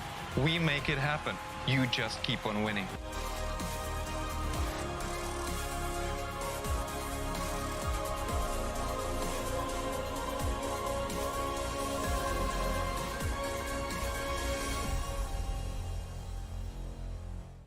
স্বাগতম বাংলাদেশের জন্য ESPL Valorant PowerUp series ফরম্যাটে আপনাকে জানাই স্বাগতম। এই সিরিজটি riot games দক্ষিণ এশিয়া সমর্থিত একটি উদ্যোগ যা বাংলাদেশের ভেতরে অপেশাদার গেমারদের প্রতিভা বজায় রাখতে এবং বৃদ্ধি করতে সহায়তা করবে। এর সুবিধার্থে পাওয়ার আপ সিরিজটিতে প্রতি মাসে 2টি প্রাইজ পুল সহ 2টি টুর্নামেন্ট থাকবে। প্রতিটি মাস শুরু হবে একটি বাছাই পর্বের সাথে, যেখানে সবগুলি দল সিঙ্গল এলিমিনেশন ফরম্যাটে প্রতিযোগিতা করবে শীর্ষ 8টি দল পর্যন্ত, এবং এই 8টি দল অ্যামেচার কাপে উত্তীর্ণ হবে।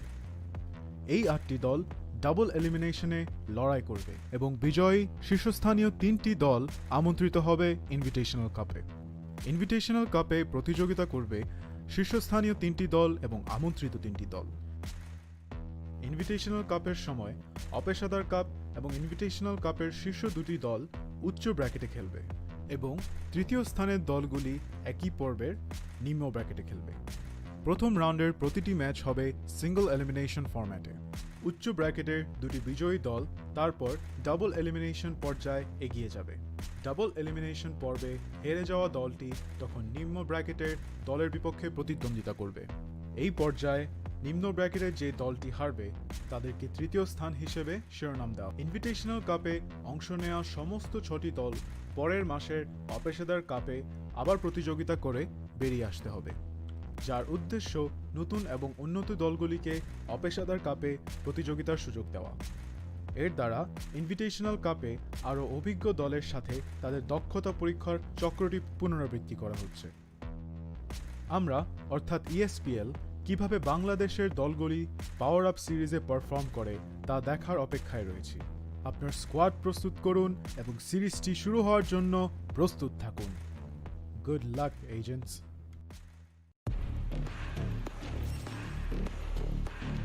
Dudu coming with his blade and he gets killed here. And I think he only and he takes out Flash. Yami, he needs to try and get this kill. You're basically holding it on. Alki, he knows when he is, but it's another aggressive. আরো কিছু কিল পাবে আমার কাছে মনে হচ্ছে আলটি। Yeah, my goodness! Great stop! And as I say, DPC Dudu protect my poke and he trash dodge to his Side doesn't check the corner. That's punishes him. Cool guy punishes him for not checking the corner. Shane plant is going off. Cool guy's gonna get. Cool guy still holding. Chicken. the range of Jovi. He's on the spike. He might get the kill, and he got the video and the double he got Lila shouldn't take out step blanket, Ascent is gonna drop down. Attention, oh my goodness. He does, and he finishes off with Sonic. And everyone knows that this is a very dangerous angle. Flicker will get wrecked from behind. I It's really lose it, sad. but I don't know why Megatron was not.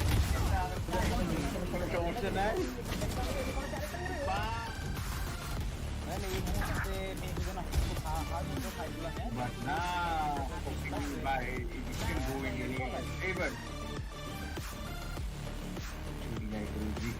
You must have money, yes. Why? He's opening even if you ever. Oh.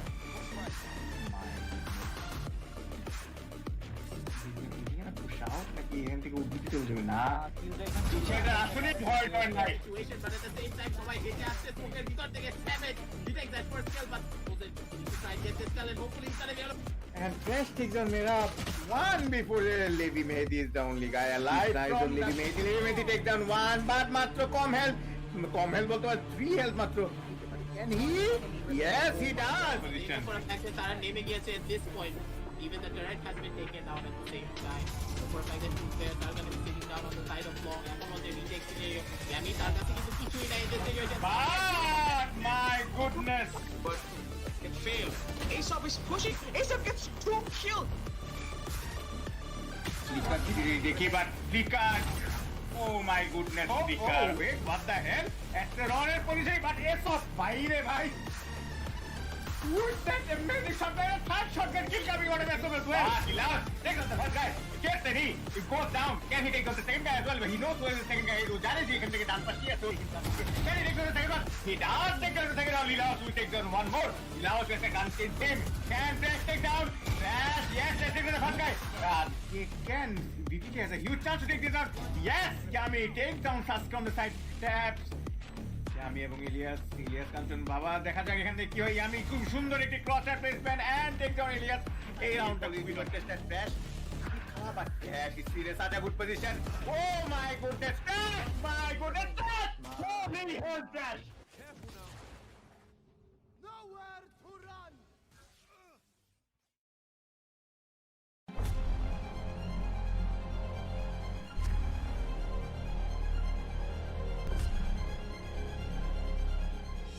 Every young gamer wants to become an esports professional. We make it happen. You just keep on winning.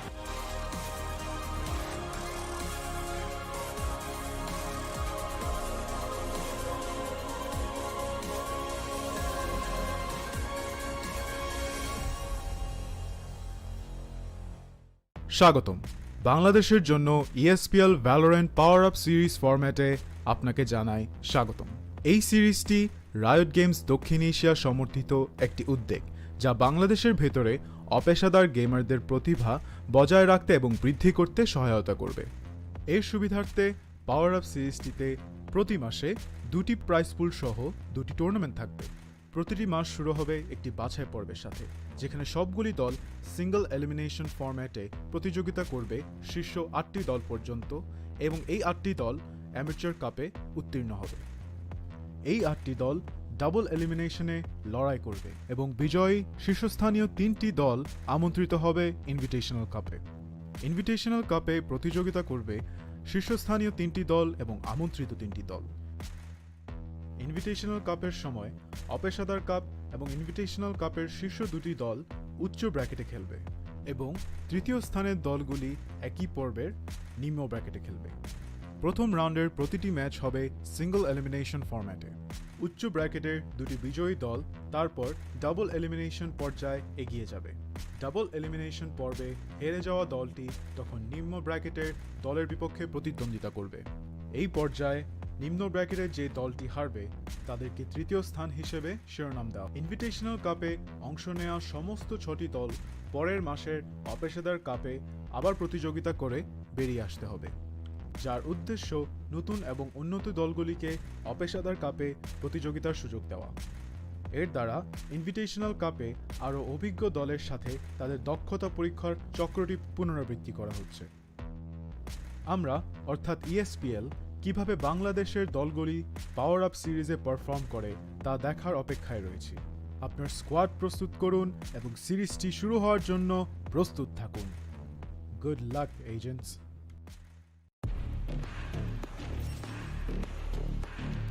Dudu coming with his blade and he gets killed here.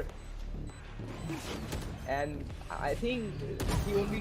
And he takes out back. Jamming. He needs to try and get this kill. You're basically holding it on. He knows when he is, but it's another aggressive. আরো কিছু কিল পাবে আমার কাছে মনে চাইছে। Yeah, my goodness! Great stop. And as I say, DPC Dudu protecting out the poke and he trash dodge through to his Side doesn't check the corner. That punishes him. Cool guy punishes him for not checking the corner. Shane plant is going off. Cool guy's gonna get. Cool guy still holding. Chicken. the wedge of Jovi. He's on the spike. He might get the kill, and he got the video and the double he got the main. Lila থেকে আসছে ফ্ল্যাঙ্কের জন্য Ascent is gonna drop down against her. Oh my goodness. He does, and he finishes off with Sonic. And everyone knows that this is a very dangerous angle. Flicker will get threat from behind. I lose it, but I don't know why Megatron was not.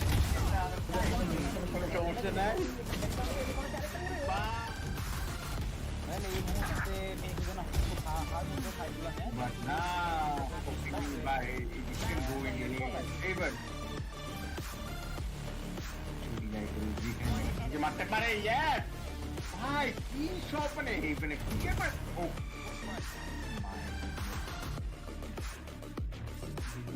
Push out নাকি এখান থেকে উদ্ভিদ চলে যাবে না সেটা আসলে ভয় নয় নাই Situation, but at the same time, সবাই হেঁটে আসছে স্মোকের ভিতর থেকে savage. He takes that first kill, but he needs to try and get this kill, and hopefully he's gonna be able to. and Fresh takes on Mera one before Levi Mehdi is the only guy alive. Nice on Levi Mehdi. Levi Mehdi takes down one, but মাত্র কম health বলতে পারে 3 health মাত্র. Can he? Yes, he does. For a fact that তারা নেমে গিয়েছে at this point. Even the turret has been taken down at the same time. So for a fact that two players are going to be sitting down on the side of long. এখন on the retake scenario. Yami তার কাছে কিন্তু কিছুই নাই in this situation. But my goodness. But it failed. Aesop is pushing. Aesop gets 2 killed.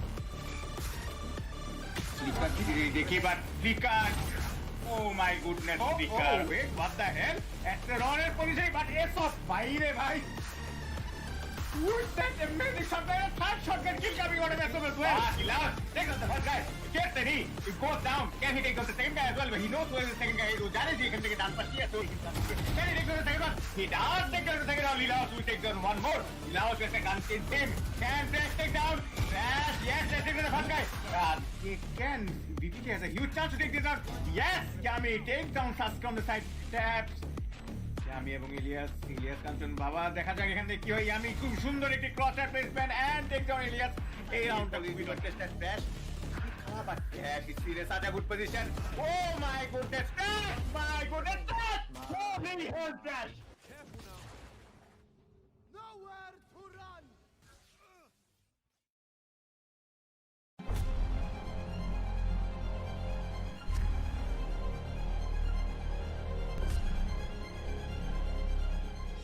Every young gamer wants to become an esports professional.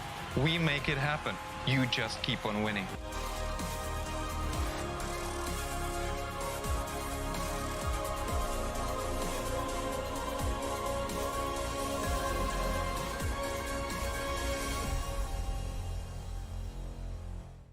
স্বাগতম বাংলাদেশের জন্য ESPL Valorant PowerUp series ফরম্যাটে আপনাকে জানাই স্বাগতম।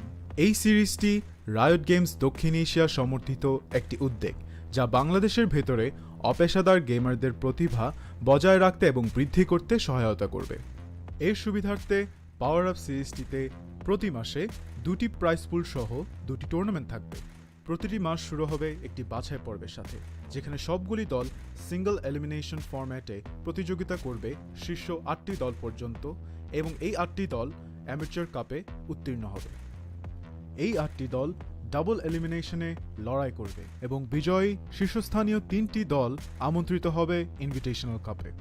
ইনভিটেশনাল কাপে প্রতিযোগিতা করবে শীর্ষস্থানীয় 3টি দল এবং আমন্ত্রিত 3টি দল। ইনভিটেশনাল কাপের সময় অপেশাদার কাপ এবং ইনভিটেশনাল কাপের শীর্ষ 2টি দল উচ্চ ব্র্যাকেটে খেলবে এবং তৃতীয় স্থানের দলগুলি একই পর্বের নিম্ন ব্র্যাকেটে খেলবে। প্রথম রাউন্ডের প্রতিটি ম্যাচ হবে সিঙ্গল এলিমিনেশন ফরম্যাটে। উচ্চ ব্র্যাকেটের 2টি বিজয়ী দল তারপর ডাবল এলিমিনেশন পর্যায়ে এগিয়ে যাবে। ডাবল এলিমিনেশন পর্বে হেরে যাওয়া দলটি তখন নিম্ন ব্র্যাকেটের দলের বিপক্ষে প্রতিদ্বন্দ্বিতা করবে। এই পর্যায়ে নিম্ন ব্র্যাকেটের যে দলটি হারবে তাদেরকে তৃতীয় স্থান হিসেবে শিরোনাম দেওয়া। ইনভিটেশনাল কাপে অংশ নেওয়া সমস্ত 6টি দল পরের মাসের অপেশাদার কাপে আবার প্রতিযোগিতা করে বেরিয়ে আসতে হবে, যার উদ্দেশ্য নতুন এবং উন্নত দলগুলিকে অপেশাদার কাপে প্রতিযোগিতার সুযোগ দেওয়া। এর দ্বারা ইনভিটেশনাল কাপে আরও অভিজ্ঞ দলের সাথে তাদের দক্ষতা পরীক্ষার চক্রটি পুনরাবৃত্তি করা হচ্ছে। আমরা অর্থাৎ ESPL কিভাবে বাংলাদেশের দলগুলি পাওয়ার আপ সিরিজে পারফর্ম করে তা দেখার অপেক্ষায় রয়েছি।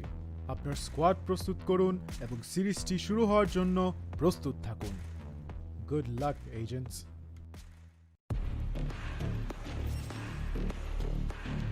Dudu coming with his blade and he gets killed here. And I think he won't be. And he takes out Flash. Yami, he needs to try and get this kill. You're basically holding it on. He knows when he is, but it's another aggressive arrow. কিছু কিল পাবে আমার কাছে মনে চালছে। Yeah, my goodness! Great stop! And as I say, DPC Dudu taking out a poke and he trash dodge to the Side doesn't check the corner. That's punishes him. Cool guy punishes him for not checking the corner. Shane plant is going off. Cool guy's gonna get. Cool guy still holding. Chick. the head wedge of Jovi. He's on the spike. He might be the kill, and he got the video and the double he got the main. And Lila থেকে আসছে ফ্ল্যাঙ্কের জন্য Ascent is gonna drop down against her. Oh my goodness. He does, and he finishes off with Sonic. And everyone knows that this is a very dangerous angle. Flicker will get trapped from behind. What I noticed, but I don't know why Megatron was not.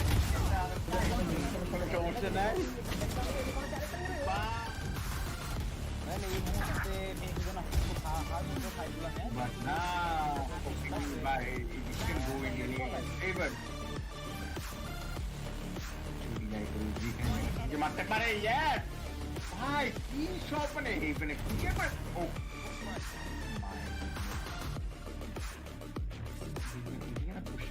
কি এখান থেকে উদ্ভিদ চলে যাবে না সেটা আসলে ভয় ডর নাই Situation, but at the same time, সবাই হেঁটে আসছে স্মোকের ভিতর থেকে Savage detects that first kill, but Jose needs to try and get this kill, and hopefully he's gonna be able to. and Fresh takes on Mera one before Levi Mehdi is the only guy alive. Nice on Levi Mehdi. Levi Mehdi takes down one, but matro com health বলতে পারে 3 health মাত্র. Can he? Yes, he does. For a fact that তারা নেমে গিয়েছে at this point, even the turret has been taken down at the same time. So for a fact that two players are going to be sitting down on the side of long. এখন on the retake scenario, Yami তার কাছে কিন্তু কিছুই নাই in this situation. But my goodness. But it failed. Aesop is pushing. Aesop gets 2 kills. Flicker কি দেখি but Flicker. Oh my goodness, Flicker. Wait, what the hell? It's a runner position, but Aesop বাইরে ভাই. Who's that amazing shot? There is third shotgun kill coming out of Aesop as well. Gilas, take out the first guy. Gets the knee. It goes down. Can he take out the second guy as well? But he knows where the second guy is. জানে যে এখান থেকে ডান পাশে আছে. Can he take out the second one? He does take out the second one. Lilaos will take down one more. Lilaos gets a gun in him. Can Fresh take down? Fresh, yes, let's take down the first guy. He can. BTK has a huge chance to take this out. Yes, Yami takes down Sasuke on the side. Taps. Yami এবং ইলিয়াস কাঞ্চন বাবা দেখা যাক এখান থেকে কি হয় yummy খুব সুন্দর একটি ক্রসার placement and take down Ilias এই রাউন্ডটা will be contested fresh but yeah, he's in such a good position. Oh my goodness, Crash! My goodness, Crash! Holy hell, Crash! Nowhere to run.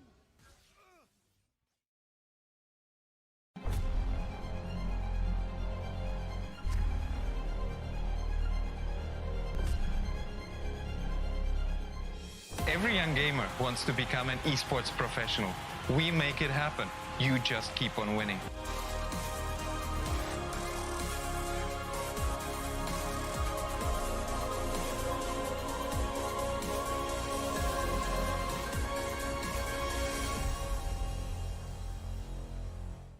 স্বাগতম বাংলাদেশের জন্য ESPL Valorant PowerUp সিরিজ ফরম্যাটে আপনাকে জানাই স্বাগতম। এই সিরিজটি রায়ট গেমস দক্ষিণ এশিয়া সমর্থিত একটি উদ্যোগ যা বাংলাদেশের ভেতরে অপেশাদার গেমারদের প্রতিভা বজায় রাখতে এবং বৃদ্ধি করতে সহায়তা করবে। এর সুবিধার্থে পাওয়ার আপ সিরিজটিতে প্রতি মাসে 2টি প্রাইজ পুল সহ 2টি টুর্নামেন্ট থাকবে।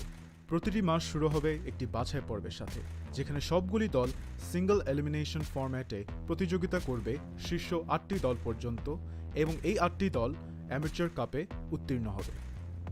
এই 8টি দল ডাবল এলিমিনেশনে লড়াই করবে এবং বিজয়ী শীর্ষস্থানীয় 3টি দল আমন্ত্রিত হবে ইনভিটেশনাল কাপে। ইনভিটেশনাল কাপে প্রতিযোগিতা করবে শীর্ষস্থানীয় 3টি দল এবং আমন্ত্রিত 3টি দল।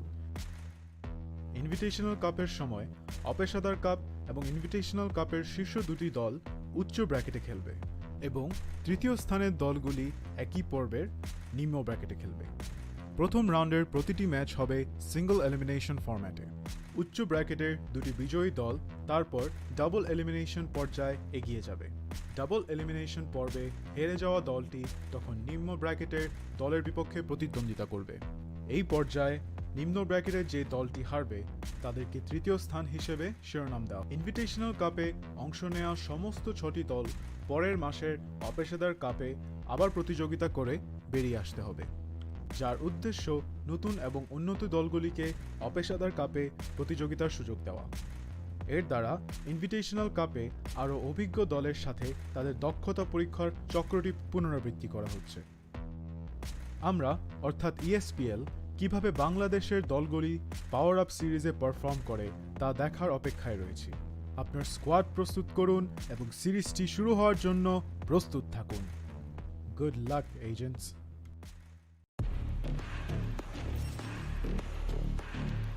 Good starting with his blade and he gets killed here. And I think he won't be. And he takes out Fresh. Yami, he needs to try and get this kill, but You're really pulling it on. He knows when he is, but it's another aggressive আরো কিছু কিল পাবে আমার কাছে মনে চাইছে। Yeah, my goodness! Stop! And as I say, DPC is taking out a poke and he Fresh got Two to your side. Doesn't check the corner. That's punishes him. Cool guy punishes him for not checking the corner. Chain plant is going off. Cool guy's gonna get. Cool guy still holding. Chick. the range of Jovi. He's on the spike. He might be the kill, and he got the video and the double. He got the লীলা থেকে আসছে ফ্ল্যাঙ্কের জন্য Ascent is gonna drop down second turn. Oh my goodness. He does, and he finishes off with Sonic. And everyone knows that this is a very dangerous angle. Flicker will get threat from behind. Wanna lose it, but I don't know why Megatron was not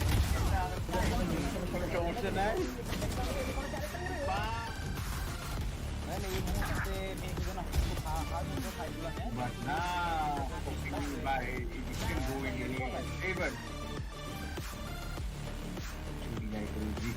যে মারতে পারে yes ভাই কি shot মানে কি করে ও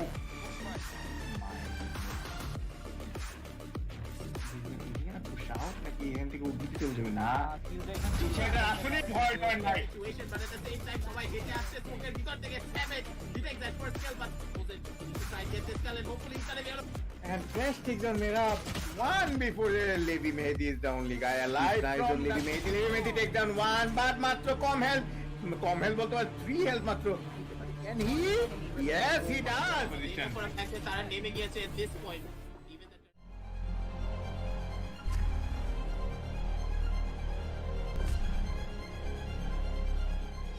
Every young gamer wants to become an esports professional.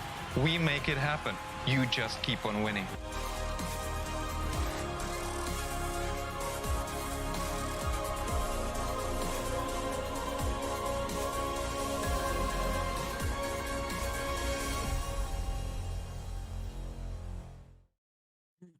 We are back, ladies and gentlemen, with ESPL Bangladesh, and I'm gonna be excited to bring you this matchup. With me is gonna be Red Bro on the sidelines. So, Red Bro, please introduce yourself. Hey, what is up, everybody? Welcome to the ESPL Grandfinals. Aggressive, thank you for having me here. We're looking at an amazing lineup today. It's Exceeli and LarioX, two of the best teams in Bangladesh. Can't wait to see the action unfold in the three maps, hopefully three maps that we're gonna see tonight. So yeah.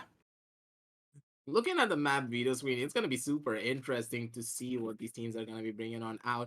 But at the same time, we do also need to talk about what exactly is the ESPL. ESPL is a global esports network and tournament platform provider with the goal of elevating players from casual gamers to esports champions. Starting 2021 with a bang, ESPL hopes to grow the Valorant esports sound across South Asia through the PowerUp series. Visit espl.gg/Bangladesh for more tournaments like this and fun esports content. We are currently live streaming on ESPL Bangladesh Facebook and YouTube, as well as BongoBD.com, so you can always catch us there at any time. And also, before we move into this matchup, you have to remember that the Amateur Cup Series 2 registrations are open down in the descriptions below. It's going to be open tomorrow, and if you think that you have the medal to go up against these top teams like Exceeli, like LarioX, you have to sign up and you gotta show it to us coming forward in the following tournaments.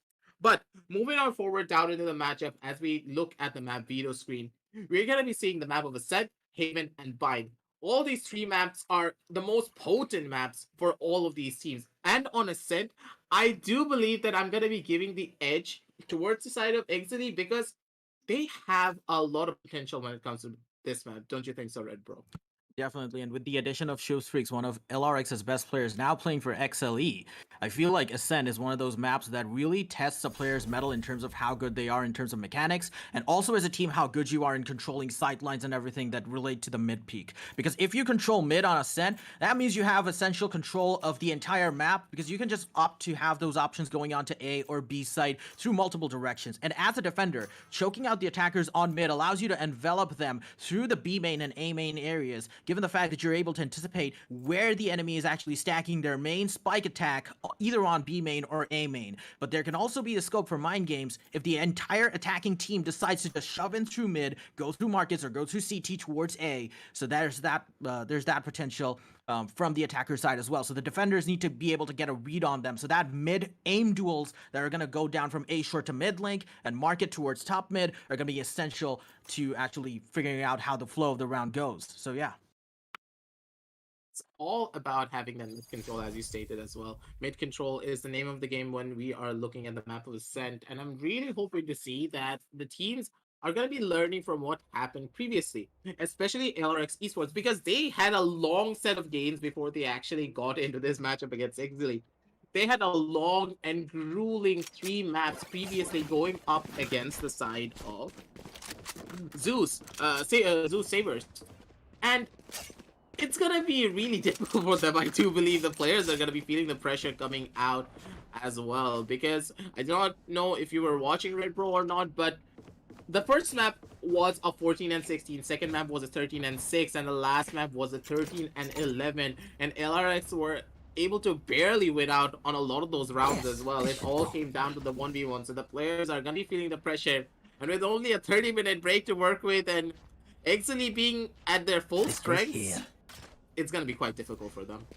Definitely. So for LRX, this is more of a rally race than a sprint that it is for XLE. And right now we do see them stacking up towards this A main area. Their Cypher has gone up towards that A long area. Fancy Nine is going to spot out someone on the camera there, tagging it out. But the enemy Cypher also posted out that the execute is there. Jet is already on site, and the X shot red has already been taken out. Exorcist, wow, has already been taken out in heaven. Shows Freaks is leading the charge for XLE. The spike hasn't gone down yet. Hate Crew is opting to wait till the site confirmation is there before planting down the spike. He opts to take the weapon down before going for a delayed spike plant. Exceeli Hate Crew is now planting the spike as LRX are now trying to look to retake this site, but it's a 3v5 scenario. We do have the Reyna. LRX Envious now pushing up through A main, trying to get a peek off. As LRX Envious is right there. LRX Hyojin gets taken down. Exceeli Shootstrix is now on heaven, playing that aggressive area. Envious is in that garden area, but he's gonna get enveloped right there. The 3 taps coming out from Envious is enough to kill him down, but Exceeli Missile with that backstab onto LRX Envious. Excellent side take from Exceeli, pushing in, getting the information, just using the team utility, the attacking utility, the duelists, to actually pummel themselves onto the site, getting the entry frags and clearing out the site before confirming that the site is clear before even planning down the spike. Excellent tactical play coming out from Exceeli, and then now lead 1-0. Beautiful round execution, as you stated as well. Beautiful analysis coming from you too. But now you need to consider something moving on forward.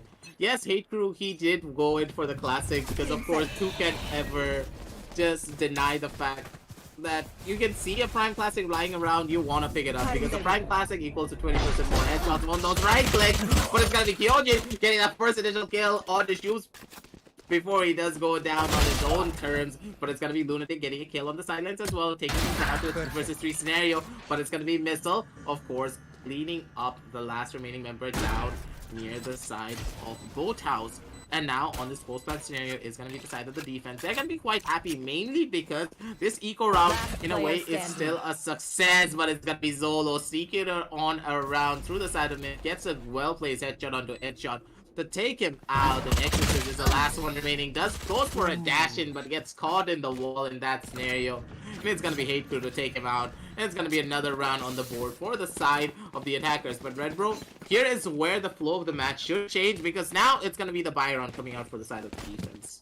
Definitely. So now it's going to be the true litmus test between these two teams as to how good they can play on this map that really tests the mettle of all the players and the team combined. But looking at the way that Exceeli set themselves up on B, they didn't just push up all their players onto one site. They allowed their entry fraggers to cover up the rotation angles. You saw that Exceeli Zolo Crazy was holding that spawn area, that CT spawn area, so that no one could rotate from A towards B and gain that reinforcement for LRX's retake. As we do see right now, Exceeli now pushing in with the lead. The A site is clear. LRX are now hoping to play on the retake. Exorcist WoW is in that garden area. Is he gonna push up? Exceeli Zolo Crazy is holding that angle against the smoke.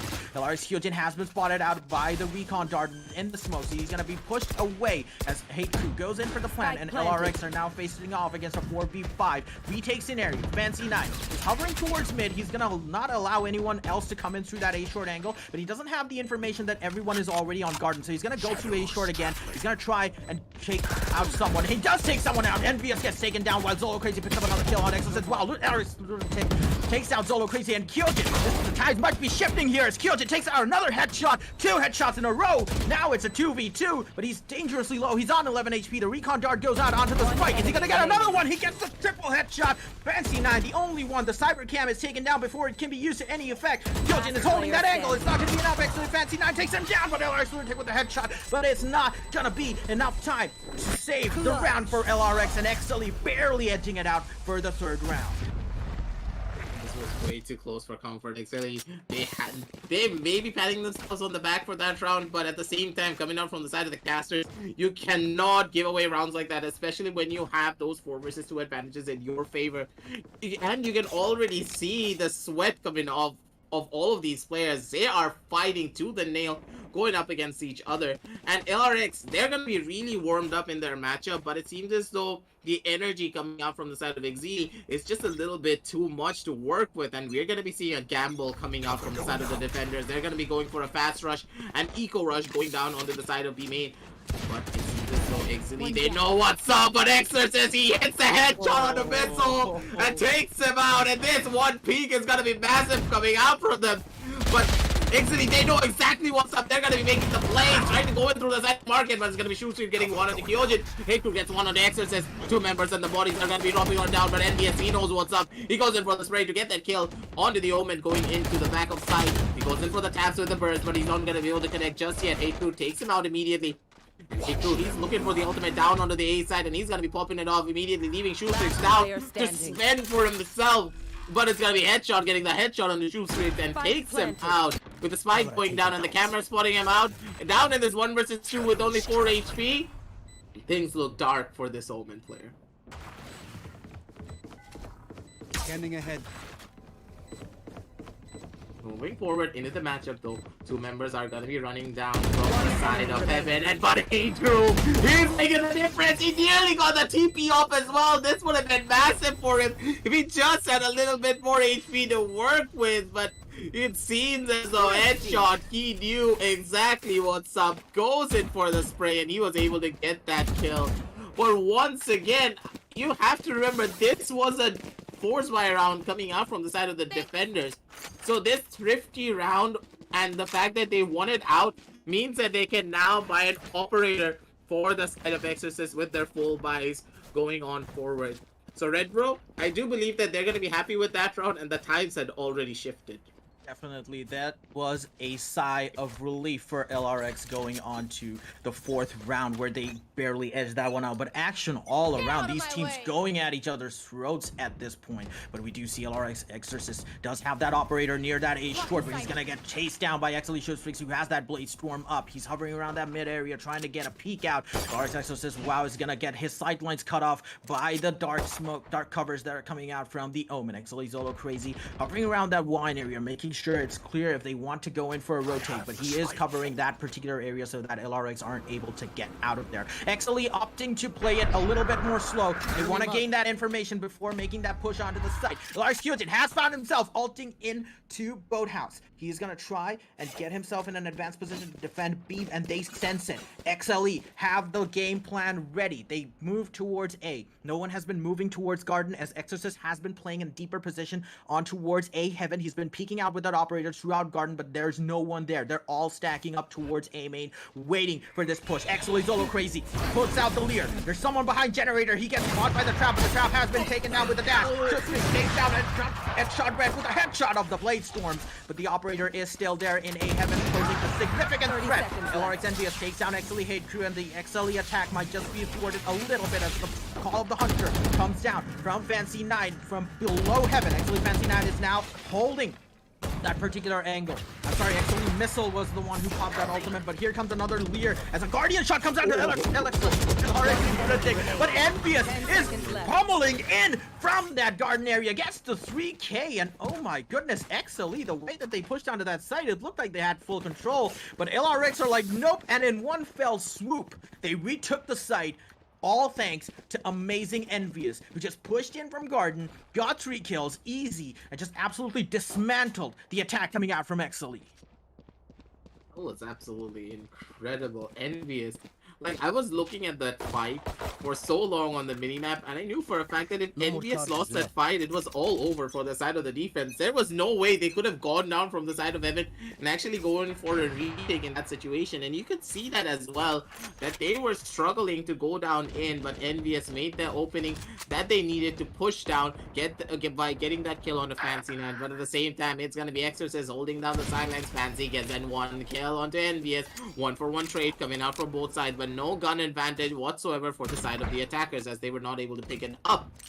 The round has completely slowed down, but Zolo, he's already pushing on down in. He has all of the angles to work with. Jet says, what's this? But Zolo's right on his right side. He's looking to do some damage, and if he gets this kill, it's gonna be incredible for him, ladies and gentlemen.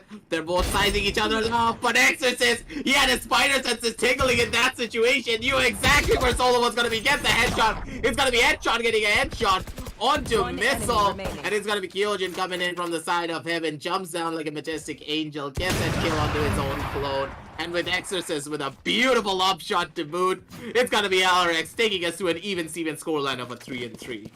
LRX, despite the fact that they've been playing so many maps leading up to this game, they show their talents, they show their flaws, they claw themselves back into this with a resounding victory of the 6th round, and now the score is tied up 3-3. Exceeli looking to have lost a bit of their bite that they showed at the start of the match, going up 3-0 and then losing 3 rounds in quick succession, even though these rounds were really close, and these little deviated aim battles where a single mistake, a single small mistake can be the decider between two players. That's basically the skill level that these two teams are playing at this point. And right now, no team can afford to make a mistake. As a push is coming down, but Exorcist wow takes a shot streaks down from the air. The fly has been swatted. Jet's ultimate not enough to go in, but Exceeli Zolo Crazy takes down Headshot. He's now going to be moving in from the garden area. He takes down another one.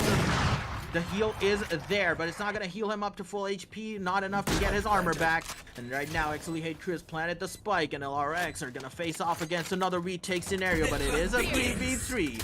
LRX Exorcist WoW has the operator. NVS also has, he does not have his ultimate. Exceeli Zolo Crazy has popped the Empress. He's going to peek out towards that heaven area, but he's going to get headshot by LRX. Exorcist WoW and XLE are losing people, but Hate Crew takes LRX Envious down. The final man has been killed, but that round was such a topsy-turvy round. It looked to go either way, but then again, at the end of it all, XLE managed to find their stride, managed to find their footing. They get their round back, and now they lead to 4-2 as a tactical pause comes in. The tactical pause coming on in. Ladies and gentlemen, I do have to talk about what exactly happened in that round, because that round was super hectic. First of all, Red Bull, you already witnessed the fact that NVS was going for the same flank coming out from the side of Garden, and Exceeli, knowing for the fact that NVS loves to go in for that Garden plan, made sure that there was gonna be no one sitting down on the side of Garden. They all funneled in down into a side and set up the crossfires. The crossfire was set up, and even though Exorcist got 3 amazing kills, it really did not matter, because Garden control was established early by Zolo as he got the first initial picks off, making sure that NVS could not get into position to go in for that Garden push, allowing the site to be controlled entirely by all of the members easily from the side of Exceeli. They got the spike down, they took heaven control by catching a very over aggressive Exorcist, I would say, because you never want to swing out that wide coming out from the side of heaven unless you have your teammates coming in from Garden as well, and they use this to their advantage. And I do believe that NVS, he went for the heal instead of the dismiss to try and get a lot of information to work with, and that really did cost him the round at the very end. So all of these small minor mistakes are what is causing LRX is what is causing LRX to lose a lot of these rounds. And this has happened before in the previous maps.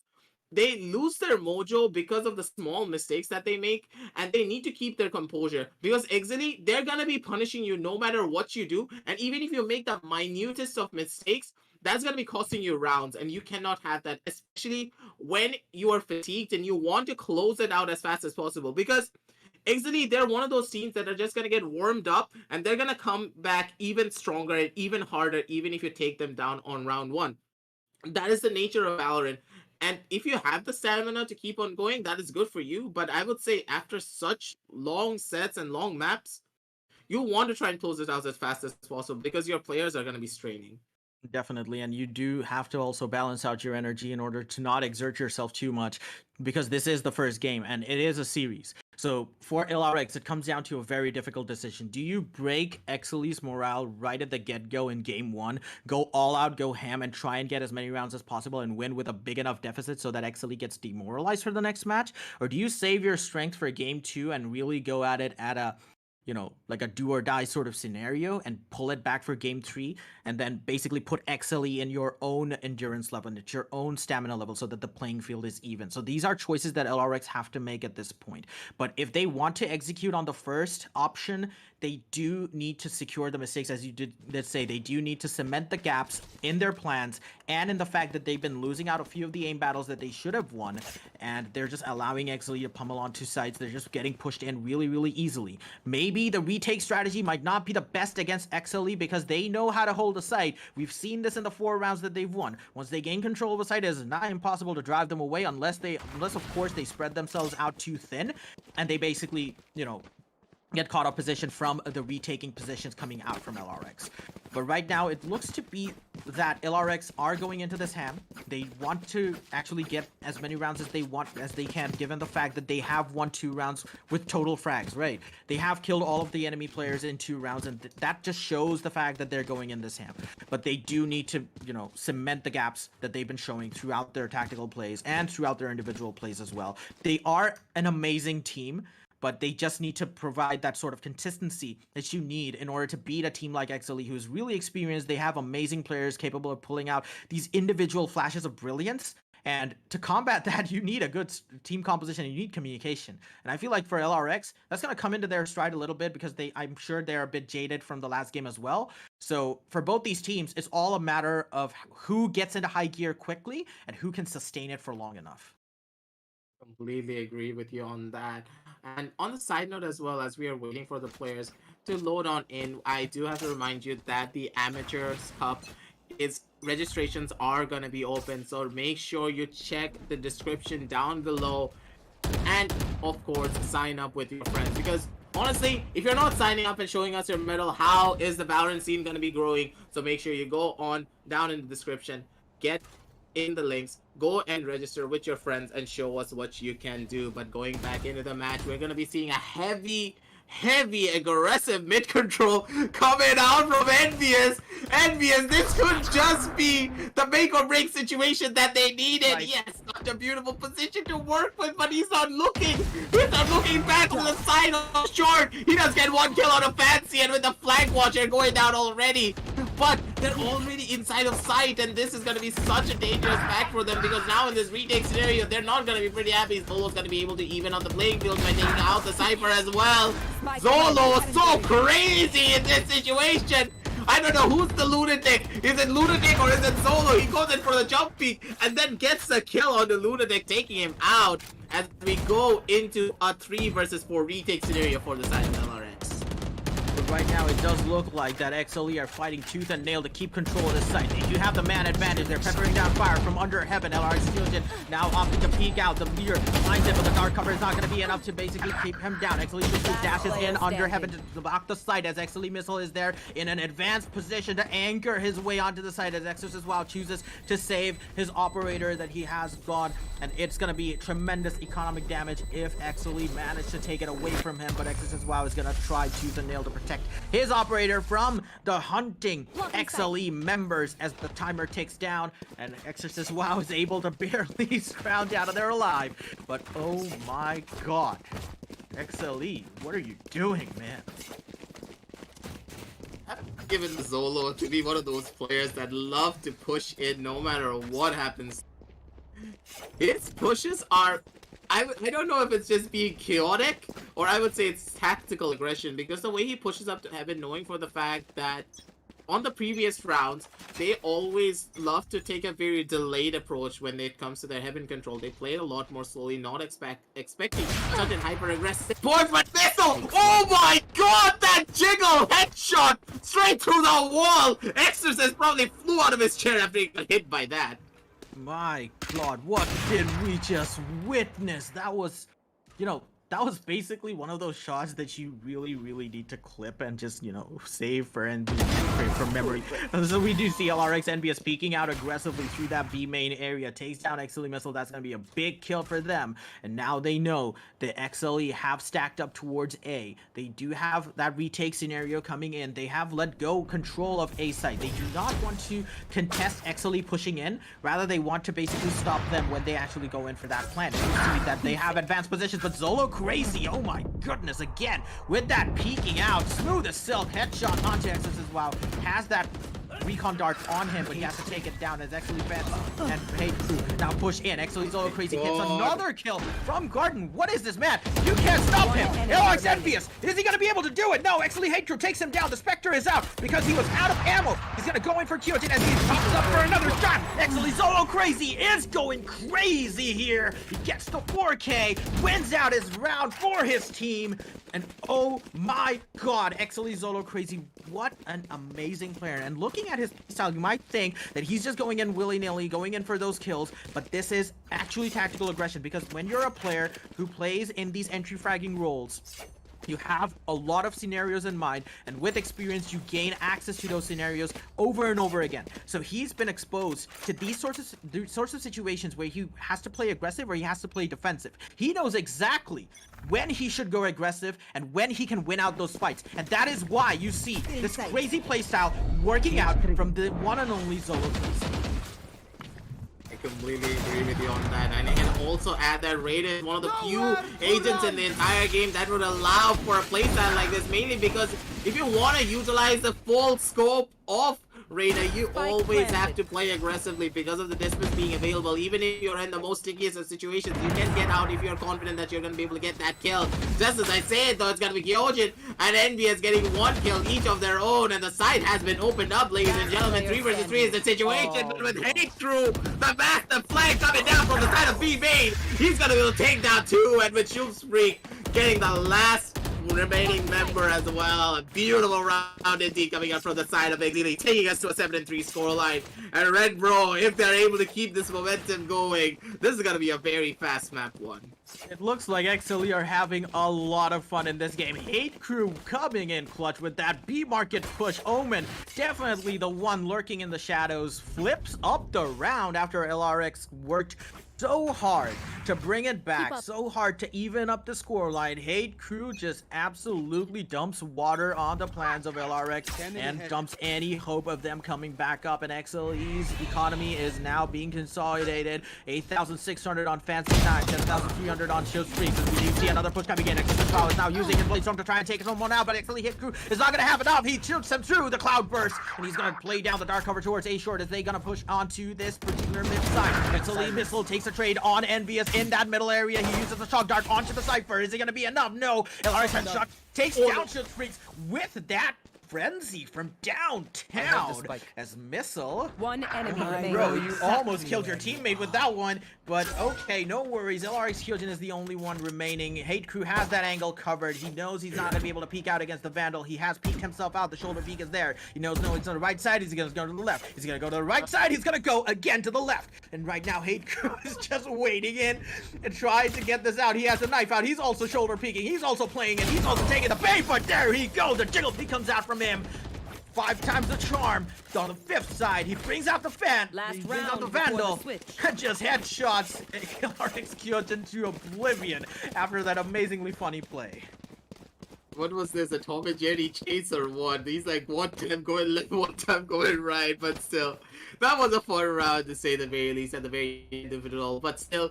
This is going to be taking us to a 3-8 scoreline at the bare minimum at this point. So this is going to be the last round for this half. And with Exceeli having such a dominant lead on the map, and especially on their attacking round, they're going to be pretty happy moving on to their defensive half as well. Do not forget, both of these teams have the exact same composition. So they're fighting at similar strengths. So I will say that moving on forward at an 8-4 scoreline, it will be very respectable, but if Shoofsfreak just hits shots like that with his knives, it's gonna be quite difficult to do anything if you're on the side of LRX. Definitely, and now they find themselves in a run as it is a weird Freaks coming out with a Blaze Storm. He opts to switch out to the Phantom, and Exorcist Wow is gonna get taken out from the right side as Exorcist Wow pushed that B main location from the spawn. Exorcist Freaks is now looking to take down 2 kills, but Lars Kyojin has teleported onto the boathouse, takes him down with a headshot. Lars headshot red and Kyojin are now stuck in that boathouse area as Exceeli is now moving to break it down, but Exceeli Hitru uses the teleport to go onto A side and plant the spike as Hunter's Fury from LarioX Lunatic finds Exceeli Missile. His counterpart has been taken down, and Exceeli Fancy Nine is now trying to buy time for the plant that has been put down near that A side. Exceeli Hate Crew is now desperately defending all the angles that he has to defend all by himself before Exceeli Fancy 9 can get over there. He has gone there right now in that garden area. The recon dart's gonna go down and try and spot anyone out in that particular side. And Exceeli Fancy 9 holding that angle. He's gonna get spotted out by 3 members, but it's not gonna be enough. Lars Kyojin picks up the trade onto Fancy 9. Lars Headshot Red did get killed, but here comes Exceeli Hate Crew. He is in that side. The spike counter is going down. He's slowly, sneakily makes his way onto that hell area. The headshot is gonna be there. It's gonna be sealing in the round for Exceeli. Even though LarioX had that bad advantage, Exceeli Hate Crew makes it so that his team sees out the round with a win. Switching sides. Was so beautifully played by Hate Crew. You have to give it to this man to have brains so big. He did the teleport early, knowing for the fact that LarioX love to go in for those early rotations. They love to always be like, hey, Exceeli is one of those teams that always love to execute hard onto a side, and they normally never go in for the fake. But Hate Crew reading this knows for the fact that uses the teleport, goes onto the A side, knowing that it's here, goes for the plant, and his entire team was down near B, fighting everyone down inside of boathouse, and they had very back positions. They were sitting deep inside of B. They had to fight through Fancy, they had to fight through Zolo, they had to fight through Shoopsray to get out of that sightline. And already, Hate Crew, he wasted about 30 seconds on the clock. With only 15 seconds left, they were running on it, but Fancy was able to hold strong on his own, down on one of the sides, wasted enough time, allowing Hate Crew to get that round away from them. But just as I say it, on this round, it's gonna be Fancy and Hate Crew with their own shots, but a nasty right click coming out from the side of Envious to shut it all down. Envious, he probably has a chance! Envious gets a 4 kill for himself with this classic! The right click is reigning supreme, ladies and gentlemen, leaving Hate Crew to go in for the play, but an ace to boot on the pistol round. It's gonna be Envious keeping the dreams alive for the side of LarioX. What was that? Envious going in with the classic, tapping heads with a right click, left, right, and center. He gets the 1K, he gets the 2K, all the way leading up to that ace onto the Omen. Exceeli Hate Crew had no idea that the flick was there. Envious showing his mettle, showing his potential, showing what he can do if he goes into that particular side, if he gets into those advanced positions. And oh my goodness, these two Reyna players are playing out of their minds right now, and at that brilliant display of individual performance, Envious has opened up the game for LarioX as they go in for full SMG round, SMG buys, and a win going in. But LarioX Headshot puts a damper onto LarioX Envious' kill streak as he takes him down, but Exceeli Missile is also there with the frenzy. LarioX Kyojin takes down the trade, and he takes out another one. Hate Crew has been taken down. The Spectre really coming into play here. The plant is going down. LarioX have full control over this side. One it's a enemy 2v3 remaining. retake scenario. Make that a 1v3. And LarioX now looking to be in control on attack as NC9 is edging himself away near that area with the Sheriff, but it's not going to be enough. Kyojin says it's my turn to take the kills. 3 kills to seal away. But LarioX are starting to claw themselves back up. It looks to be the way that they've handled Exceeli, except for the fact that Exceeli are more keen towards holding the sidelines against these aggressive pushes coming out from LarioX, and they're not playing the retake strategy at all. Exceeli want to put a stopgap solution in that push. They do not want the spike to go down, and that's why they've been playing players in these advanced crazy positions and trying to pick off LarioX, but they're so good with the trades. LarioX, the way that they play with each other, they're just so good with the buddy system that they just take those attack rounds straight up. But here comes the buy round. Buy round is where all of this is going to matter, mainly because now you lost a 1 versus 5 on the previous round. You have to remember that. So now moving on forward, how much will this affect you when it comes to your own buy round? Will Exceeli be able to come back from the loss that they had? It is going to be very demoralizing, especially when you're such a high caliber team as Exceeli, to lose a 1 versus 5. But let's see if if that is going to affect them, or are they going to be using it as an anchor to come back even stronger. But it's going to be Headshot getting the first kill on the Fancy 9, taking him out immediately. It's going to be NVS going there for the plays, and Solo! Oh my god, he's not checking his corners in that situation. He gets caught off guard. It's going to be Missile going in for the spray, but NVS, he's on a rampage! Takes 3 kills with 3 headshots to boot. Going down in this 1 versus 2 situation. It's gonna be Hate Crew once again. He's been stuck in too many clutch situations today, it seems, Red Bro. And he's slowly making his way forward. He does get that 1 headshot on the Theogen. And it's gonna be NVS to clean up the last kill using the contact being made by his teammate. A beautiful run indeed coming up from the side of the attackers, taking us to a 6-9 scoreline. Envious. My god, this one man, he's been aiming his crosshair every single time, and every single time they land in a headshot. My goodness, the tracking of this dude is just insane. He's popping off like crazy. 19-12. He's gone over Exceeli Hate Crew in terms of the kill count, even though his team is still behind. They won 3 rounds in a row. 2 rounds solely attributed to NVS's individual play. But Exceeli Fancy 9 comes out from A main, gets taken down by Headshot Red, and LarioX are now going to be in position to make another push onto that side. Kyojin uses the flash out. NVS also throws out his Leer. He's going to throw out his Leer onto that A main area. Exceeli Zolo Crazy is holding that close wall, close angle towards that garden door. Shieldstrix has the Blade Storm out. He's gonna peek out towards that area, but NVS is gonna take Zolo Crazy down with another well-placed headshot. The tracking coming out of this guy is just insane. What is this? He uses a dismiss to get the information onto Missile. Is he gonna be able to take him down? He does. What is this guy doing, ladies and gentlemen? What am I watching at this point? Exceeli Hate Crew, the sole survivor of a rampaging run that NVS has went through, takes him out with a stinger, but he gets caught with a trap wire, and Kyojin is there to take advantage of the distraction. But my goodness, NVS, with that peek towards A Heaven, he waited till he peeked out Missile before using the dismiss to throw off Missile's initial shot with the first jiggle peek, and then waited for him to re-peek so that he could get that gun advantage. Missile missed the follow-up shots, the second follow-up shots, because it is a Sheriff, it is a 50-50. But for Envious with the Vandal, it for sure as hell is a kill, and he gets it out. My god, what a phenomenal display of mechanical skill coming out from this guy.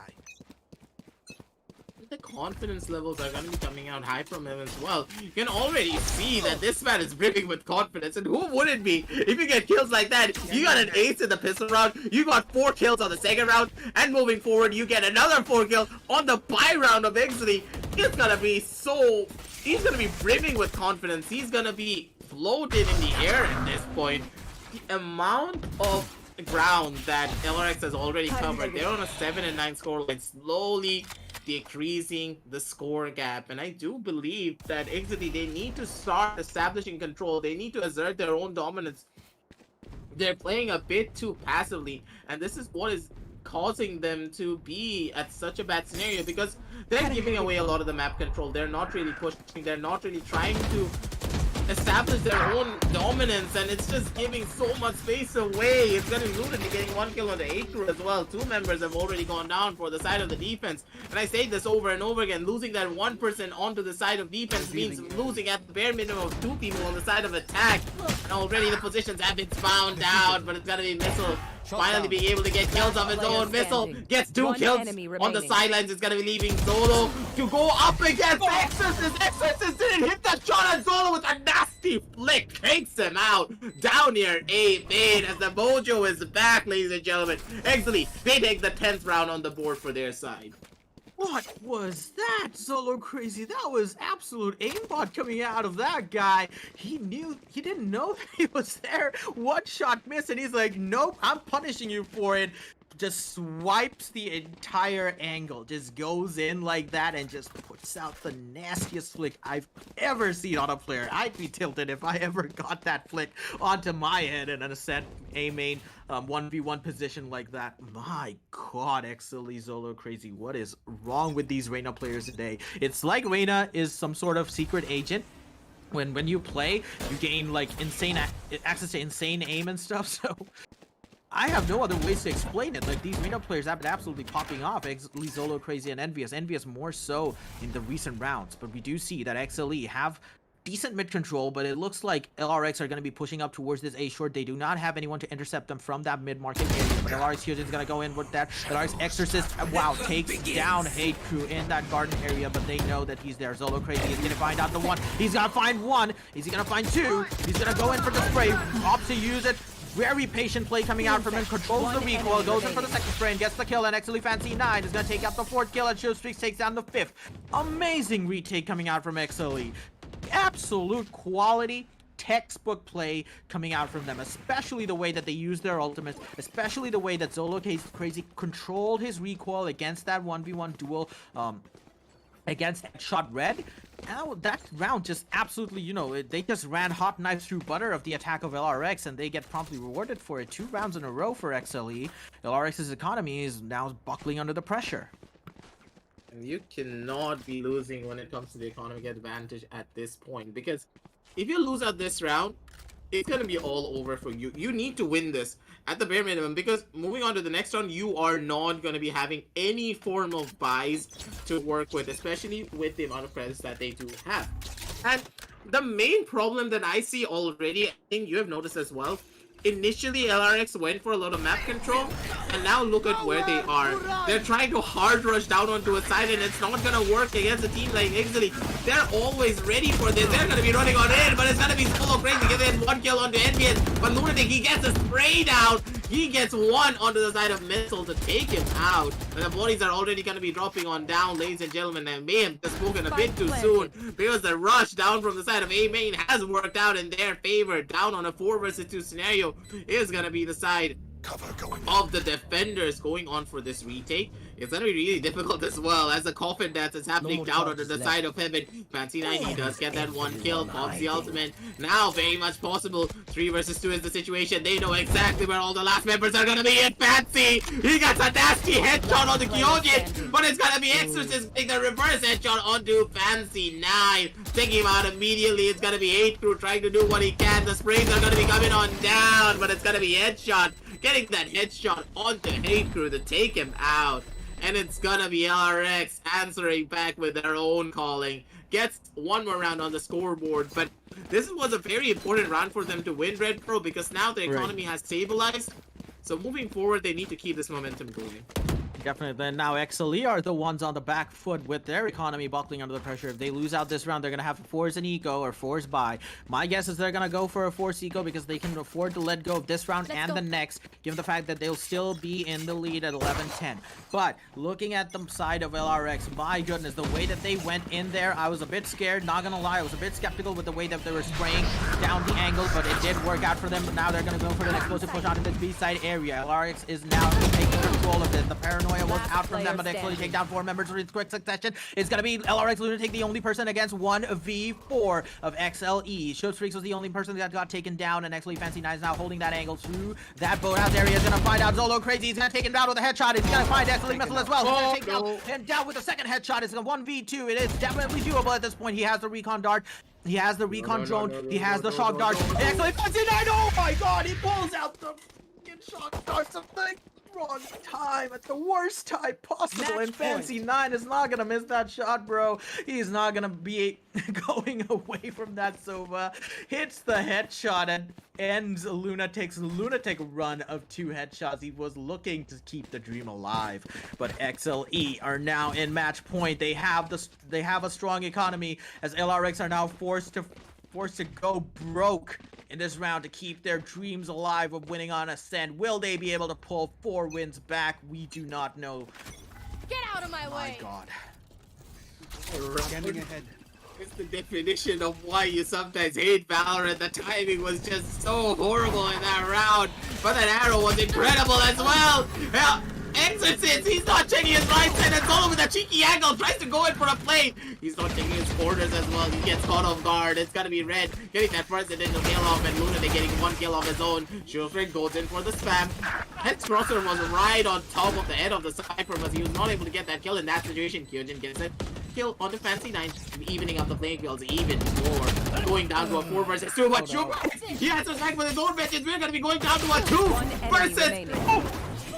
What is this shoot streak? That knife was absolutely incredible, and the movement coming up from this jet was insane, ladies and gentlemen. With only 4 HP and a dream to work with, it is gonna be Exceeli going in for the defuse, and they win out map number 1 on a dominant 13-8 scoreline.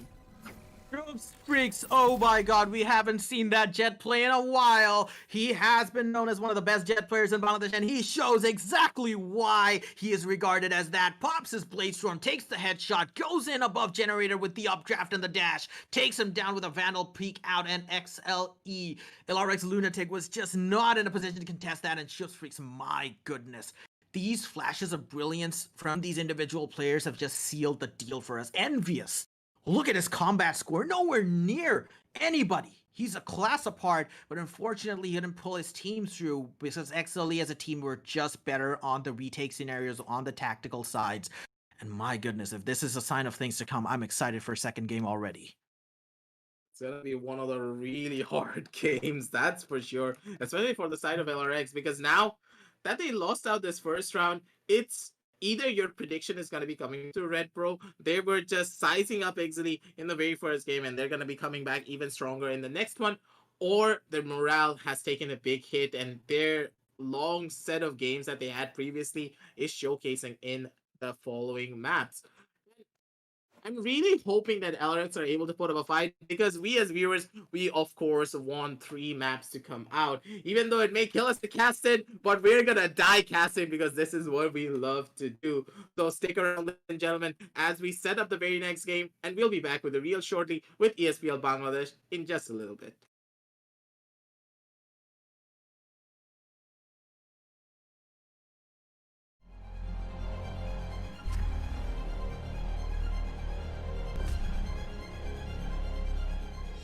Every young gamer wants to become an esports professional.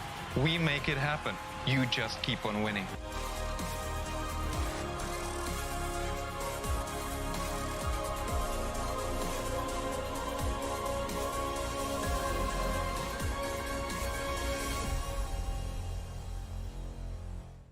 স্বাগতম বাংলাদেশের জন্য ESPL Valorant PowerUp series ফরম্যাটে আপনাকে জানাই স্বাগতম। এই সিরিজটি riot games দক্ষিণ এশিয়া সমর্থিত একটি উদ্যোগ, যা বাংলাদেশের ভেতরে অপেশাদার গেমারদের প্রতিভা বজায় রাখতে এবং বৃদ্ধি করতে সহায়তা করবে। এর সুবিধার্থে পাওয়ার আপ সিরিজটিতে প্রতি মাসে 2টি প্রাইজ পুল সহ 2টি টুর্নামেন্ট থাকবে। প্রতিটি মাস শুরু হবে একটি বাছাই পর্বের সাথে, যেখানে সবগুলি দল সিঙ্গল এলিমিনেশন ফরম্যাটে প্রতিযোগিতা করবে শীর্ষ 8টি দল পর্যন্ত, এবং এই 8টি দল অ্যামেচার কাপে উত্তীর্ণ হবে। এই 8টি দল ডাবল এলিমিনেশনে লড়াই করবে, এবং বিজয়ী শীর্ষস্থানীয় 3টি দল আমন্ত্রিত হবে ইনভিটেশনাল কাপে। ইনভিটেশনাল কাপে প্রতিযোগিতা করবে শীর্ষস্থানীয় 3টি দল এবং আমন্ত্রিত 3টি দল। ইনভিটেশনাল কাপের সময় অপেশাদার কাপ এবং ইনভিটেশনাল কাপের শীর্ষ 2টি দল উচ্চ ব্র্যাকেটে খেলবে, এবং তৃতীয় স্থানের দলগুলি একই পর্বের নিম্ন ব্র্যাকেটে খেলবে। প্রথম রাউন্ডের প্রতিটি ম্যাচ হবে সিঙ্গল এলিমিনেশন ফরম্যাটে। উচ্চ ব্র্যাকেটের 2টি বিজয়ী দল তারপর ডাবল এলিমিনেশন পর্যায়ে এগিয়ে যাবে। ডাবল এলিমিনেশন পর্বে হেরে যাওয়া দলটি তখন নিম্ন ব্র্যাকেটের দলের বিপক্ষে প্রতিদ্বন্দ্বিতা করবে। এই পর্যায়ে নিম্ন ব্র্যাকেটের যে দলটি হারবে তাদেরকে তৃতীয় স্থান হিসেবে শিরোনাম দেওয়া। ইনভিটেশনাল কাপে অংশ নেওয়া সমস্ত 6টি দল পরের মাসের অপেশাদার কাপে আবার প্রতিযোগিতা করে বেরিয়ে আসতে হবে, যার উদ্দেশ্য নতুন এবং উন্নত দলগুলিকে অপেশাদার কাপে প্রতিযোগিতার সুযোগ দেওয়া। এর দ্বারা ইনভিটেশনাল কাপে আরও অভিজ্ঞ দলের সাথে তাদের দক্ষতা পরীক্ষার চক্রটি পুনরাবৃত্তি করা হচ্ছে। আমরা অর্থাৎ ESPL কিভাবে বাংলাদেশের দলগুলি পাওয়ার আপ সিরিজে পারফর্ম করে তা দেখার অপেক্ষায় রয়েছি। আপনার স্কোয়াড প্রস্তুত করুন এবং সিরিজটি শুরু হওয়ার জন্য প্রস্তুত থাকুন। Good luck agents.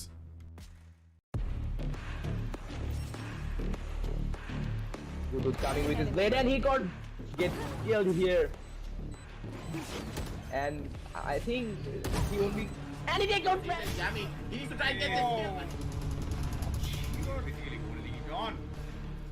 He knows when he is bad. Stop.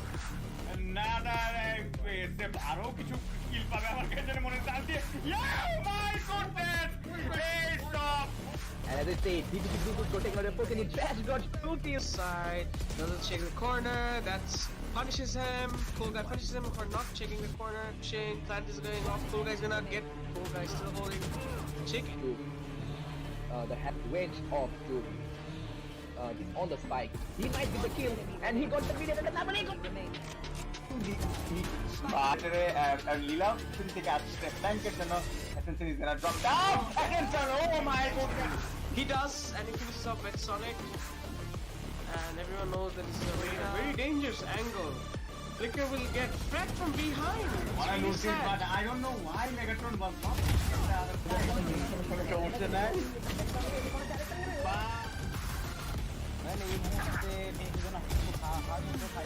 But now, by it can go in your favor.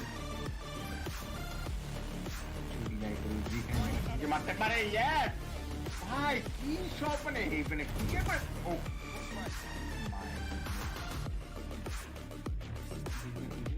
Out like he had to go beat it over now.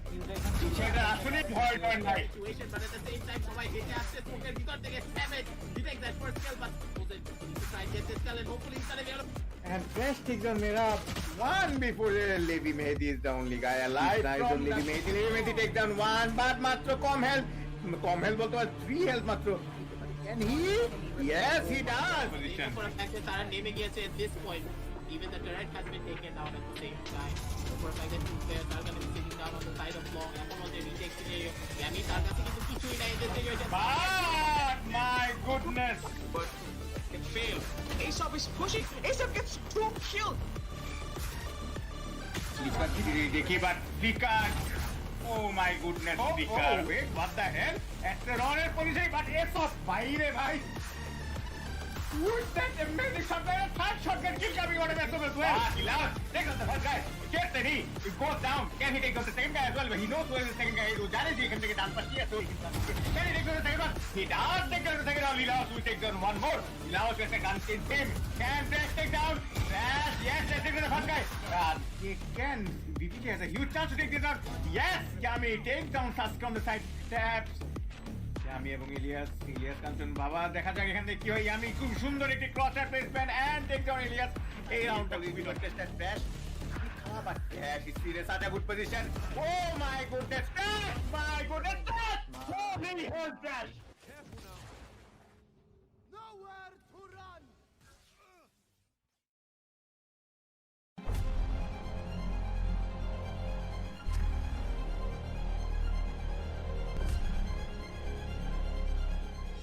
Every young gamer wants to become an esports professional.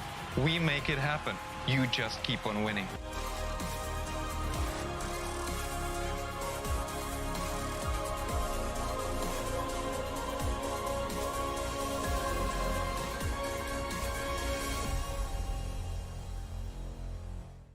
স্বাগতম বাংলাদেশের জন্য ESPL Valorant PowerUp series ফরম্যাটে আপনাকে জানাই স্বাগতম। এই সিরিজটি riot games দক্ষিণ এশিয়া সমর্থিত একটি উদ্যোগ যা বাংলাদেশের ভেতরে অপেশাদার গেমারদের প্রতিভা বজায় রাখতে এবং বৃদ্ধি করতে সহায়তা করবে। এর সুবিধার্থে পাওয়ার আপ সিরিজটিতে প্রতি মাসে 2টি প্রাইজ পুল সহ 2টি টুর্নামেন্ট থাকবে। প্রতিটি মাস শুরু হবে একটি বাছাই পর্বের সাথে, যেখানে সবগুলি দল সিঙ্গল এলিমিনেশন ফরম্যাটে প্রতিযোগিতা করবে শীর্ষ 8টি দল পর্যন্ত এবং এই 8টি দল অ্যামেচার কাপে উত্তীর্ণ হবে। এই 8টি দল ডাবল এলিমিনেশনে লড়াই করবে এবং বিজয়ী শীর্ষস্থানীয় 3টি দল আমন্ত্রিত হবে ইনভিটেশনাল কাপে। ইনভিটেশনাল কাপে প্রতিযোগিতা করবে শীর্ষস্থানীয় 3টি দল এবং আমন্ত্রিত 3টি দল। ইনভিটেশনাল কাপের সময় অপেশাদার কাপ এবং ইনভিটেশনাল কাপের শীর্ষ 2টি দল উচ্চ ব্র্যাকেটে খেলবে এবং তৃতীয় স্থানের দলগুলি একই পর্বের নিম্ন ব্র্যাকেটে খেলবে। প্রথম রাউন্ডের প্রতিটি ম্যাচ হবে সিঙ্গল এলিমিনেশন ফরম্যাটে। উচ্চ ব্র্যাকেটের 2টি বিজয়ী দল তারপর ডাবল এলিমিনেশন পর্যায়ে এগিয়ে যাবে। ডাবল এলিমিনেশন পর্বে হেরে যাওয়া দলটি তখন নিম্ন ব্র্যাকেটের দলের বিপক্ষে প্রতিদ্বন্দ্বিতা করবে।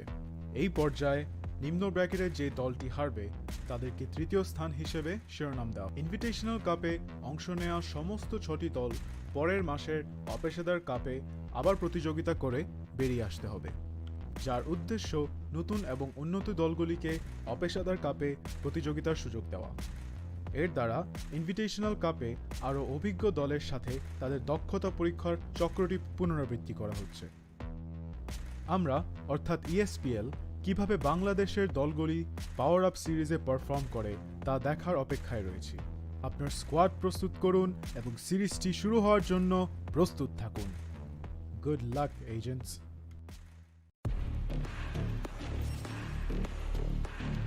Dudu coming with his blade and he gets killed here. And I think he only and he takes out Jamie, he needs to try and get this kill. You're basically holding it on. He knows when he is, but it's another aggressive arrow. কিছু কিল পাবে আমার কাছে মনে চালছে। Yeah, my goodness! Great stop! and as I say, DPC Dudu protecting out a poke and he dash dodge. Boot to your side. Doesn't check the corner. That's punishes him. Cool guy punishes him for not checking the corner. Shane, plant is going off. Cool guy's gonna get. Cool guy still holding. Chicken. The head wedge of Jovi. On the spike. He might get the kill, and he got the video and the number he got the name. Lila shouldn't take out step blanket and Ascent is gonna drop down against her. Oh my goodness! He does, and he finishes off with Sonic. And everyone knows that this is a very dangerous angle. Flicker will get threat from behind. Wanna lose it, but I don't know why Megatron was not.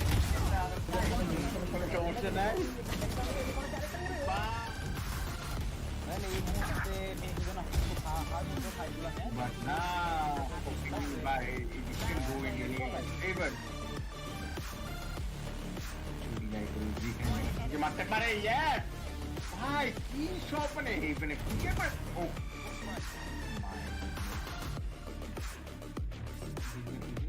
Out like এখান থেকে উদ্ভিদ চলে যাবে না সেটা আসলে ভয় হয় নাই Situation, but at the same time, সবাই হেঁটে আসছে স্মোকের ভিতর থেকে savage. He takes that first kill, but he needs to try and get this kill, and hopefully he's gonna be able to. and Fresh takes on Mera one before Levi Mehdi is the only guy alive. Nice on Levi Mehdi takes down one, but মাত্র কম health বলতে পারে 3 health মাত্র. Can he? Yes, he does. For a fact that তারা নেমে গিয়েছে at this point. Even the turret has been taken down at the same time. So for a fact that two players are going to be sitting down on the side of long. এখন ওদের retake scenario. Yami তার কাছে কিন্তু কিছুই নাই in this situation. But my goodness. But it failed. Aesop is pushing. Aesop gets 2 killed. Flicker ki dekhi but Flicker. Oh my goodness, Flicker. Wait, what the hell? Asteron er position but Aesop বাইরে ভাই. With that amazing shot, there third shotgun kill coming out of Aesop as well. He loves. Take out the first guy. Gets the knee. It goes down. Can he take out the second guy as well? But he knows where the second guy is. Jane ji can take it down, but here so he can he take out the second one? He does take out the second one. He loves. And we are back, ladies and gentlemen, with the ESPL Bangladesh, and this is going to be map number 2 coming out after such a hectic set. On map number 1, the emotions are going to be running on high, moving into the map of Haven. This is going to be the map of choice coming out from the side of LRX, and we have seen this map to be their favorites. They have pulled off amazing heroics when it comes to this map, but at the same time, this is one of the maps that are known to be the stronger maps for the side of Exceeli as well. So I'm really looking to see which team is going to be coming out on top. Will the experienced plays coming out from the side of LRX be the one to triumph over Exceeli? One of the best teams in Bangladesh as of right now. It looks to be that LRX had a lot of those scenarios in the last match in control. But the fact that XLE just have their basics so well intact going into the grounds, going into the tactics, and the way that they played as well. LRX, envious.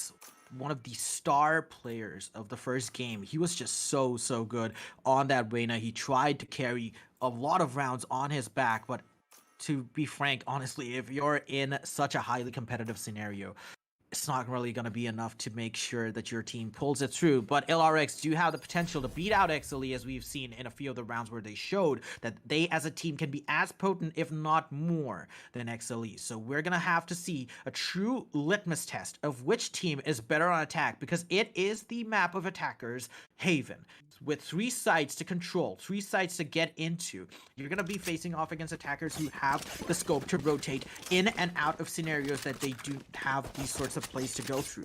So you go into A main, you make the defenders rotate, you can now rotate onto C and find an open site, or even go on towards B to play the mind games or split yourself up in that default position again. So it's going to be up to how the attackers play out this round, and people who will be able to take the advantage on defense are going to be the ones to win. So it is going to fall to LRX to edge out as many rounds as they can. Getting 4 or even 5, given 5 or even 4 rounds on this map is going to be a lot going into that attack. Now, I really do want to ask you about one factor as well. What do you think of this Reina pick coming out instead of Phoenix? Phoenix is one of those characters that we would always see coming out on the map of Haven because of the amount of utility he actually brings to this map, being able to hold on Garage on his own. But NBS is one of those players as well. We have seen him just pop off, especially with the playstyle he has. He loves to be aggressive, and that Reina allows him to be aggressive as much as he wants, as well as Soldier. Yeah, definitely. The Reina is one of the hotter contested picks in terms of how, you know, you want to play aggressively, as we do see Exceeli Zolo Crazy taking down LRX here near that B side. They're going to push on towards A side because they've cleared this part of the map, but A side is going to be really, really clear. But yeah, with Reina, what you can do is peek out through Double Door's Garage, get a kill off, and use Dismiss to effectively, safely reposition yourself within Garage. Reina is the only agent who can do that. The Phoenix, yes, with the amount of information, the amount of utility that he has, it is a good pickup, but it all comes down to how comfortable you are in terms of playing aggressive in that mid area of Heaven leading up towards the B site. So it really comes down to the entry fragger's preferences and who can make the best use of it. But it looks like a trade goes down near that Heaven area, as LRX Lunatic is now the only person remaining after that carnage. He's going to try and find out missile, lands one shot, takes him down dangerously low. He's going to be finds about 3 members. No one lands a shot on him, but LRX Lunatic is the one who takes down Fancy Nine's head. Missile, he knows he's really low. He's going to push him back towards that CT area, but Heaven has been covered. He spots out the Omen. Hate Crew is there. Hate Crew drops down from Heaven. He knows that is there. Oh my god, with a disgusting flick onto the head of LRX Lunatic. Takes that down, and first round goes to Exceeli. But yeah, getting back to the entry fragger selection, it looks to be a 1:1 equal team composition. But, you know, Exceeli, Zolo Crazy, and NBS, we've seen how good they are on Reina. And they're going to have to, you know, utilize the feast or famine aspect of this agent and really, really try and go for those aggressive B pushes. So that is the strategy coming out from both these teams. You meet aggression with aggression. Attackers, they're going to go in really, really aggressively. They're going to go in rotating onto sides left and right. And you want to meet that with anticipation on defense as well.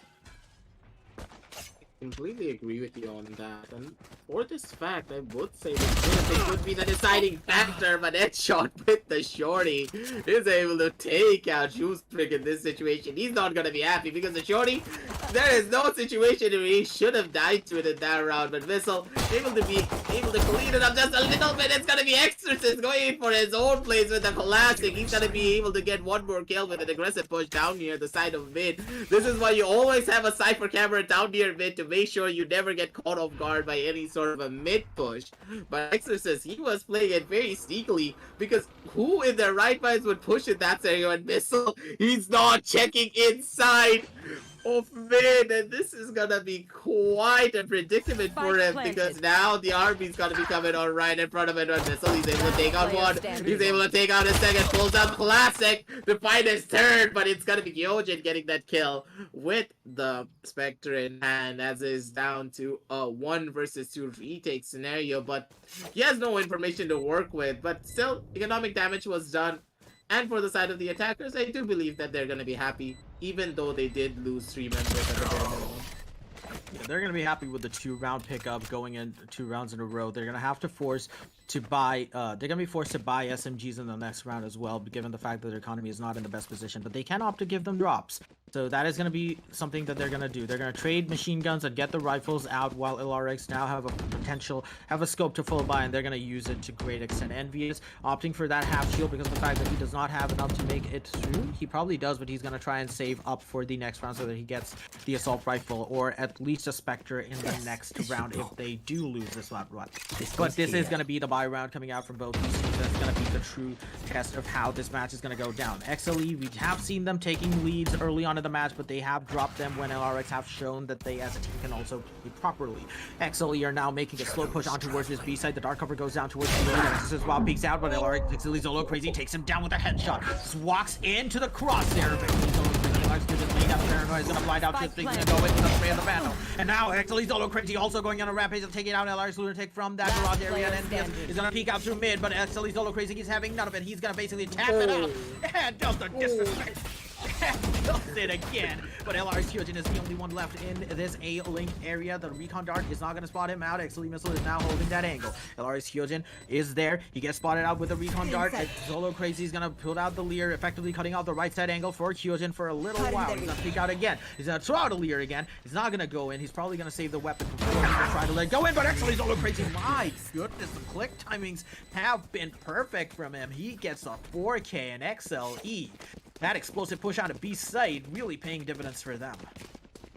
Beautiful round execution coming out from the side of Exceeli. The way that they were able to take the entirety of the B side under their control, you have to give them credit for that. And of course, there has to be some casual toxicity. Otherwise, Zolo is not really Zolo. Even on his streams, he does that. Even when in a tournament, he does that. This just goes to show that these two teams know each other. They have scripted against each other, and they know each other's strengths and weaknesses. And of course, when you are this close as friends, casual toxicity has to be there as well. A really well played run coming out from the side of Exceeli, and there was things to be left to be desired for when it came to the for the side of LRX. LRX, they gave up side control way too early. Yes, I understand that you wanted to go in for a retake scenario, but at the same time, you're gonna get caught off guard because Zolo, he's having none of that. He's just gonna be pushing in, and he's gonna be pushing it hard, and he's gonna be pushing it fast. You need to use this aggression coming out from Zolo to your own advantage.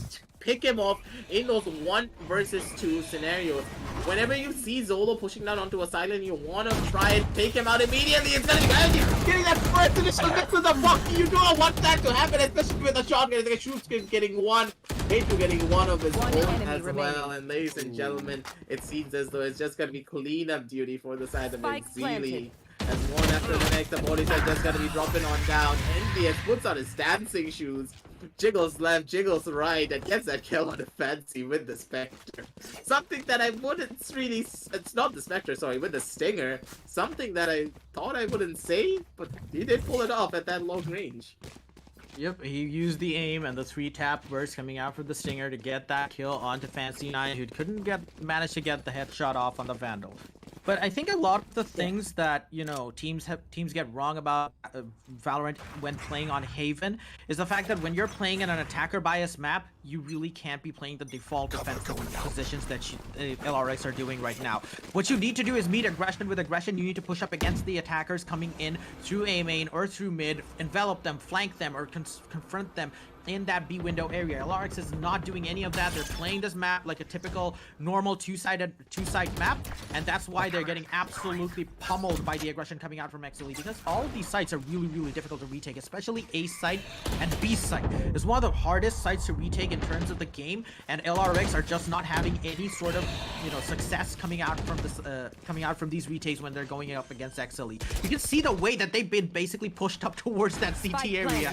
NBS takes the pick off onto Exceeli Zolo Crazy. That's gonna put a damper onto Exceeli's attack, but then Fancy 9 takes down a shot right on that heaven area as they push down the throw, but Exceeli uses that cloud burst to great advantage, and they funnel themselves through that CT area, try to enter his sight, and they get mowed down like tall grass. And XLE take the 5th round. But yeah, LRX, You can't play your retake game here because this is Haven, this is not Ascent, this is not Bind, this is not Split either, where you have multiple angles to retake a site. Really need to play more aggressive against a side like Exceeli, who loves to go in 5-man stacking up against the site. They know how to hold it, and you just really can't seem to defend it again because of the fact that the way that they channeled themselves in that CT area was not the ideal one either. So it just ended up in a double whammy for the side of out of my LarioX, and way. Exceeli happy to take full advantage of it. main problem that I would say comes from is the only time they even try to establish map control is only when it's their eco rounds, and on their eco rounds is not the time you should be establishing a lot of map control. You want to be establishing it when it comes to your buy rounds as well, and it seems as though Lunatic, he heard my calling and he gets that first initial kill with the Outer Spirit. Kyojin gets one onto his own glow, takes him on Fancy, takes a lot of damage coming up from the spam from the side of Lunatic, and a beautiful recall to boot as well. They know exactly where the members of Exceeli are. It's just the two freaks taking a lot of damage. Shock darts to boot as well. They're hunting for it. They know the Jet's gonna be here. It's gonna be Lunatic getting the headshot on the shoe freak to take him out, and the defenders take the first round for their side. And this is gonna be the momentum shift and the morale boost they need moving on forward down to the 7th round. Aggressive, it just seems like we're soothsayers, we're clairvoyant in terms of what's going to happen in the game. Just this moment, we were talking about how LarioX needs to play aggressively against Exceeli, counter the aggression with even more aggression from their part, and the way that they did it was so flawless, and you saw how quickly Exceeli's attack just absolutely splintered, absolutely buckled under the pressure coming out from LarioX. If they do not continue this up, they're not going to be able to pull out any more rounds coming out from them. It is unfortunate that it takes an eco round to get them out of these safe positions that they found themselves in sites and really confront Exceeli on this attacking side, but it looks like they're going to go into the habit again, despite the fact that they have a buy round, and they're going to be able to execute on it even better. They're not playing as aggressive as they should be. They're not peeking out of sight. They're still waiting in these corner areas. LarioX, they're not really doing any proactive. They're just reacting at this point, and Exceeli are happy to take the advantage of the information that they're going to take out. And LarioX is now left guessing as to which site Exceeli is going to execute onto. You see Lunatic is now rotating frantically onto that mid-side area. That's going to open up the A side, and Exceeli are now probing onto that A side area. They're going to go in towards there, walking slowly. If you see on the minimap, ladies and gentlemen, they're moving towards this A side right now. When they drew in LarioX with the amount of pressure that they gave out, they're going to get spotted by the camera. It's not going to prompt a rotate immediately. I have no idea why LarioX aren't rotating. They know that Solo Crazy is there. They do not want to give away so many kills. This one player is holding the entire team of LarioX. 30 seconds Are you left. kidding me? Empress gets popped out. Envious peeks out, takes the headshot onto Solo Crazy. That's going to prompt the rotate. That's going to free them up to go in for the rotate, and they're going to rush in through CT. The recon dart's going to go down, but the spike hasn't gone down yet. The shock dart's coming out. It's going to hit LarioX. Envious straight in the chest, burns out his armor, but LarioX headshot is not having any of it. He takes down Shiftless with a headshot, and the ultimate is going down from Exceeli. Hit Crew is going to go on to C-side. Switcheroo here, ladies and gentlemen, as Exceeli Fancy 9 takes down Kyojin. It's a 2v2 scenario. No, it's a 3v2 scenario for LarioX. It is easy for them to contest. Exceeli Fancy 9 uses the neural theft to find them out. I'm sorry, it was actually LarioX. Edshot Red uses the neural theft to find out 2 members of Exceeli, and now they're gonna hold this site desperately against 3 members. C-side is one of the more difficult to defend if you're up against a man deficit. Not more so when you're facing 3 people as 3 people, but they're not 3, they're 2. The recon dart goes down. Lunatic is gonna get spotted out by Head Crew. That was not a good angle peek coming out right now. Conflict with his recon darts here, and Exceeli Fancy 9 takes out Edshot Red. Envious is gonna go for the clutch GPs, but Fancy 9 is gonna rush in through Garage. He's using the peek out. He's gonna get that shot off because there was no chance that they could get that defuse off. And Exceeli again, casual toxicity, but it's fine when you're playing off against friends. But my goodness, Exceeli, the way that they drew out LarioX towards B and C side, Solo Crazy exerting the absurd amount of pressure onto that side. When they knew that the Reyna was there, they were just so scared of rotating even through B. That was just absolutely insane. And Exceeli pushed onto site. No, Omen TP's onto C, draws out, flanks out LarioX again, draws them out, makes their numbers thin out throughout the map, and just picks them off one by one. Amazing plays coming out from Exceeli. This was, as you stated, a very textbook-based execution coming out from the side of Exceeli. The way they were able to hold the map, use the advantages of the long sidelines, and especially Zolo. You have to give it to him. The way he set up mid-control was absolutely incredible. And I was like, okay, when is Zolo gonna die? It's either though no one wants to peek him, no one wants to give away their lives for the cause. But in this situation, it seems as though it's gonna be working out in their favor. 4 versus 4 is the situation as a retake is about to start, with Zolo getting the opening frag of its own onto 1. Zolo dodging out bullets at this point because all of the bullets go on his right side instead of straight on his face. It's gonna be Kyojin answering back with his own calling. He gets that kill down on the Fancy, taking the numbers down little by little but surely. But it's gonna be HeyCrew evening on the playing field once again with Shootbreak on his side. He's gonna be able to shut it all down together. The dynamic duo of the Omen and the Jet working out in their favor. As ladies and gentlemen, we're gonna be taken to a 1-7 scoreline after a beautiful defensive hold coming, a beautiful post-plant hold coming out from the side of Exceeli.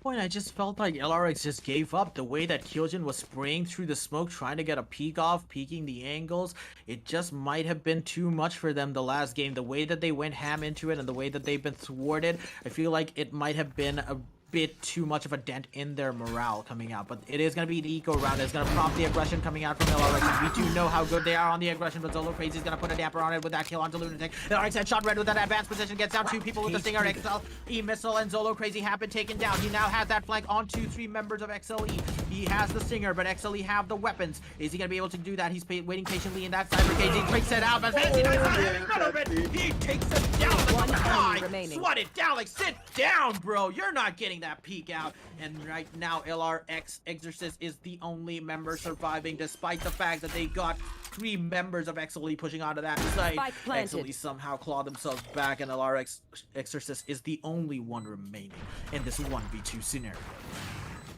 This is so dangerous. Mainly because the way Exceeli they're playing mind games. Look at their positioning. What is that A-Link? What is that C-Link? This is absolutely insane. Mainly because the pinch angle is gonna be way too strong. HeyCrew, he just needs to waste time. He needs to set up his teammate for this peak. He's not really peeking on anywhere. It is gonna be HeyCrew going in for the swing. He gets that headshot onto Exorcist. But you have to think about it. Look at the postman scenario already being set up. Shootbreak, he had the perfect opportunity. Even if HeyCrew died with the 1-tap coming out from Exorcist, immediately going in for the refrag would be Shootbreak coming out from the side of A-Link.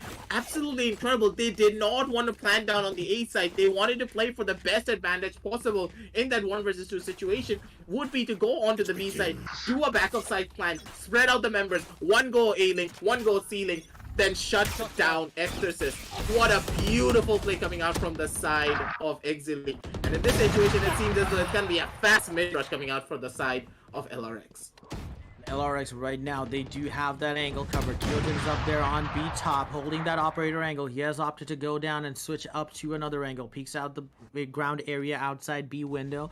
It's not going to be enough. He's not going to find the targets, but LarioX NBS is holding that close angle coming out towards Garage as Exceeli choose to not push that angle, instead go up through B window and really mid Garage window and slowly make their way towards this area. He knows that your Exorcist was making a little bit of noise here, but Kyojin is there with a cross. Hold down to the freeze, takes him down with a trade. 2v2, 1 enemy remaining. LarioX Envious gets taken down by Exceeli Zolo Crazy. This is the raid boss that they're facing off against. 2v1. You cannot be confident when you're facing off against Zolo Crazy, even with a man advantage. This guy can absolutely pop off. 2 people are holding that angle. There's that 1 kill. He was almost getting the 2nd kill, but LarioX Kyojin had other plans with a Vandal headshot coming out. Survives with a sliver of HP left. 30 coming out from him, but that was almost a clutch coming out from Zolo Crazy. Zolo went absolutely nuts in that situation, and he nearly clutched it out. As you stated, 30 HP and a dream for the side of the defenders, as their livelihood in this tournament is running on the line, because now it's their do or die situation, Red Bro. You have to remember that moving on forward, mainly because it's either you win this, otherwise Exceeli, they take the crown, they take the throne of being one of the best in Bangladesh once again with all of their tournament winnings come into fruition. And this type of experience, like the experience that you gain from playing as a team for so long, is being showcased as well. LRX, yes, they're individually very, very talented, but as a team, they're not really executing down together. Like, look at the positioning coming out from the side of Exceeli. They're always peeking together, they're always peeking as a team, and these side executes, they're causing so much damage, so much chaos. There is not a single angle that is not being covered by the team that is together as a team. And it's gonna be Solo going in for the first wallbang headshot, and then the wide swing headshot to boot to take Kyojin's head clean off. And ladies and gentlemen, on the last round, Exceeli, they're looking to close out this first half on a 10-2 scoreline if they keep up this pace. Honestly, in terms of the defense that LRX have put up, the way that they've been defending, holding these corners and just try to camp out the push coming out from Exceeli has not been great. If they are not playing proactive against the amazing side executions that Exceeli have been putting up, I'm gonna say it like it is. It's not gonna work out. And the way that Zolo Crazy has been allowed to roam around and get flanks off onto the backs of site, how is that even being allowed in this level of play at this place? It's something that you see in solo queue, but it's not something that is expected out of a top tier team. The way that Zolo Crazy has gotten these angles out has allowed, you know, Exceeli's team members to basically flank LRX from both sides, and LRX's defenders in pretty much in one particular side, they're facing off against a disadvantage. If you're playing default, you gotta hold those angles, you gotta get that information out, otherwise the enemy team is gonna take advantage of your blind spots and really wreck you from behind, and that is exactly what Exceeli have been doing. And the way that they've been switching up the tactics has also been amazing. You've seen adrenaline pumping action coming out from Exceeli, and the way that they've been holding this particular site outside right now, they're just probing for information, waiting for the rotate before going for the execute. And now they do going for the execute as Zolo Crazy leads the charge. 2-3 takes down the follow-up kill onto LRX Lunatic, and the plant goes down. LRX is now in the heaven area with a Blaze Storm out. He's gonna try and peek out towards that area. They know that he's over there. He gave away the sound. Exceeli Fancy Knight's holding down that sewers area. He's gonna wait for people to come out. Vault is there. It's not gonna be enough. Exceeli Hate Crew takes him down. Exorcist Wow was flushed out of that heaven spot area, but Fancy Nine knows where they are. Kyojin takes him down, but the information is there. They know that he's going to the sewer. Then presents him off down. He goes to the smoke. He finds two people. Zolo Crazy and just speaks with double headshots onto Kyojin and Envious. A killing squad in the sewers. They take two of them down and ushers in the second half, where Exceeli have built a gargantuan lead of 10-2. Once again, I think you already noticed what happened in that situation. Kyojin did not go with Envious down into the side of sewers. And from the side of Exceeli, they all came down into sewers. Zolo came down, Hate Crew came down, and even Shoesbrick was the only one to flank in through the side of A-Long, making sure that no one was going to be coming from A-Long while this team was pushing down into the side of Short. And even if there was no one down in A-Long, Shoesbrick can immediately just go in for a dash, run on in, get the refrags as they were trying to get out in that situation. This is the level of play that you should be seeing coming out from the side of LRX, but I do believe that their confidence has been absolutely faltered after losing that first game in such a demoralizing fashion, and already it's gonna be LRX going in for a fast execute down onto B. But this B side execute is really dangerous, especially on the pistol run, because even with the spike going down, if Envious is not able to get one frag at the bare minimum down on this link, it's gonna be spelling doom for their entire side. Oh my god, Envious is doing a lot of damage coming out here, but the Spectres are there. Lunatic picks up the slack from downtown. Exceeli Fancy Night takes a headshot onto Lunatic with the frenzy from downtown and see Link. He's the only person left in that particular area as Exceeli Fancy Night goes in again with the headshot onto Exorcist Wow. Exceeli Zolo Crazy holding the back of sight. Fancy Night's gonna hover towards that B window area as the kill goes down from LRX. Kyojin is gonna be 1 versus 1. It's a 1 HP open versus the world, and LRX headshot red takes down LRX. Exceeli Fancy 9, and although LRX's attack looked a bit flimsy going on to that B site area, they managed to claw themselves back up with those 2 kills coming out from Lunatic. They proved to be absolutely clutch in getting themselves back into the round. They do have the capacity, the potential, the skills to dismantle Exceeli and take these rounds, but I just fear that the morale hit from the first game, coupled with the fact that they played 3 entire matches, 3 long entire matches leading up to this series, might just be too much for them to take. This game is just going like a seesaw in my eyes. the way that these games are gonna be going, LRX, especially on the side of that. Oh, God, that is gonna hurt Fancy! He gets the shots and a lot of damage is being done down in this A side. He's gonna shoot straight, getting close with the shorty, but the shots did not connect in that situation.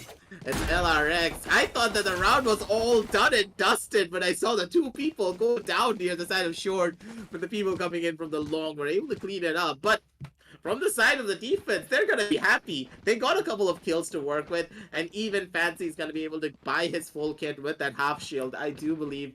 Oh, with the full shield, sorry, coming out on this round mainly because he didn't really put in a lot of traps. He just bought one singular cyber cage to allow this hold to happen. So a beautiful round indeed coming out from the side of the defense. And Red Bro, I do need to ask you this as well, because now coming on to the gun round, what do you think is about to happen? Because will LRX be letting this momentum get to their head, or will they be actually be able to come back even stronger? Because they have the gun disadvantage moving forward into their bonus round.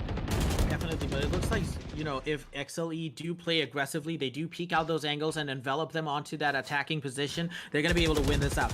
Exceeli falling into the same pitfalls that LRX had fallen into when they were on attack, when they were on defense, they were not pushing in against the attacking team, they were holding the angles and they were just getting pummeled for it. Exceeli is doing the same exact thing. They're holding down unorthodox angles. You see that Zeusaberz is sitting on that green box area covering that angle on C, but it's not going to be enough. The teleport comes down. The fast execute is there. The LRX, the scoreboard is just going LRX Exceeli, LRX Exceeli, 1v3, and right now it's a 1v4 scenario for Zeusaberz. It is a dream. He has to keep alive. He takes down Exorcist, but oh my goodness, Exceeli again. They're making the same mistakes that their opponents made when they were on attack, and they're just not playing aggressive enough to counteract the push coming out from LRX, because we know that they're capable of pushing onto a site, asserting their lead, getting the spike down, and getting themselves in these post-plan scenarios where they're just really good at beating back the opposition on the retake, because side retakes on Haven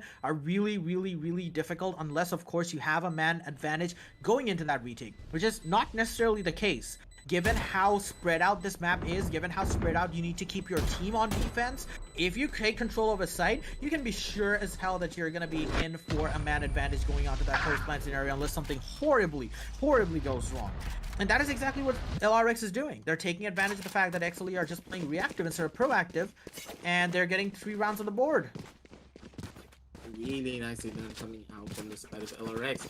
They're taking a lot of these fights down onto the B side as well, and I do believe that Exceeli, they're gonna be noticing this because the B side is always open, allowing Envious to just push down into B, and he's one of those players that I've seen him, no matter what game it is, he always loves to go down onto B and take B control, and that really goes to show that Exceeli, they need to be changing up their strategy. They need to be understanding that, hey, we see them going down onto B quite often, and maybe the B side is one of their comfort sides. But just as I say, they're going to be going on to the C side, and the caster curse seems to be there. Whenever I try to analyze something or whenever I try to predict something, it just goes haywire on the other direction, it seems. Oh my goodness, LRX push onto that C side completely open and get the spike plant down, and Exceeli are going to be forced to do this retake 5v5. It's going to make for some amazing action right now. The timer is ticking down on this spike. The paranoia goes down. It's going to hit people out. Exorcist Wow is going to dash into that green box area, tries to get himself in that position, but it looks like Exceeli do have the man disadvantage going on to that. It's a 5v3 scenario. They couldn't get that sort of execute onto there. LRX Envious is now chasing down all the members of Exceeli. Exceeli hit crew gets traded out by LRX Lunatic, and now 2 members of Exceeli are now stranded in the middle of that ceiling. Gets the trade off, gets the plant off, headshot Red, taking advantage of the fact that he has the Vandal and uses the damage output to kill off 2 members of Exceeli. They take 4 rounds in a row. This is just a stark contrast to the first half of the game, and a tactical pause comes out from LRX. They want to hold on to this momentum. But the casters are slipping up on their words. You know that match is going intense because We can't keep up. Our eyes are trying to process everything that we are seeing, and we are trying to give you the information as cleanly as possible. And the analysis is quite difficult as well, because LRX, they make the big brain read. They first of all execute down onto B, they execute down onto A, then immediately go in for a C rush. Exceeli, they would try to read this and be like, hey guys, I do believe they always love to go in for a B rush or an A rush. Let's sag down onto B and A, and we can play in for the rotation plays. I don't believe they're going to be going on to C, but LRX with the big brain moves immediately rush down on the C side, take full control, use the guns to their advantage, and they were able to establish the entire C side, even long.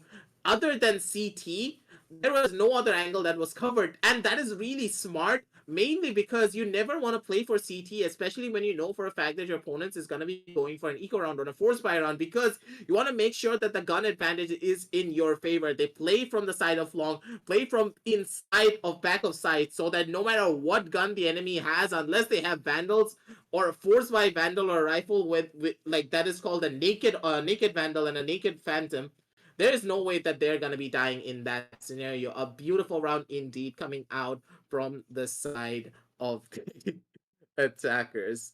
But still, LRX, they have a long way to go. 4 more rounds to go to make it even Stevens for themselves, and it is for the livelihood in this tournament. So LRX, will they be able to come out on top in this engagement, or will they falter? Because now it is going to be the buy round coming out for the side of Exceeli. And looking at the fact that I just really hope that Exceeli realized the mistakes that they've been committing throughout the entire game, and the way that they've not really gone as aggressive as they did in the attacker round. Because, ladies and gentlemen, I want to really assert the fact that if you play, passive on defense on Haven against maybe like a normal team of solo queue players, or maybe a normal team who is not that good, you're going to be able to pull it off. But LRX aren't any slouches in this game, as you've seen the way that they've taken 4 rounds so assertively, so dominantly. And if you're not really putting a damper on their attack, using the Reyna pick, using the Omen pick even, in a meta where Omen is actually nerfed out, you need to play a bit more aggressive. You need to get more utility out of that paranoia, because it costs 400 credits. So you need to get at least 1 or 2 assists or at least 1 kill with that paranoia and go aggressive onto that. They are fully capable of doing that. They have the Reyna, they have the information gathering tools with the Cypher and the Sova, and they should actually just peek out through mid, peek out through C, get a pick off, force a 4v5 push onto one particular side to even the scales of this match. And with that advantage, they should just push on through and envelop the attack coming out from LRX. If they do not do that, LRX are just going to keep on pushing, keep on obliterating the Maginot line that Exceeli have actually put up all across the map. World War II reference if you ever if you catch that one. But yeah, if Exceeli do not play aggressive, LRX is just going to steamroll onto sites every single time. And they're going to do it with ease and flair. And as you see, the way that they've been coordinating themselves, the way that they move as a unit is just so commendable. They're not letting go of silly angles. They're not letting go of silly engagements. They're always playing with a buddy system, ready to trade out one for the other. And now they're doing that, probing onto this double door area, trying to get a flank off. Exceeli Zolo Crazy is in that double doors area. He has spotted out the reload. The sounds are coming to him. He knows that Envious is there near that wooden haystack position. They're not going to push it out. The dark cover is going to go down, and Envious, is he gonna fancy pushing this smoke? I'm not sure if he should. Exceeli Zolo Crazy is the only person holding down there. The Lear just might go down towards that garage, as the Lear is being equipped by Envious. He's gonna pop it out, and the push is gonna go down. Exceeli Zolo Crazy is in that area. The recon dog's not gonna spot him out, and the trade is there. Envious peeks it out, and Exceeli Zolo Crazy was not ready for that. He was probably anticipating a Lear at least before pulling in. LRX Envious again popping off, but Exceeli shoots streaks, and the rest of the members of Exceeli have also taken down Trails to force a 2v2 scenario. The spike's down in the corner of the site. They're gonna run scurry to get the spike off, get the spike planted off near that default position. So streaks and Exceeli Fancy 9. It is a difficult mission when you're facing off against a player like Envious, who gets headshots through frickin' Cloudburst like it's nothing. You just missed. The flick is there, but it's not enough to kill Streaks, because he's no slouch either. He gets the headshot off on him, but LRX headshot red is not gonna mess up that simple kill. And LRX take 5 rounds in a row. That was a bit better coming out from the side of Exceeli, the way that they've been playing aggressively, but it is clear. You take down Zolo Crazy, you exponentially increase your chances of beating Exceeli in these rounds. This is a nice spot. When it comes to Zolo going down, it seems as though one of the more X-Factor players have already been taken out immediately, because Zolo, he has his moments of brilliance. He's very consistent in what he does, but when he pops off, you know for a fact that he's going to be steamrolling, and that is what the Reyna allows you to do. The Reyna, being the Feast and Famine champion, always allows you to be aggressive. It allows you to carry forward your momentum into multiple other kills. But Kyojin, he has such a cheeky angle to work with, and Fancy, he's gonna get caught off guard. He's not gonna be checking that sideline.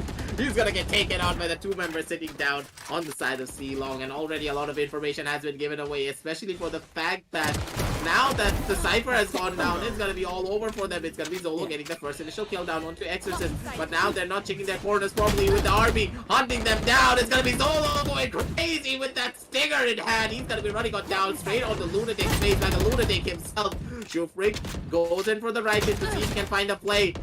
Now, with the burst mode, he doesn't really get any form of good amount of damage down onto Envious, so his armor just gets chipped a tiny little bit. Now down to a 3 versus 3 situation. It's gonna be Shufrik trying to survive for just a little while longer. The damage is being done.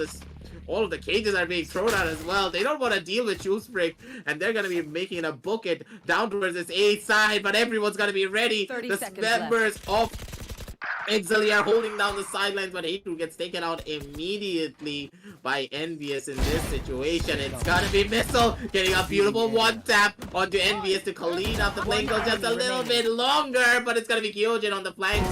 He's gonna be able to find it out, and with Edge Shot getting a beautiful jiggle shot on his Shoesbrick to take him out. And ladies and gentlemen, it's gonna be an 8-10 scoreline, and slowly but surely LRX, they're making their way back into the scoreboard. 2 more rounds to make it even Stevens, and 4 more rounds to go in the match. My god, LRX have finally seemed to find their stride in this game, ladies and gentlemen, coming out with the 6th round in a row fight. That was an eco round coming out from Exceeli, brave fight, valiant stand coming out from them near that B area with Showstreaks and Zolo Crazy playing super aggressively. I really want to see this going in from the buy round. They're positioning themselves towards that mid side area. Do you see have a large concentration of Exceeli players near that B garage area as the dark cover goes down? They're peeking towards this angle, and right now LRX is also converging onto this double doors area. They know that 1 player is there because they didn't get the information out. They don't know that 4 people are walking into that area, as LRX are now slowly edging their way towards this B side area. Exceeli Hate Crew is there. The Hunter's Fury has been popped by LRX Lunatic to try and catch people out near this A and C link. Does not find anyone out. They did do a little bit of damage onto LRX Headshot Red, who has been taken down to 21 HP. He's the main spike planner, and if he gets 1 shot, it's gonna mean death for LRX because they will know where they're committing onto it. The Empress has been popped, and LRX Shootstreaks, the way that he used Exceeli Shootstreaks, the way that he used that Cloudburst is gonna go down. Exceeli Head Crew is in that particular area, and Exceeli absolutely wreck the attack coming out from LRX. And that is what I've been saying. That is exactly what you need to do. You need to peek out those angles. You need to meet the enemy up front. You need to peek away from the sides, meet them head on, meet the attackers face to face in frontline combat, and take them down 1 by 1. But the push coming out from LRX was not the most ideal either. They rushed in with the Cloudburst, with the Dark, with the Paranoia, without any information. The Hunter's Fury that came out from LRX Lunatic could not get the information that they needed because he used it on A-Link, he used it on C-Link. They assumed that no one was there. They assumed that people would be holding A-side and C-side's angles, but they just didn't seem to understand that. They just dodged it out. And the confidence that they got from that particular information just proved to be their folly because it was not the right sort of information that they wanted. And they lose out 1 round after an amazing 6 round streak. And I'm really excited to see what Exceeli have in store again. It's a jump around the rosy. It seems that Shoestreak, he has such a power angle to work with.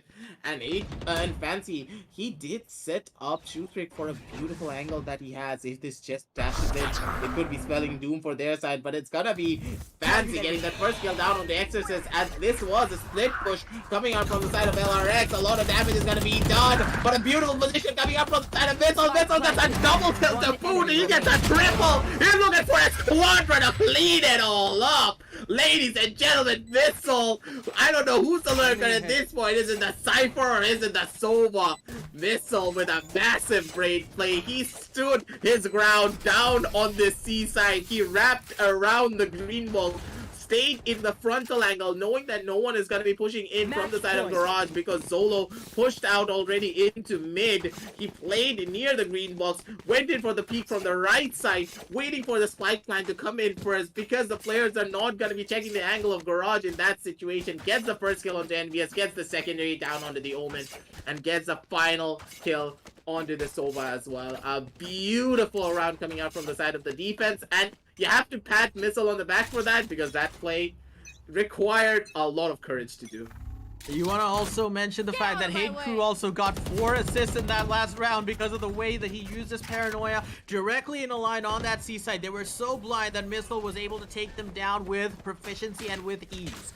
Parrot startled prey is always easier to hunt. Sova is right regarding that. He gets 4 kills in that particular area. Shock darts are now being popped up. Exceeli Solo Crazy gets taken off guard with LRX Lunatics. Lunatic of a shock dart going on that underside A heaven, but Shootstick is there with the operator. Pops the Blade Storm. He's gonna fancy going in with the dash onto Lunatic. He knows he's there. The op shot misses, but it does catch him out. It did catch him out. Oh my god, it grazed his cape or something and it got him down to sliver of HP. Lunatic has 5 HP remaining, ladies and gentlemen, and he's gonna be reeling from that shot. His ears might be ringing from that, but Exceeli Missile, he's not gonna have a head to even ring through that as Kyojin takes his head clean off his shoulders. And right now, LRX are gonna try and push towards this seaside area as LRX Kyojin gets a taste of his own medicine from Hate Crew. The counterpart Omen taking him down. He has 12 assists to his name. He has 17 kills. He's performing like a champ. And now he is tasked with taking this retake with his 2 teammates, Shootstreaks and Fancy 9. They are gonna pop the ultimate. Exceeli Fancy 9 takes down Lunatic, and it's gonna be up to the only one person. But Omen, hiding in the shadows, comes down from backside, uses the ultimate onto the Cypher. LRX and Shotred had no idea that he was there. Takes him down with a headshot. XLE win out game 2 to become champions of the ESPL Bangladesh PowerUp Valorant PowerUp Bangladesh tournament. The invitational win goes towards the favor of Exceeli. This was such an exhilarating match, ladies and gentlemen, and you have to give it up to the teams and Exceeli. They had such a rough start when it came to their defensive half, but they were able to come back. They understood what they were doing wrong. They started playing proactively, and this is what gave them that one of advantage that they needed. And coming out from the side of LRX, I really love the fact of how they came back on their attacking rounds, but you have to consider something as well, Red Bro. They were on a 10-2 scoreline as they moved into their attacking half. They didn't really have a lot of time to change up their strategies that they would have if they were able to take out a couple of more rounds down in their defensive half.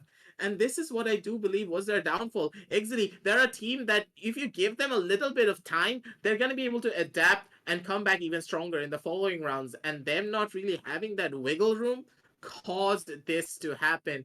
Exceeli just completely changing up their strategy, changing up the way they play, took the fight to your opponents, as you stated before, and they were able to come out on top. What a beautiful game coming out from both of these teams. And LRX, I have to give props to you, my guys, because you exceeded expectations in this game, because you were able to force it down so far. Taking Exceeli down to 8-13 is a commendable effort. My goodness, that was just such an amazing game. But I don't know, I'm just still reeling from the amazing display of individual performances coming out from these both teams. But yeah, XLE are your champions. And that will conclude the invitationals for the PowerUp series. And we will be back real soon with follow-up tournaments as well. So guys, you do have to remember that the Amateur Series Cup 2 registrations are going to be live. So if you want to be on stream, if you want me and Red Bro to cast you, move it on forward. So make sure that you get your buddies and you sign up into the tournament. All of the links are going to be down in the descriptions below. So make sure that you're going to be in, because we're going to be back real soon with the follow-up tournaments. But until then, it's gonna be really late for all of us. It's nearly 1 a.m. So good night, sweet dreams, and happy gaming, everyone. And and me and Red Bros hopefully will be catching you all in the next stream soon enough on ESPL Bangladesh PowerUp. Stay safe, folks.